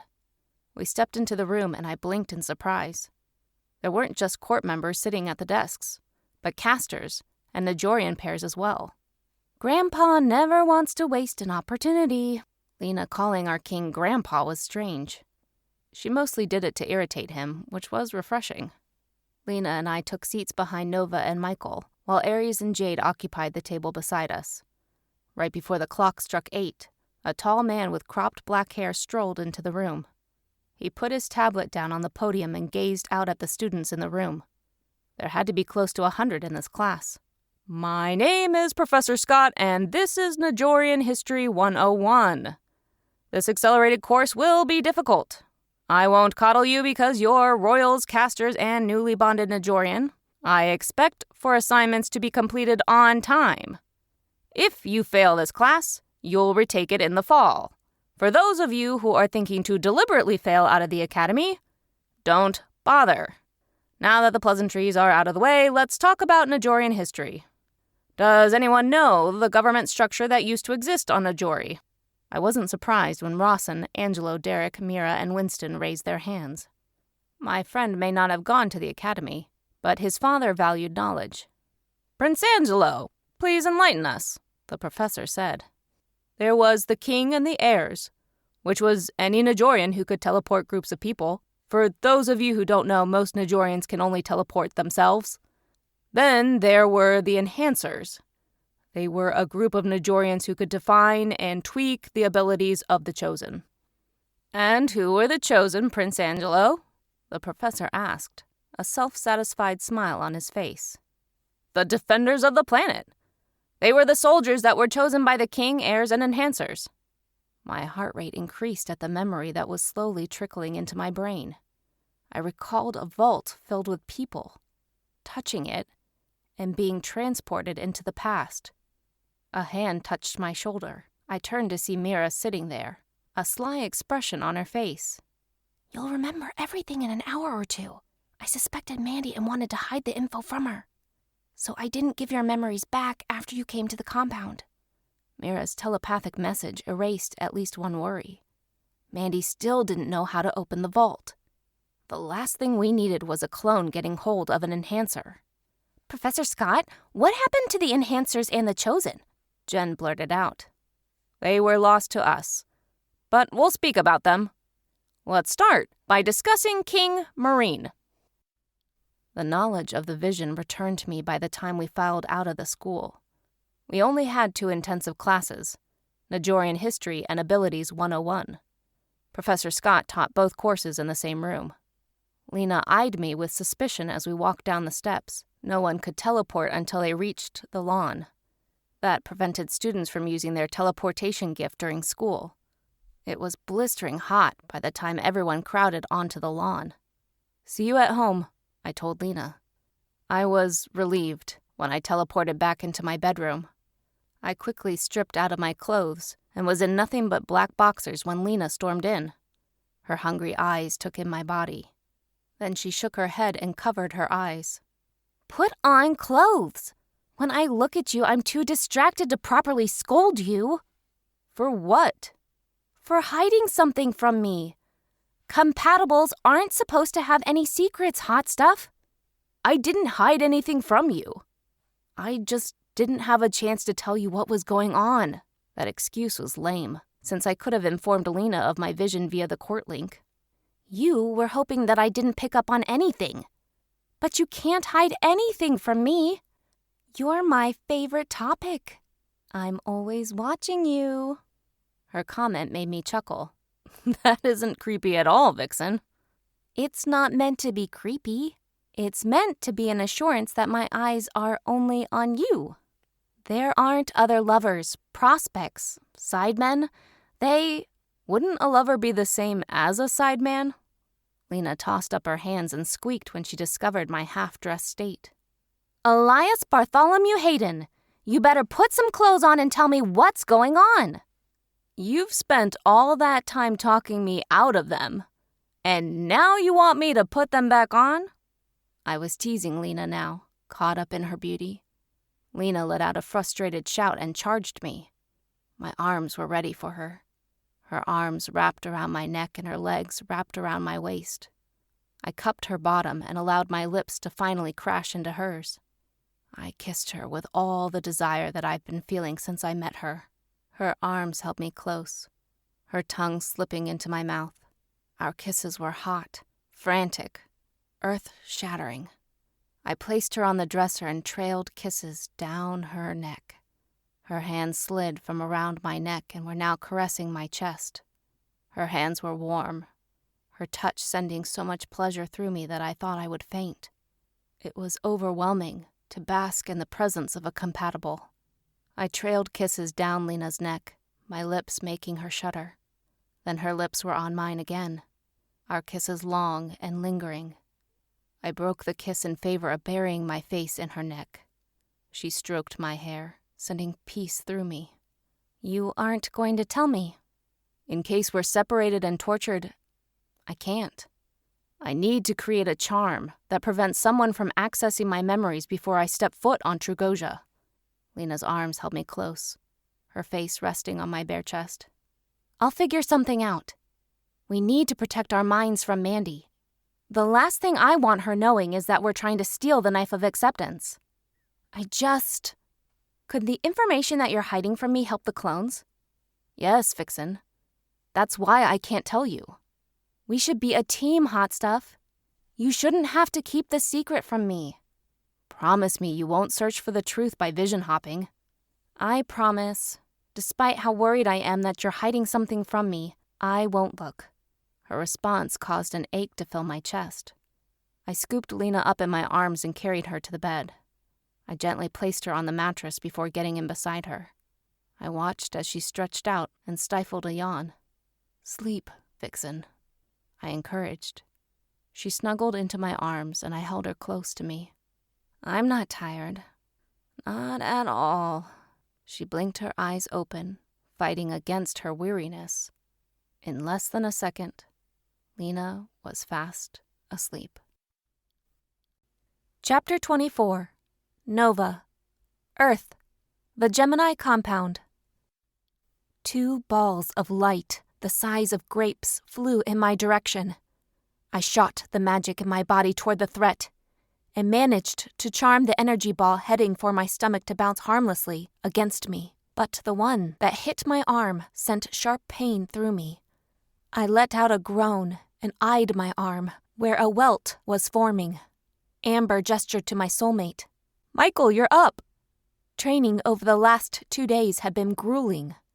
I moved to the side and Michael took a turn. Like me, he was still having issues charming 2 energy balls at once. I eyed Winston, who was working on sword training with Elias. Lena and her father, Jack, were working on hand-to-hand techniques. Mom would be there shortly for flying lessons, which consisted of me carrying one of my teammates on my back while Mom tossed fireballs at me. Michael cursed and shook out his arms. He stepped aside, and I took my spot, determination sparking in my chest. Jade teleported into the room, her determined gaze assessing everyone. King Rayon entered Michael and Nova in the tournament of acceptance. Winston, you're expected to initiate warp speed. Which will be hella expensive for the king. Winston grumbled. When do we leave? Elias's eager expression sent worry through my bones. That male had his own agenda. Within the hour. Jade's words sent anticipation through me. I was eager to rescue Julian and Lynette, steal the knife, and dispatch Alpha Primus. I wasn't sure that we could accomplish such a feat without casualties.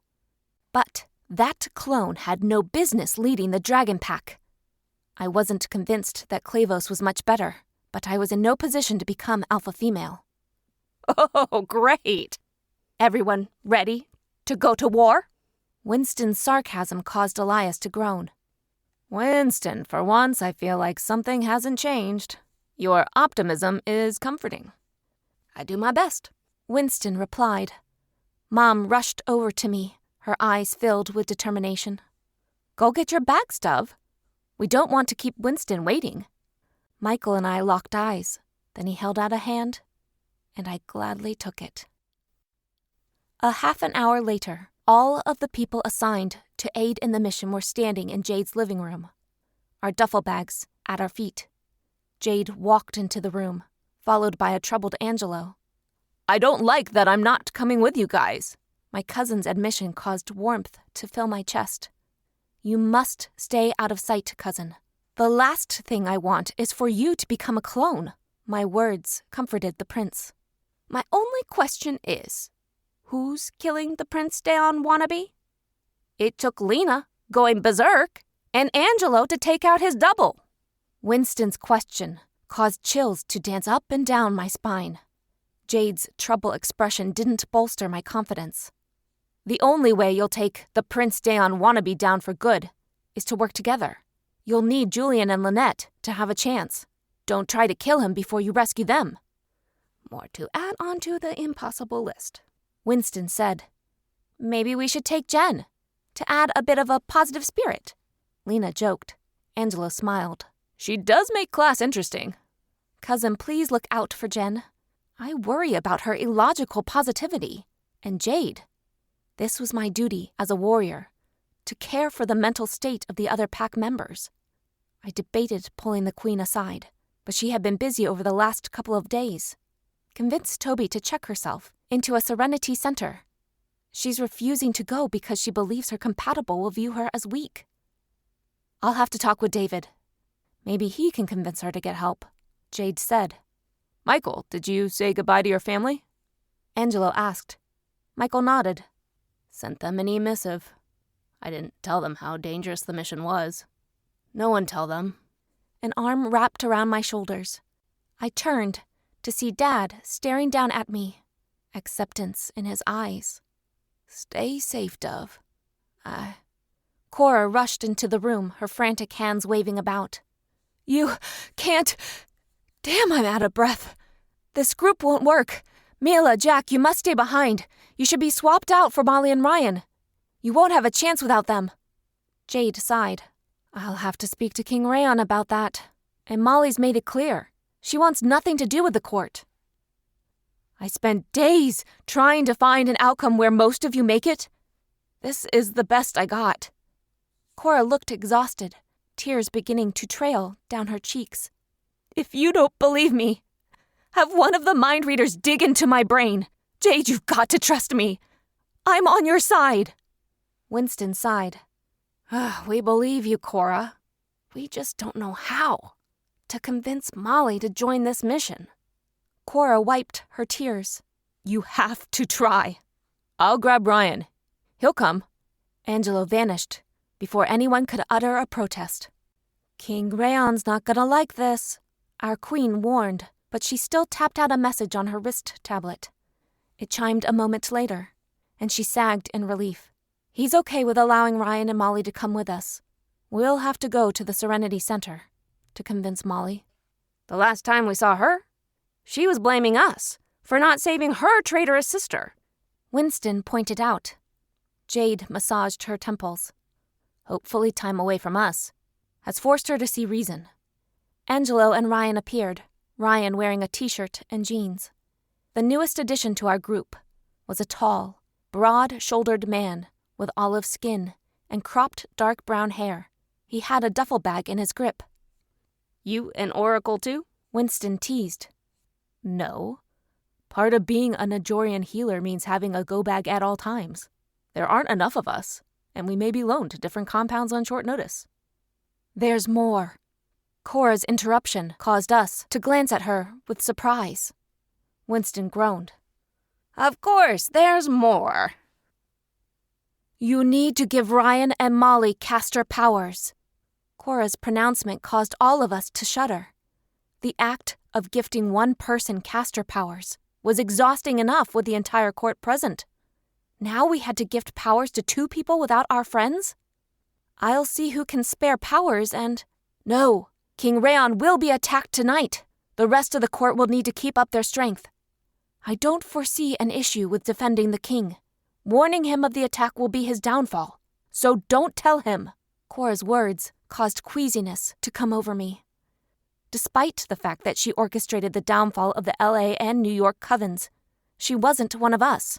You expect us to trust you, not only with our lives, but with the lives of our royals, Winston commented.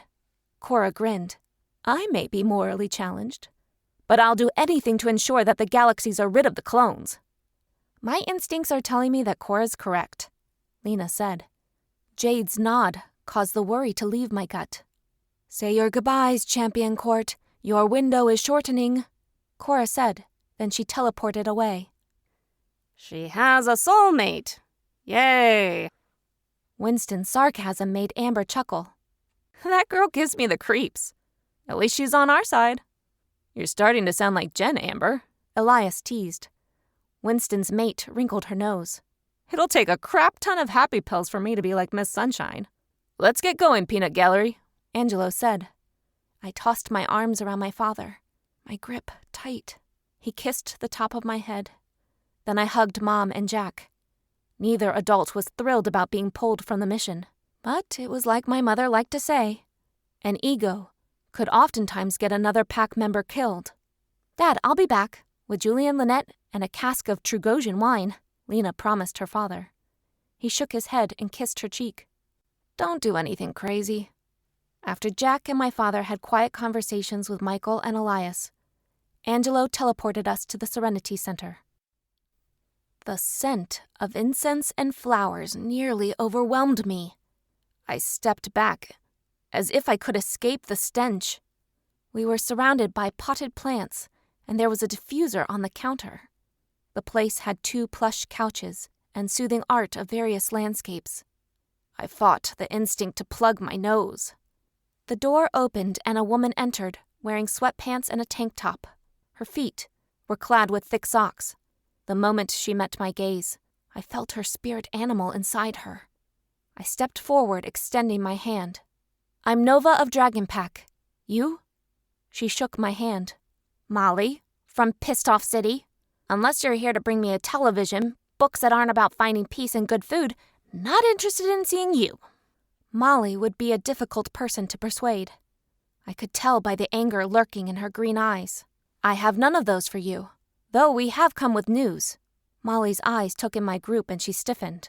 Where's Nina? Has something happened to her? Lena tossed her arm around Molly's shoulders. All is good, Molly. Nina is back at the Gemini compound with Glacier. Molly relaxed. Then why are you guys here? According to an oracle, we need you for a mission. No, Molly snapped, cutting Lena off. I'm not one of you. I shouldn't have to risk my life. I've already lost too much to the aliens. Julian and Lynette have been taken by the clones. You're our only hope at rescuing them, Lena pleaded. We'll die without you. Molly bit her lip. Where are Julian and Lynette being held? Trugosia? My mother's home planet? Will I be able to meet the Alpha of the wolf pack? Yes. Alpha Brisson is honorable. He's also part Najorian, so he will be an ally, I chimed in. His mate, Kyla, is generous and kind. Molly sighed. So what? Are you guys gonna take the clones head on without a plan? My heart dropped when Molly said, "You guys," instead of we. We have a plan. We just can't tell you until you agree to help us, Lena reasoned. I'm not a caster. Why do you need me? Molly frowned when none of us said a word. We'll have to gift you caster powers for the mission, Jade chimed in. Molly frowned. Can you take the powers back when I'm done with the mission? No point, Winston muttered. We can, if that's what you want, Jade hesitantly replied. Molly nodded. Fine, I'll do it, as long as you guys help me reconnect with my mother's family. Deal, Jade said. Now let's do the uncomfortable thing first. The court members who were present held hands, Lena at one end and Michael at the other. Fill me up, folks, Lena said. She pointed her hands at Molly, and Michael's power rushed into me and nearly split me open. I quickly shoved it over to Elias, who sent it down the line. By the time it reached Lena, she was lit up like the sun. I closed my eyes, unable to stand looking directly at her. The next thing I knew, a wave of power shook the floor, causing me to stumble backward. I dropped Michael's hand and opened my eyes again. Molly and Ryan were wrapped in bright light, but Lena was still glowing. Let it go, Lena! Jade shouted. Where? Lena asked. I have an idea, Angelo said. He pointed at Lena and she vanished, taking the light with her. Where did you send my soulmate? Elias demanded. The infirmary. If she releases her power, it can only help. My cousin figured. Good point, Winston said. Lena appeared a minute later, a frown on her face. Seriously, why aren't you guys on your butts?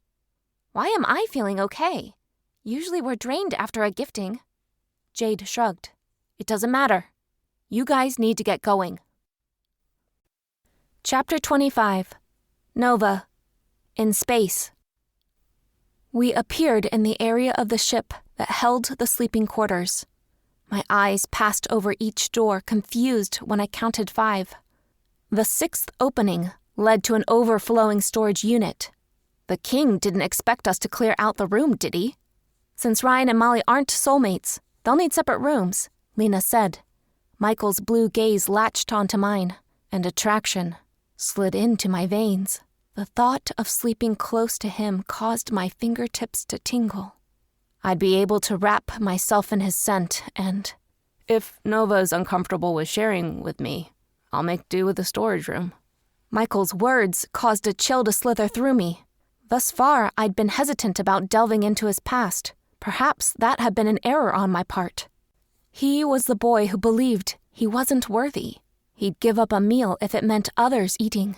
He didn't readily go to a healer to heal his welts. Now he was deciding that he would curl up in that room. Nova is plenty comfortable with sharing a room with you. My sharp words caused Michael to stiffen. Glad you guys worked that out, Angelo said. He eyed Molly and Ryan and teleported them to their rooms. His eyes rested on me. They were filled with the love of a family member. The way the court members looked after one another should have been the environment of the Dragon Pack. But Alpha Primus chose to poison his people's minds. Be safe, Nova. He pulled me into an embrace, and I held him close. After kissing the top of my head, Angelo embraced Winston, Amber, Lena, Elias, and Michael. Then he vanished. Come on, Sunbeam. Let's work on flying to our doom. Winston grabbed his compatible's hand and led her out of the room. His negativity is getting worse, Lena observed. Elias rubbed his spiked hair. That's because something's bothering him. I'll talk to him about it. We should. Michael scowled, then mouthed out words. We should have Winston hack one of the Alpha's communication devices. We need to know what's going on. Why is your stuttering inconsistent? Lena's question caused my compatible to shift from foot to foot. Michael touched his wrist. Elias blinked in surprise. Wait, you didn't have a stutter before ascending? Michael shook his head. Lena yawned. Once I'm at full strength, I'll figure a way to help you. I have a feeling that you aren't having the easiest time with your magic. My soulmate glanced down at his feet, uncomfortable with the attention. Come on, Vixen. We have a long day tomorrow. Lena nodded, and they scooped up their bags and claimed one of the bedrooms.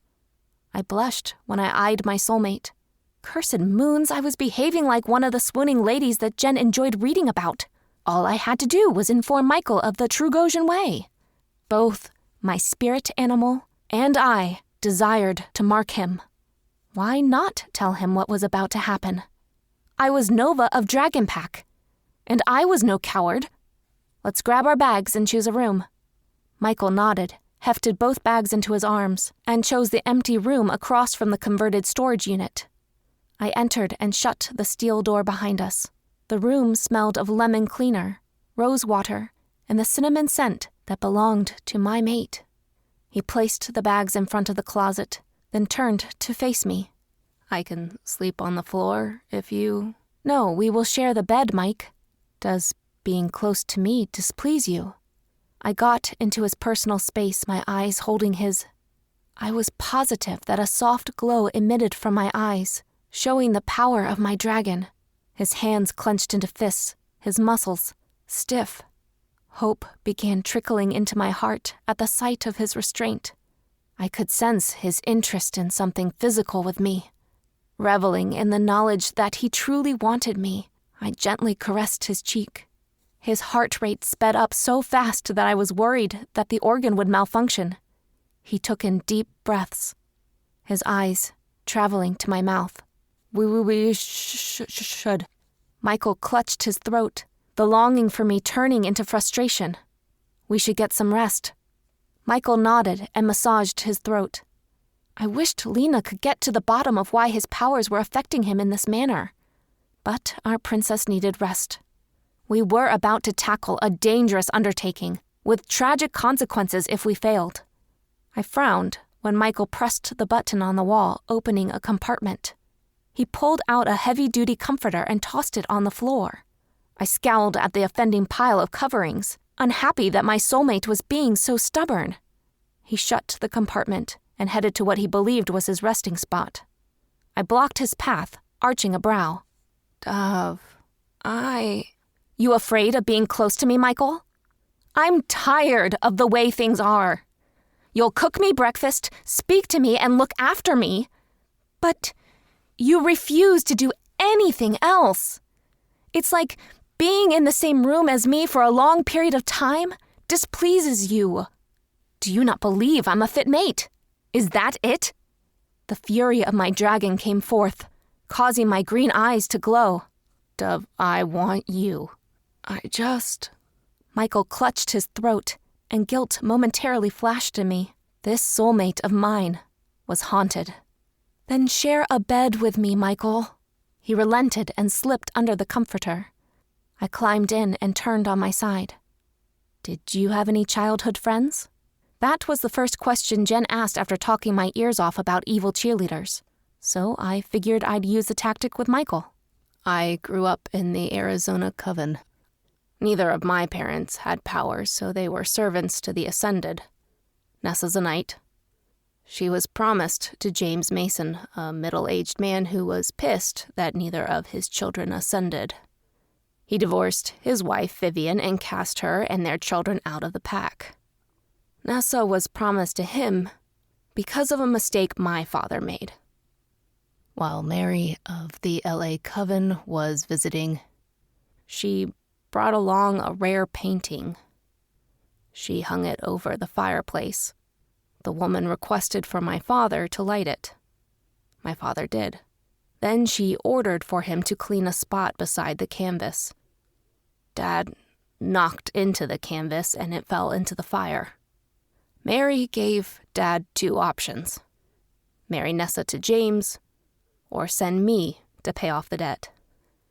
Nessa begged for Dad to let her marry James. Dad reluctantly agreed. Mary was to send her knights to pick up Nessa the next day.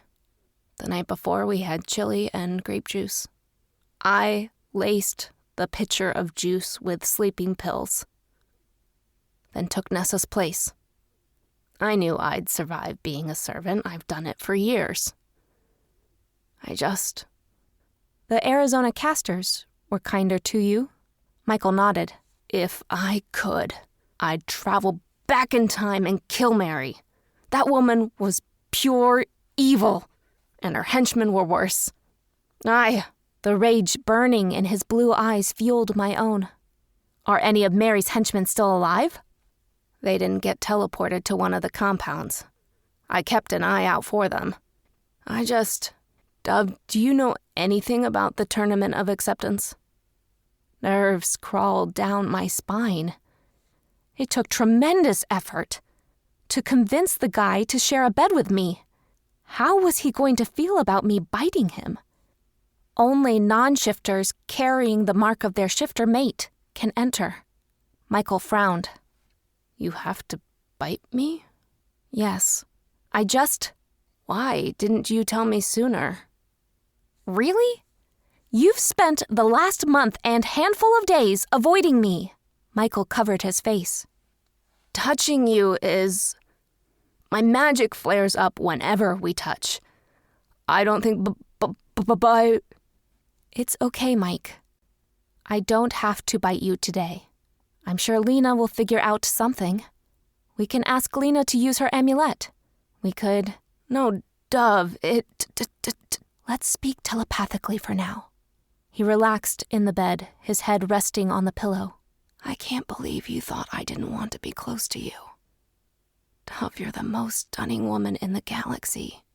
Michael's cheeks turned red after that declaration.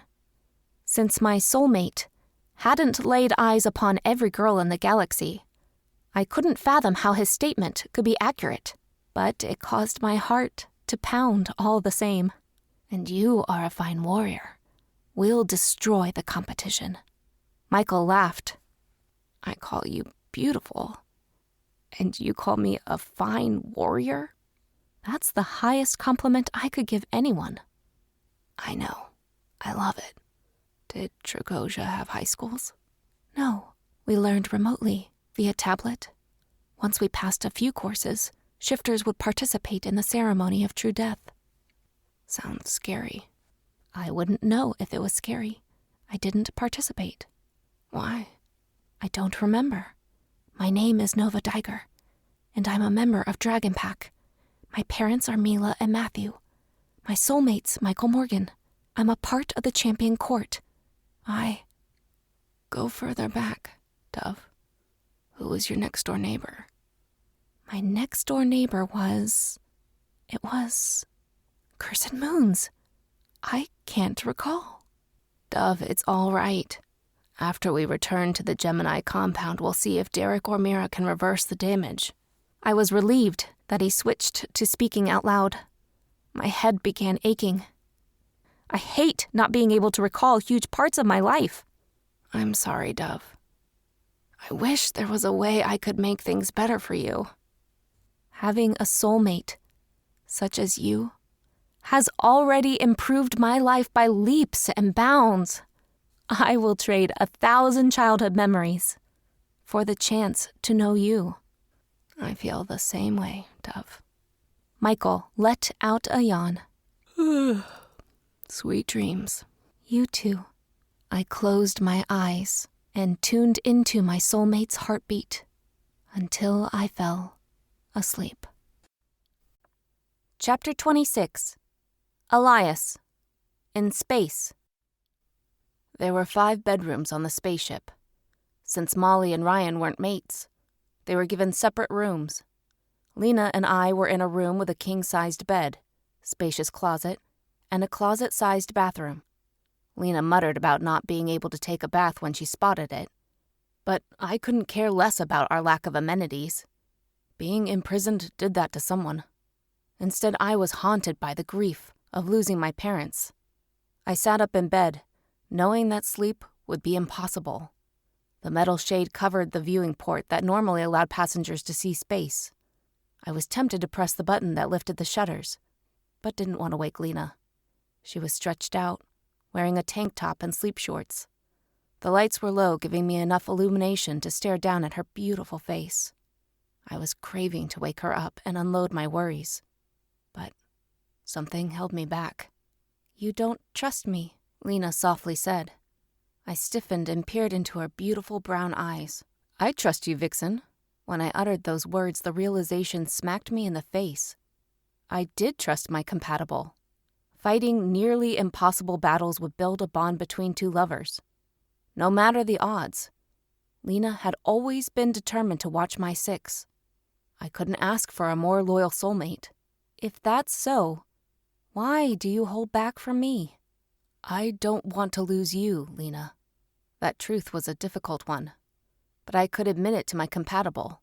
Fear was keeping me from completing the bond with Lena.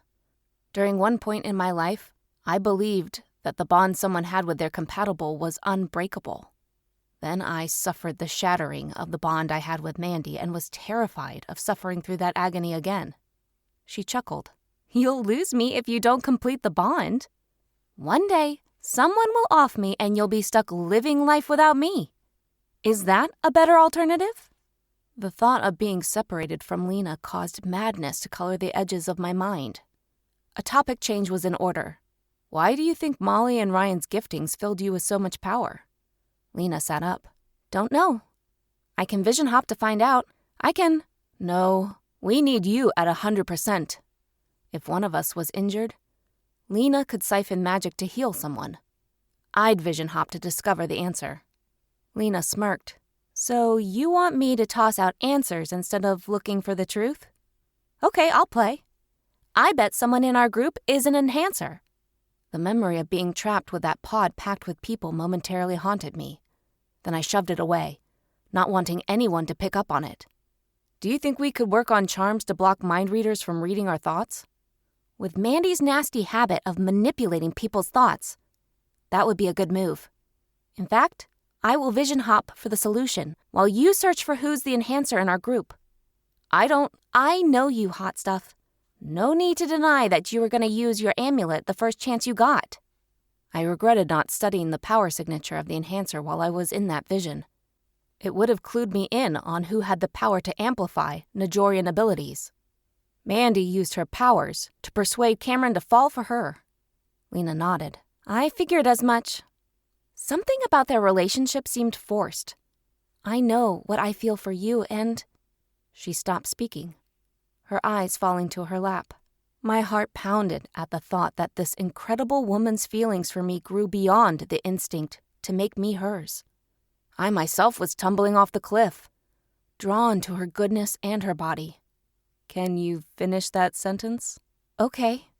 Since Lena was highly unpredictable, she crawled into my lap, pulled my mouth down to hers, and kissed me. Soft lips brushing my forehead pulled me from a dreamless sleep. I opened my eyes and briefly allowed contentment to wash over me. Then the memory of my parents being gone caused pain to nearly shatter my chest. I took in a breath, trying to breathe through the grief. Lena peered down at me, her warm gaze taking everything away for just a millisecond. "Good morning, hot stuff." "They're gone." "I know, baby. I'm so sorry. Are you ready to talk about it yet?" "I don't know how I'm feeling. One moment I was reunited with my parents. The next, anger submerged the grief, giving me a purpose. Prince Eleron will pay for what he did to my family. I'll get Cameron back and imprison Mandy. She'll be so sedated that Cameron will barely detect his bond. I wish I could kill her, but she's bonded to your twin. The best part about having a compatible was that they understood you. Where are we?" "Winston hasn't taken us through warp speed yet. He wants to get past the Alpha Centauri solar system first. I didn't want to wake you, but class starts in half an hour. I guess we have to get moving." "I'm sorry we can't just lounge around." I sat in the cafeteria with my group. Ryan was slumped in his chair picking at his oatmeal. He stifled a yawn once or twice, making me believe that he wasn't well rested. Molly glared down at her cup of tea. Why couldn't I start school tomorrow? Because our 5-page paper is due on Friday. Professor Scott doesn't care that you're a new caster. His job is to prepare you for the academy, Amber replied. Molly scowled. You drank the Najorian Kool-Aid. I can already tell. Amber shot Molly a disapproving expression.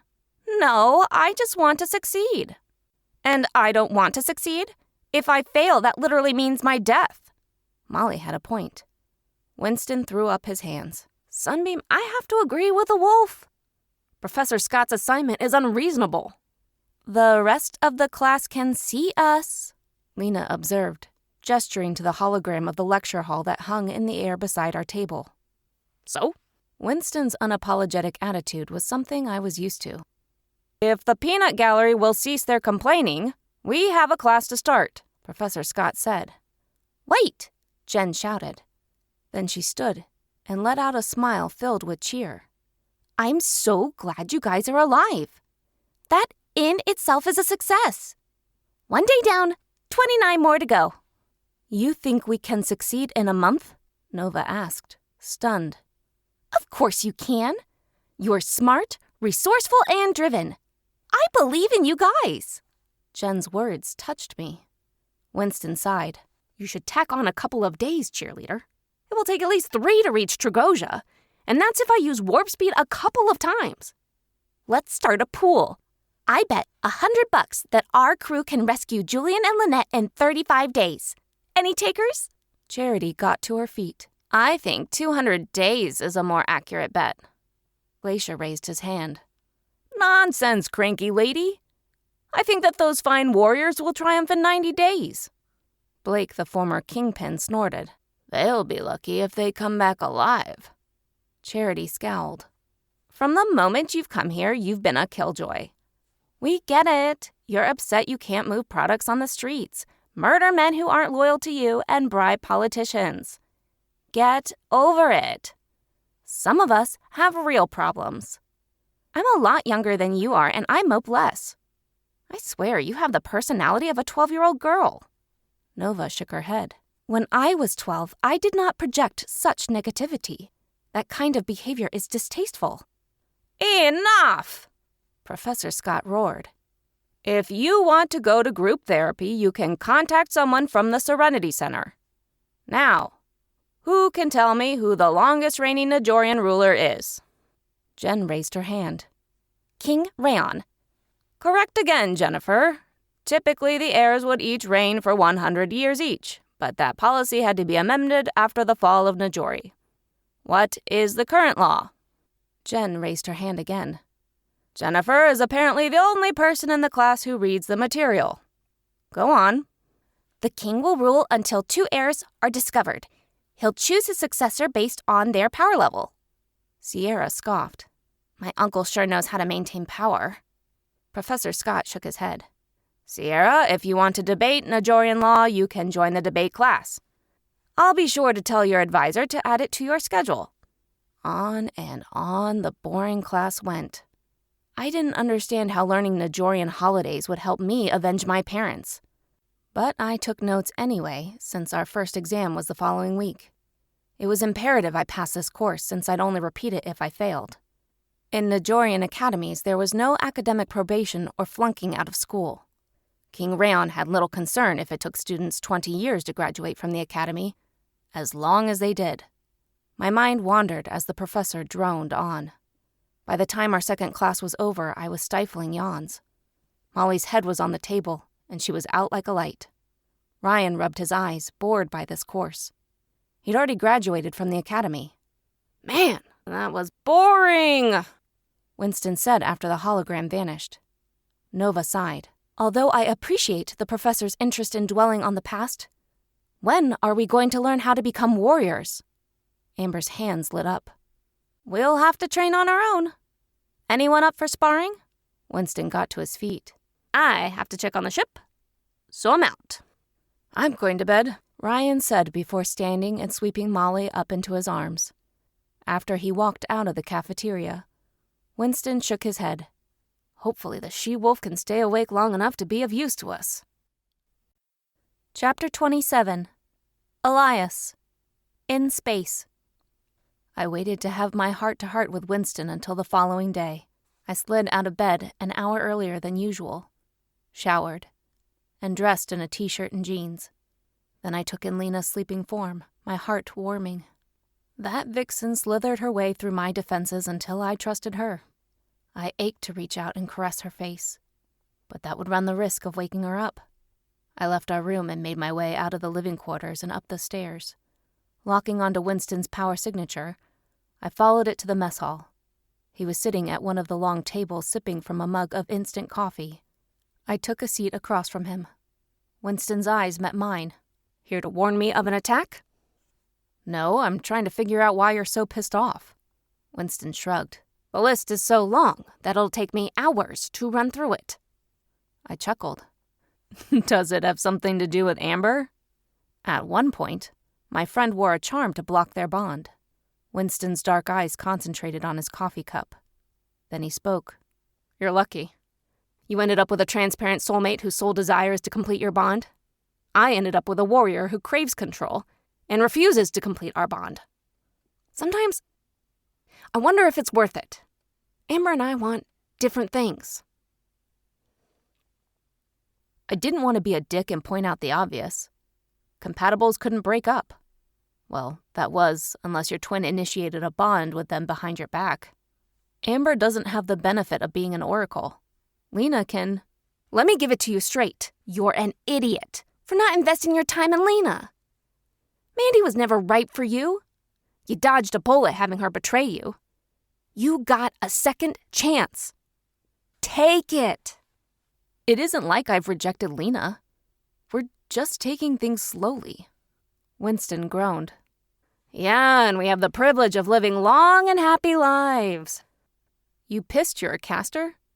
You wanted to go into medicine the last I remember. Winston nodded. I deferred the last semester of undergrad so I could pilot Derek into space. It was the least I could do. Least you could do? Derek found Sheena, and she was hell-bent on rescuing Jade. Derek, afraid that Sheena would find other dangerous means, got me involved. Mira was devastated about the whole thing, since she and Derek were still married. I still can't believe that Derek married Mira without being fated for her. They loved each other, but then Derek put his work with King Rayon first. She was lonely and clung to me. I shouldn't have gotten between those two. But Mira and I were friends. She kissed me, and I felt her emotions flare into me. She was lonely, desperate, and wanted a connection. For a stupid moment, I thought we were compatibles. Then Derek walked in on us, and I've been hiding something from you. Winston frowned. What is it? Your power signature is different. I think Mira accidentally projected her feelings onto you. I think being near you makes people stronger. Look at Amber. She shouldn't have the level of power she does. But her night magic rivals the magic of Jade and Lena. During the gifting with Molly and Ryan, we nearly filled them with too much power. Winston, it's you. You're an enhancer. Winston groaned. I'm never going to return to college. You might if we defeat all the clones. Winston laughed. Yeah, and Dad will donate his billions to a random person on the street. Blake will stop fighting his nature. I can't believe a kingpin is in our court. I also can't believe that Charity called him a 12-year-old girl the other day. Winston snickered.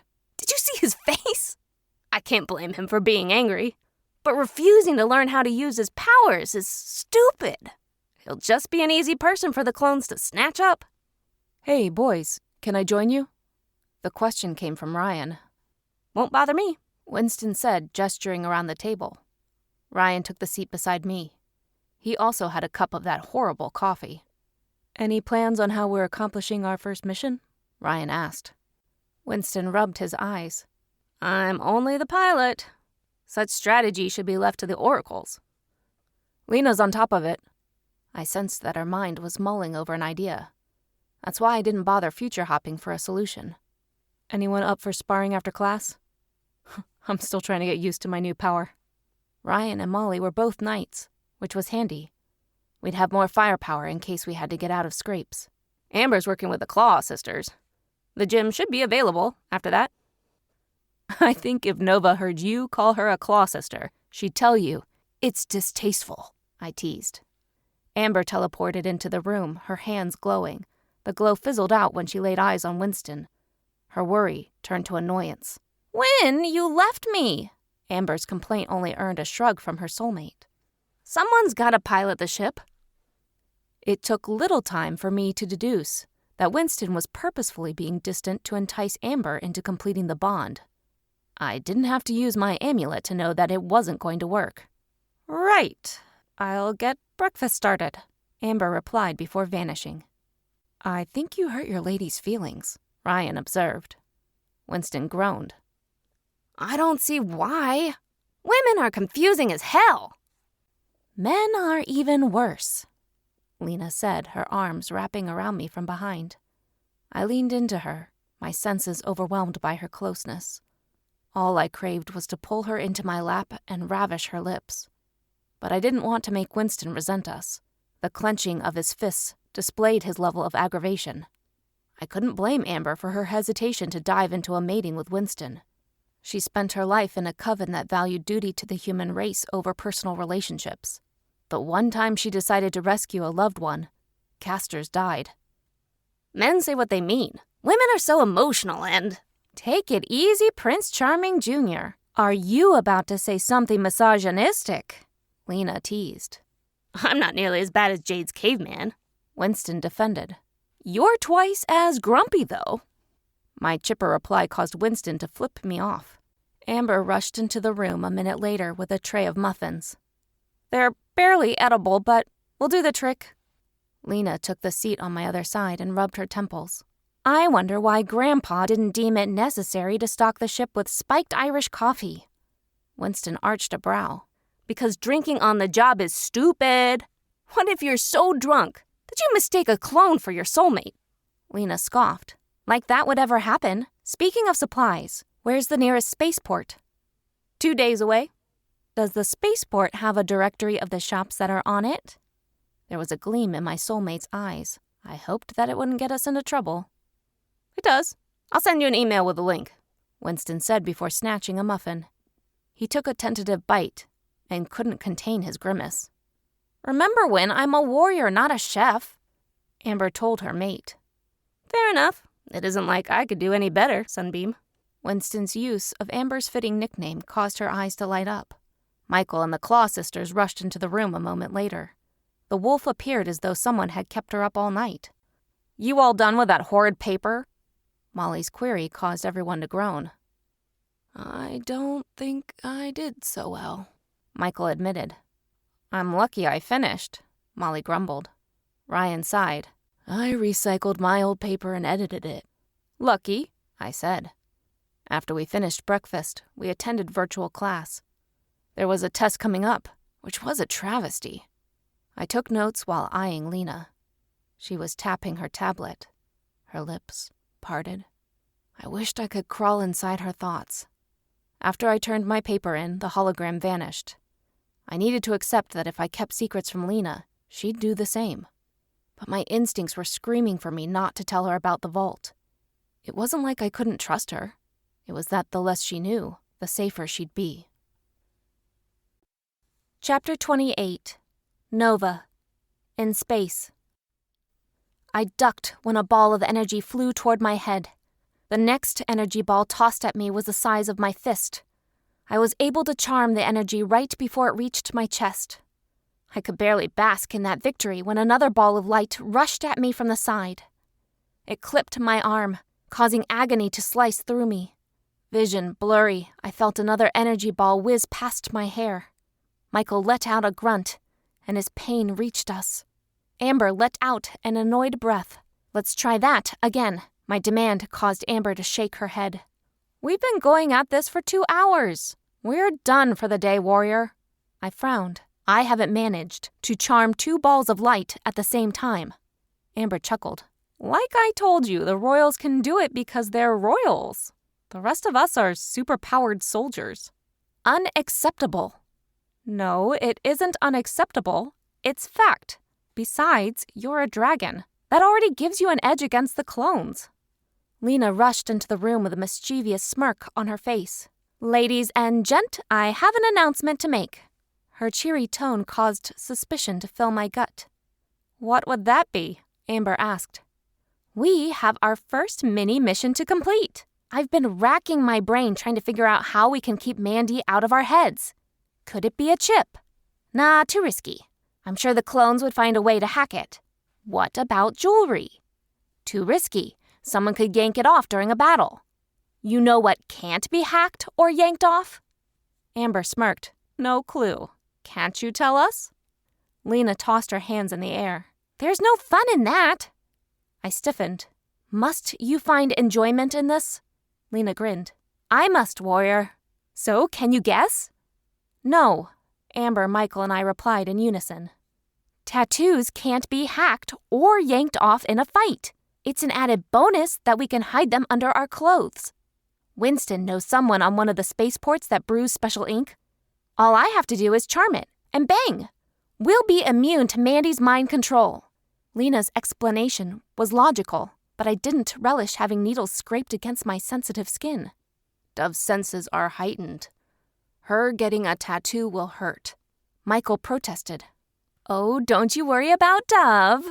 We'll knock her out.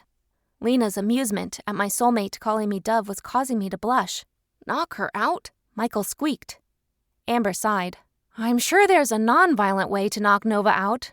I'm sure we can... I can take the pain, I insisted. Everyone shot me disapproving expressions. If you say so, woman. So the plan is for Nova, Michael, and I to steal and charm the ink. The last thing we want is for the clones to know what we're up to.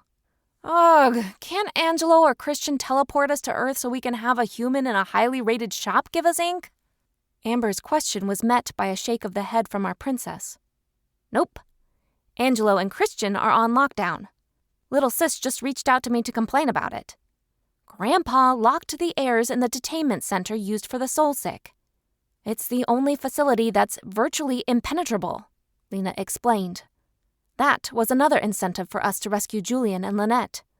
According to the princess, we wouldn't have a shot to kill our adversaries otherwise. Do you foresee trouble on the spaceport? Amber's question caused Amber to grin. This is the only spaceport where we'll successfully have enchanted tattoos done. Our princess's evasive response caused alarm bells to ring in my brain. What did you see, Lena? Lena replied to my question by teleporting away. Amber collapsed to the floor and rubbed her forehead. She can't tell us. If she does, it may alter a much-needed outcome.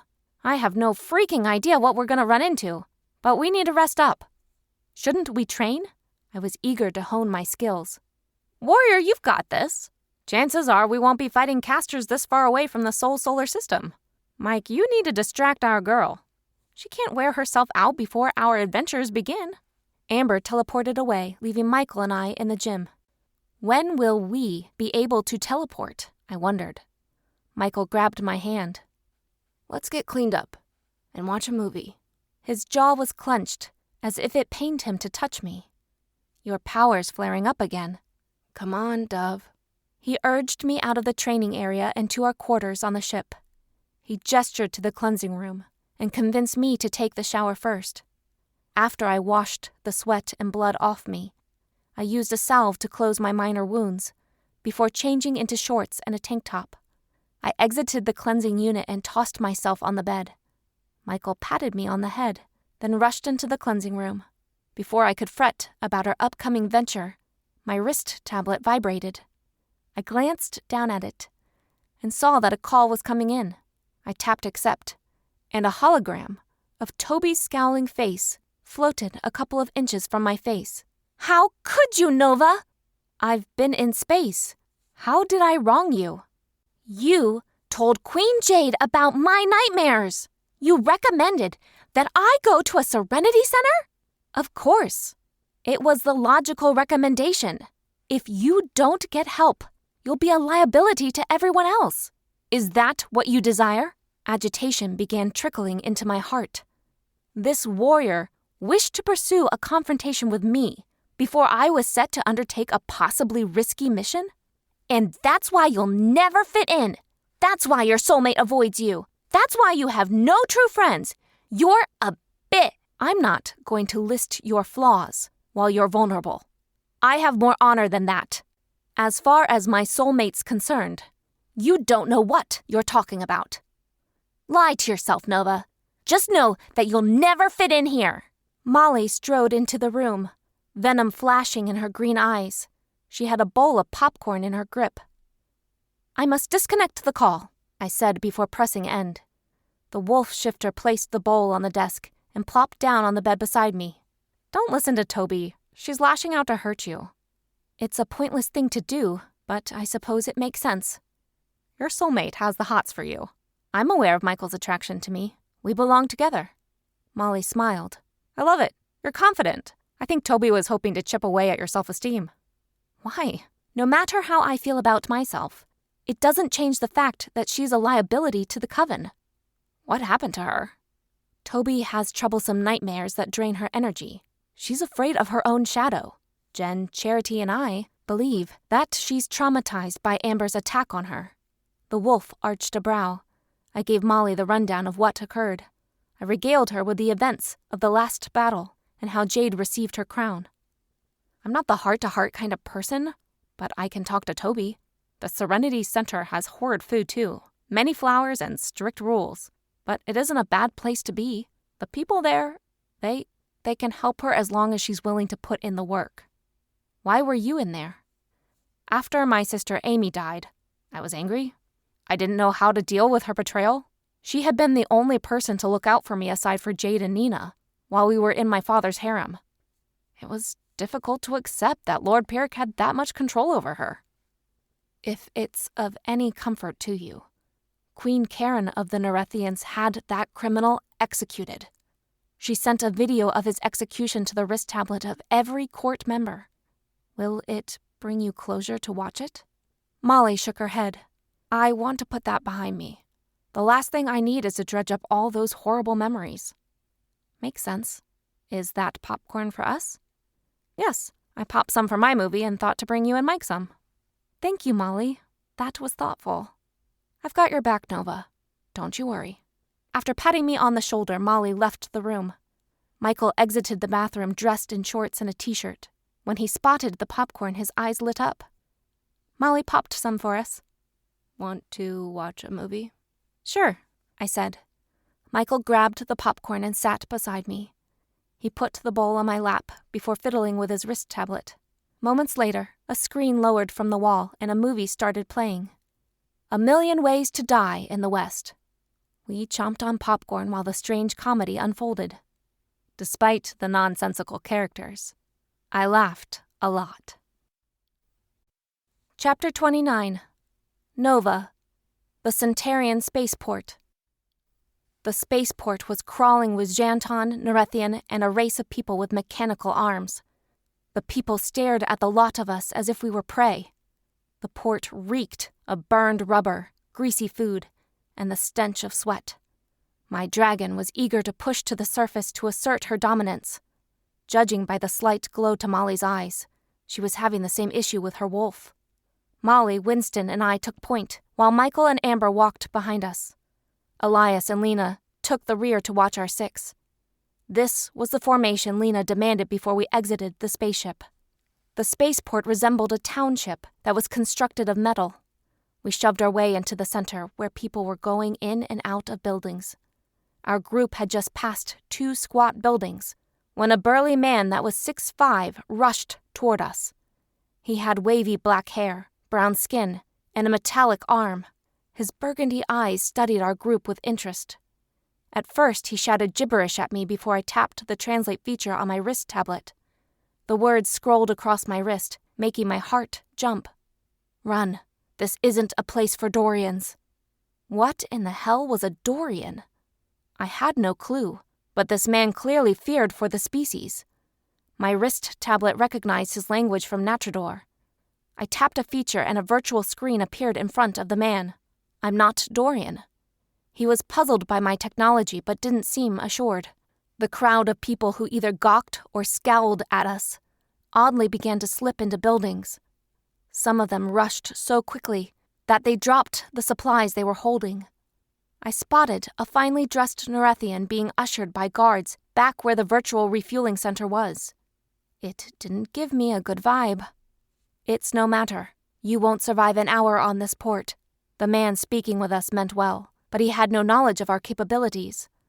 My dragon hungered to show herself, to prove that she was a warrior through and through, but I forced the instinct to shift down. We needed information. Frightening the man wasn't going to solve anything. "Trouble is coming. Elias, Amber, and I will teleport to the storage freezer. Fight by this man's side. We're taking him with us." After Lena spoke via court link, I no longer sensed some members of our group. "Duck!" Molly shouted. The Dorian thankfully obeyed because Molly shot a ball of light over his head, turning the helmeted creature behind the man to ash. A door opened, and 2 more of the metal-encased creatures stormed at us.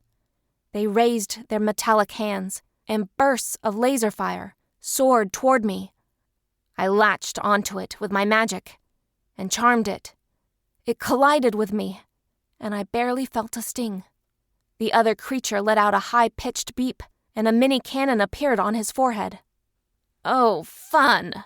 Molly rasped out. "Winston, grab the Dorian!" I shouted. Winston used his night speed and collected the man and rushed toward our ship. I couldn't blame him, since the man with the metallic arm didn't seem like a fighter.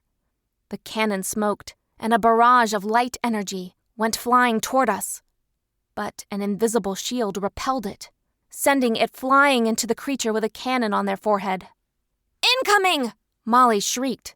Then she shifted into a stunning wolf with red fur. I glanced up to see mechanical bats falling from the sky. I lifted my hands, reinforcing Michael's barrier. Then I turned to check on Winston's progress. He wasn't in sight, which was a positive thing, but Michael stood with his back to me, him and Ryan working together to take out the creatures who attempted to attack us. Once the mechanical creatures hit our shield, they squealed and flew into the air, only to renew their attacks. Molly let out a roar, and I turned in time to see her chomp down on the leg of a bulky creature with claws who appeared while my back was turned. Beyond our barrier, those people who hadn't rushed away quickly enough were being attacked by the mechanical bats. One bite caused 8-foot-tall Janton males to fall to the ground and begin convulsing. Scowling at the harm to others that was occurring all around us, I shifted into my dragon, wrapped a protective arm of magic around me, and soared into the air. I opened my mouth and let out a wall of flames. Most of the mechanical bats instantly turned to ash. The ones that didn't evaporate by the hands of my dragon fire were torn apart by my claws. I flew toward the crowd of Janton and Nerethians that were falling to a group of hulking creatures and let out an angry howl. These tall, well-built creatures were slicing through the flesh of defenseless people with slices of their sharp claws. I opened my mouth, swooped down and snatched one of the creatures with my sharp claws, lifted it into the air, then incinerated it.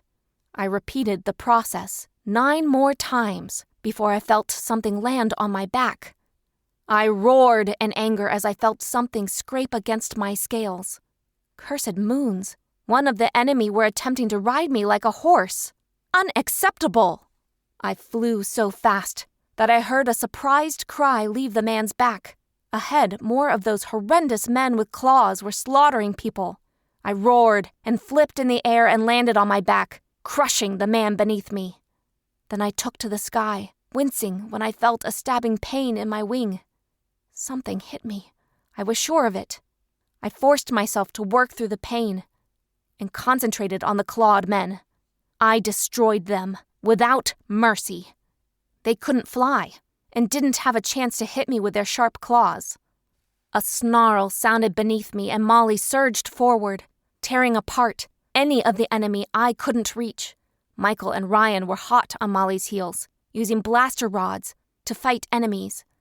I scowled when 10 more of the metal enemy soldiers rushed after my friends. Letting out an angry roar, I sent a wall of fire at them, causing them to disintegrate. Nova, don't buck me off! A female voice screamed. Then a weight landed on my back. I sensed that it was a female on my back. Her scent told me that she was human, with a bit of something else. I was about to question her when an object flew into the air and emitted a pulse.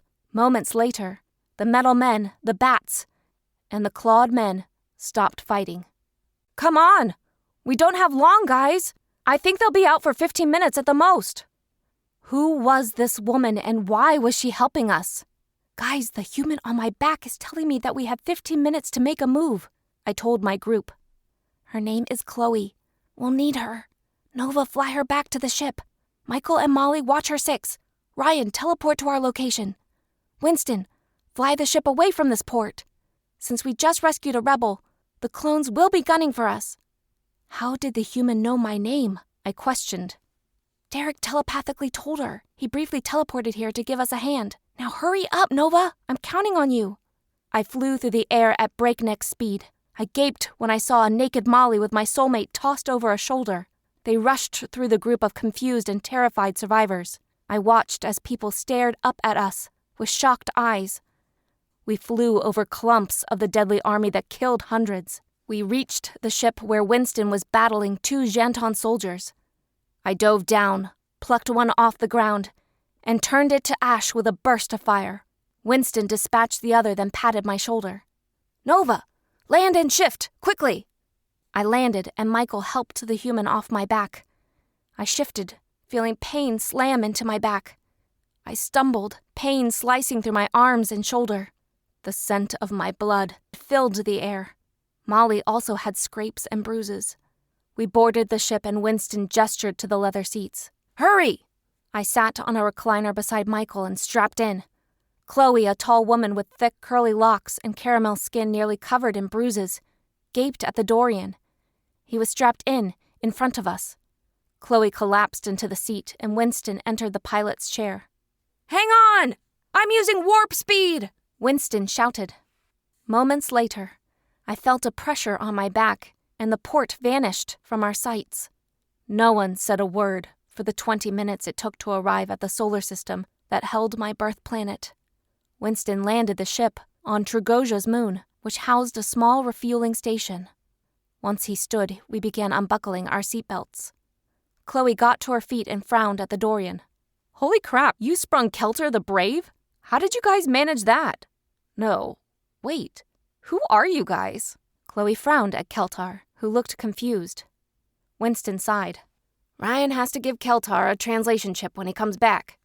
How do you guys know English? Is it because of your translation chips?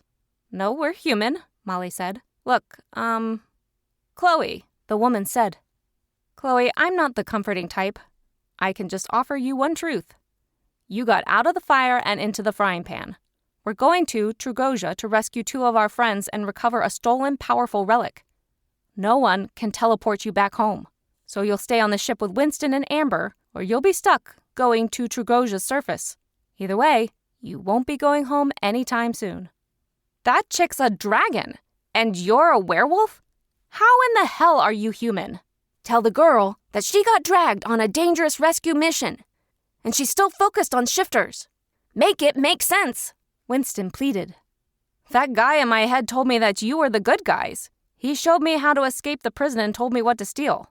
You guys aren't Prince Eleron's puppets if you have Kelter the Brave. Now what are you, and is this ship going back to Earth eventually? 'Cause I am sick of aliens trying to sell me, kill me, or attempt to give me augmentations. Eventually, yes, Winston replied. And I can't plead with you to drop me off?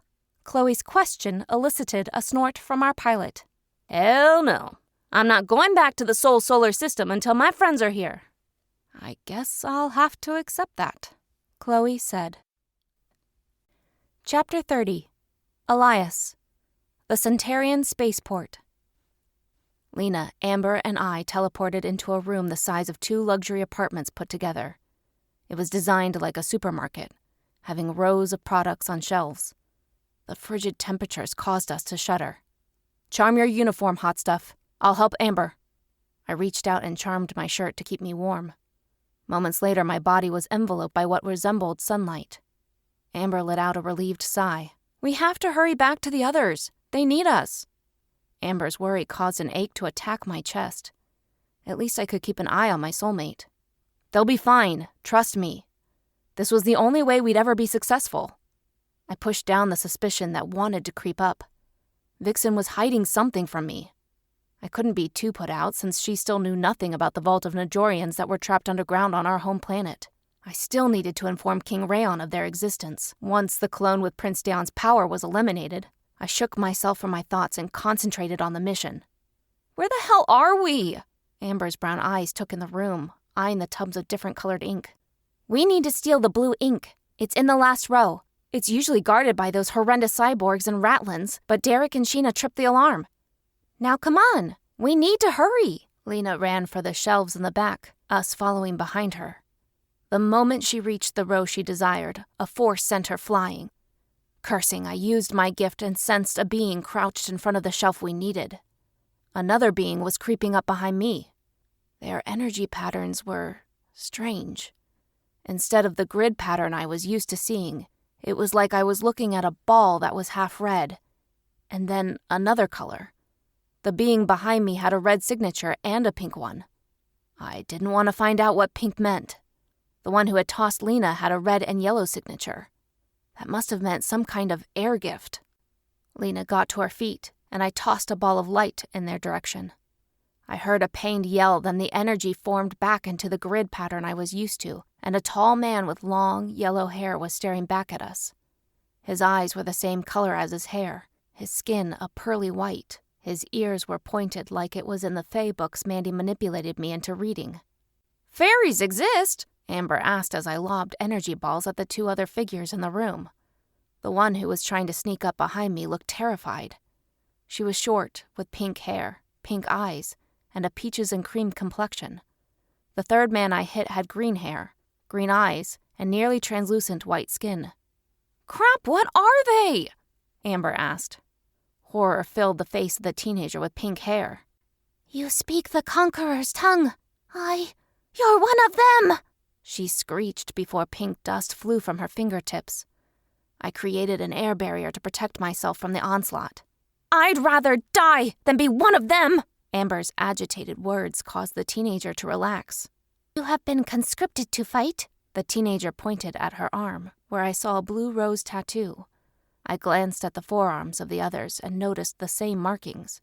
No, we're fighting against the clones. Since you don't want to be here and I don't want to kill you guys, we'll knock you out, steal the product, then leave, I bargained. The teenager with the pink hair grabbed my arm. Her eyes were filled with interest, which was flattering, but I was spoken for.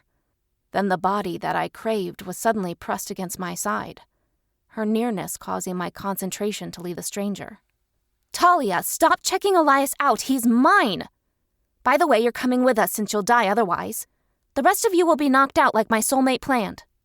Lena removed Talia's hand from my arm, her unease crawling into me. I wrapped my arm around her. No matter if I could sense Talia's emotions, Lena had captured my heart. She was the one I dreamed of, lusted after, and craved to spend my time with. Talia was fascinating, sure, but she wasn't the one I wanted. Yours? Disappointment lit Talia's pink eyes. What do you mean she's coming with us? Amber demanded. Talia has information we need. So do the other two that are fighting with our friends. Before I could ask Lena what was up, Amber teleported over to the tubs of ink we wanted and grabbed 4 of them. They were as large as tubs of ice cream. Amber furrowed her brow, then a duffel bag appeared at her feet. I stiffened when I saw that level of power. She wasn't supposed to be able to do that. Was Winston's gift at play here? I had no answers. No! Talia screamed. Another energy pattern flew at the guy with the green hair. I flung a ball of my energy at him, and the man immediately turned visible.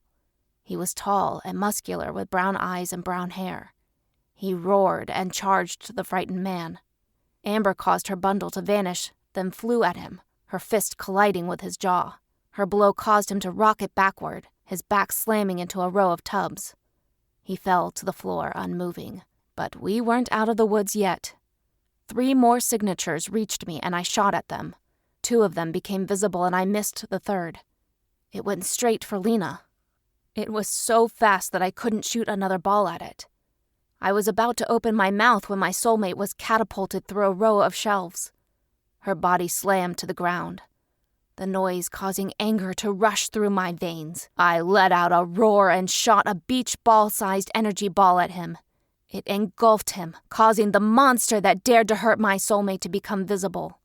He was tall, with yellow hair and eyes. My guess was that he moved quickly because of his heir gift. My theory was put to the test when he streaked at me. I wasn't fast enough to avoid the blow to my face. The pain caused me to falter, but I had suffered worse in my years of captivity. I created an air barrier, and his next punch crashed into a solid barrier. He must have used all his force, because a crunching sound reached my ears. I shot a ball of energy at him, and he turned to ash. Talia was tossing pink dust at one of the men with brown hair.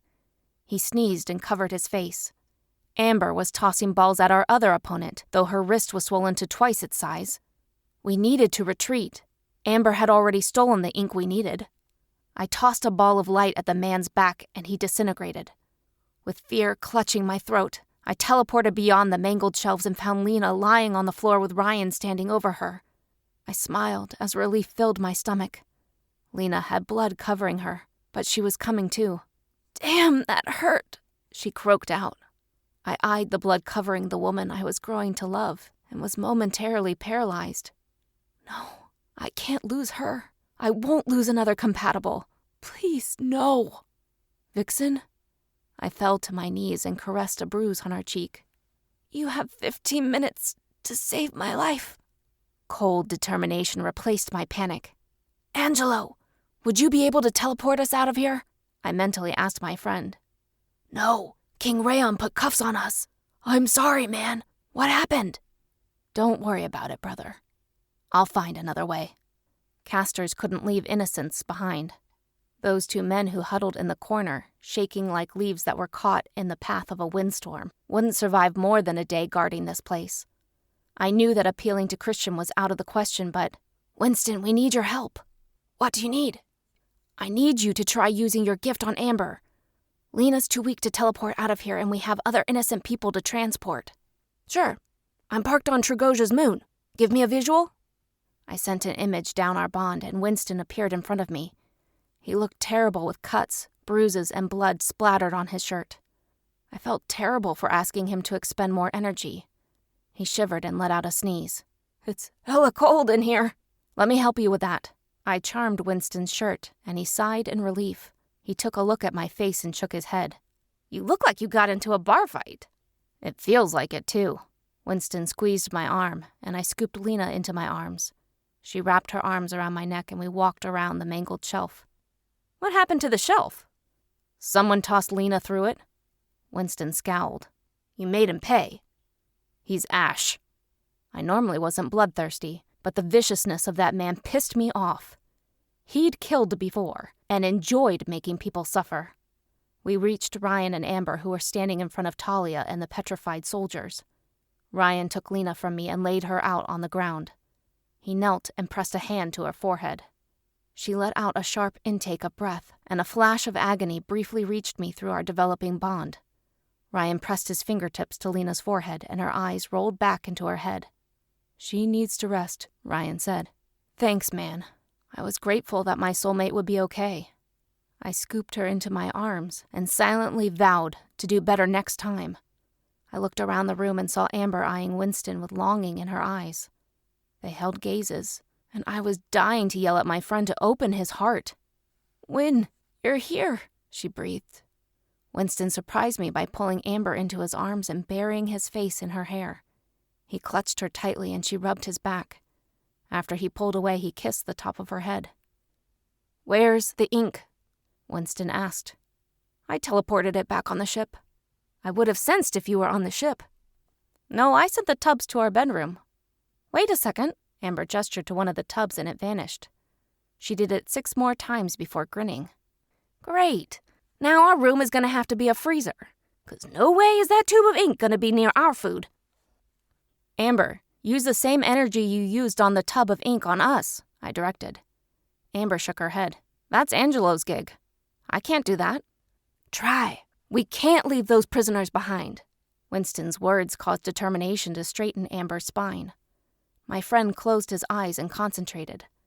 The moment he was focused on Amber, I saw a section of the grid of her power signature pulse with the blue light Angelo's always did. She eyed the 3 people I was craving to protect, and they vanished. Oh, hail Princess Amber, Lena croaked from my arms. Amber paled, her eyes wide with fear. So many more to go, she softly said before my soulmate drifted off to sleep. Amber rushed toward the shelves holding the blue ink and touched 2 of the tubes. They vanished and she rubbed her forehead. A little help here, Winston said. One moment I was standing in the freezing cold storage room. The next, I was standing in the cafeteria, Lena still cradled in my arms. I was about to tell Amber that she needed to hightail it back to Earth when a beeping sound filled the air. Crap, someone's trying to communicate with our ship, Winston said before teleporting away. The end.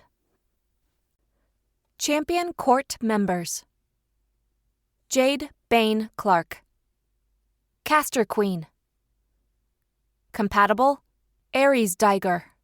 Has Oracle, Knight, and Carver magic, and can teleport. Ares Daiger. Caster Prince Consort. Compatible: Jade Bane. Has Oracle, Knight, and Carver magic, can teleport, and has a minor healing ability. Lena Jones Clark. Caster Princess. Compatible: Elias Hayden. Has Oracle, Knight, and Carver magic, can teleport, and siphon magic and gift it to others. Elias Hayden. Caster Prince Consort. Compatible: Lena Jones. Has Oracle, Knight, and Carver magic, can teleport and read power signatures. Gwen Pierk.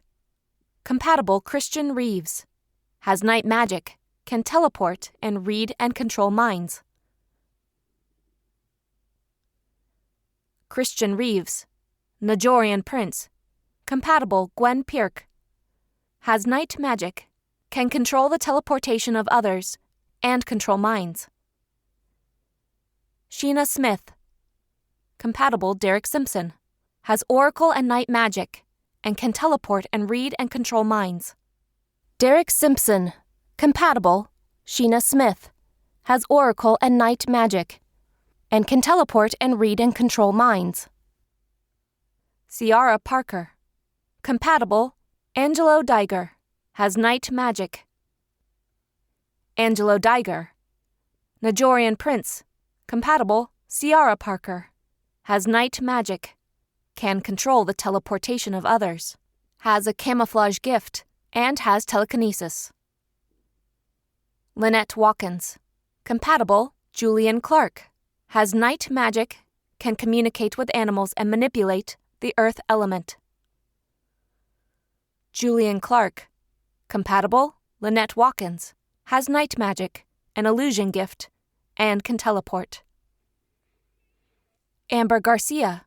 Compatible: Winston Palgrave. Has Knight magic and can teleport. Winston Palgrave. Compatible: Amber Garcia. Has Knight magic and can teleport. Rawson Hayden. Compatible: Sadie Handler. Has Oracle magic and can teleport. Sadie Handler. Compatible: Rawson Hayden. Has Oracle magic. Nova of Dragon Pack. Compatible: Michael Morgan. Has Carver magic, can also shift into a dragon. Michael Morgan. Compatible: Nova of Dragon Pack. Has Carver magic.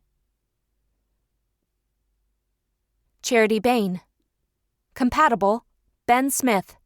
Has Knight magic, can teleport and levitate. Ben Smith. Compatible: Charity Bain. Has Knight magic. Mira Perez. Compatible: Tucker Hudson. Has Knight magic, can teleport and read and control minds. Tucker Hudson. Compatible: Mira Perez. Has Knight magic, Nina Pirk. Compatible, Glacier of Water clan. Has night magic, can manipulate water. Glacier of Water clan. Compatible Nina Pirk. Has night magic, can teleport and manipulate water. Toby King. Compatible, David Pirk. Has night magic, can teleport and has super strength. David Pirk. Compatible, Toby King. Has night magic. Jen Lanes. Compatible, Devin Brooks. Has Carver magic. Devin Brooks. Compatible, Jen Lanes. Has Carver magic, can also teleport. Skylar 265. Compatible, Blake Marino. Has Carver magic, can also create mind links. Blake Marino. Compatible, Skylar 265. Has Carver magic. Macy Hudson. Compatible, Tormund Diger. Has night magic. Tormund Diger. Compatible, Macy Hudson. Has night magic, can also teleport and track people by their energy signatures.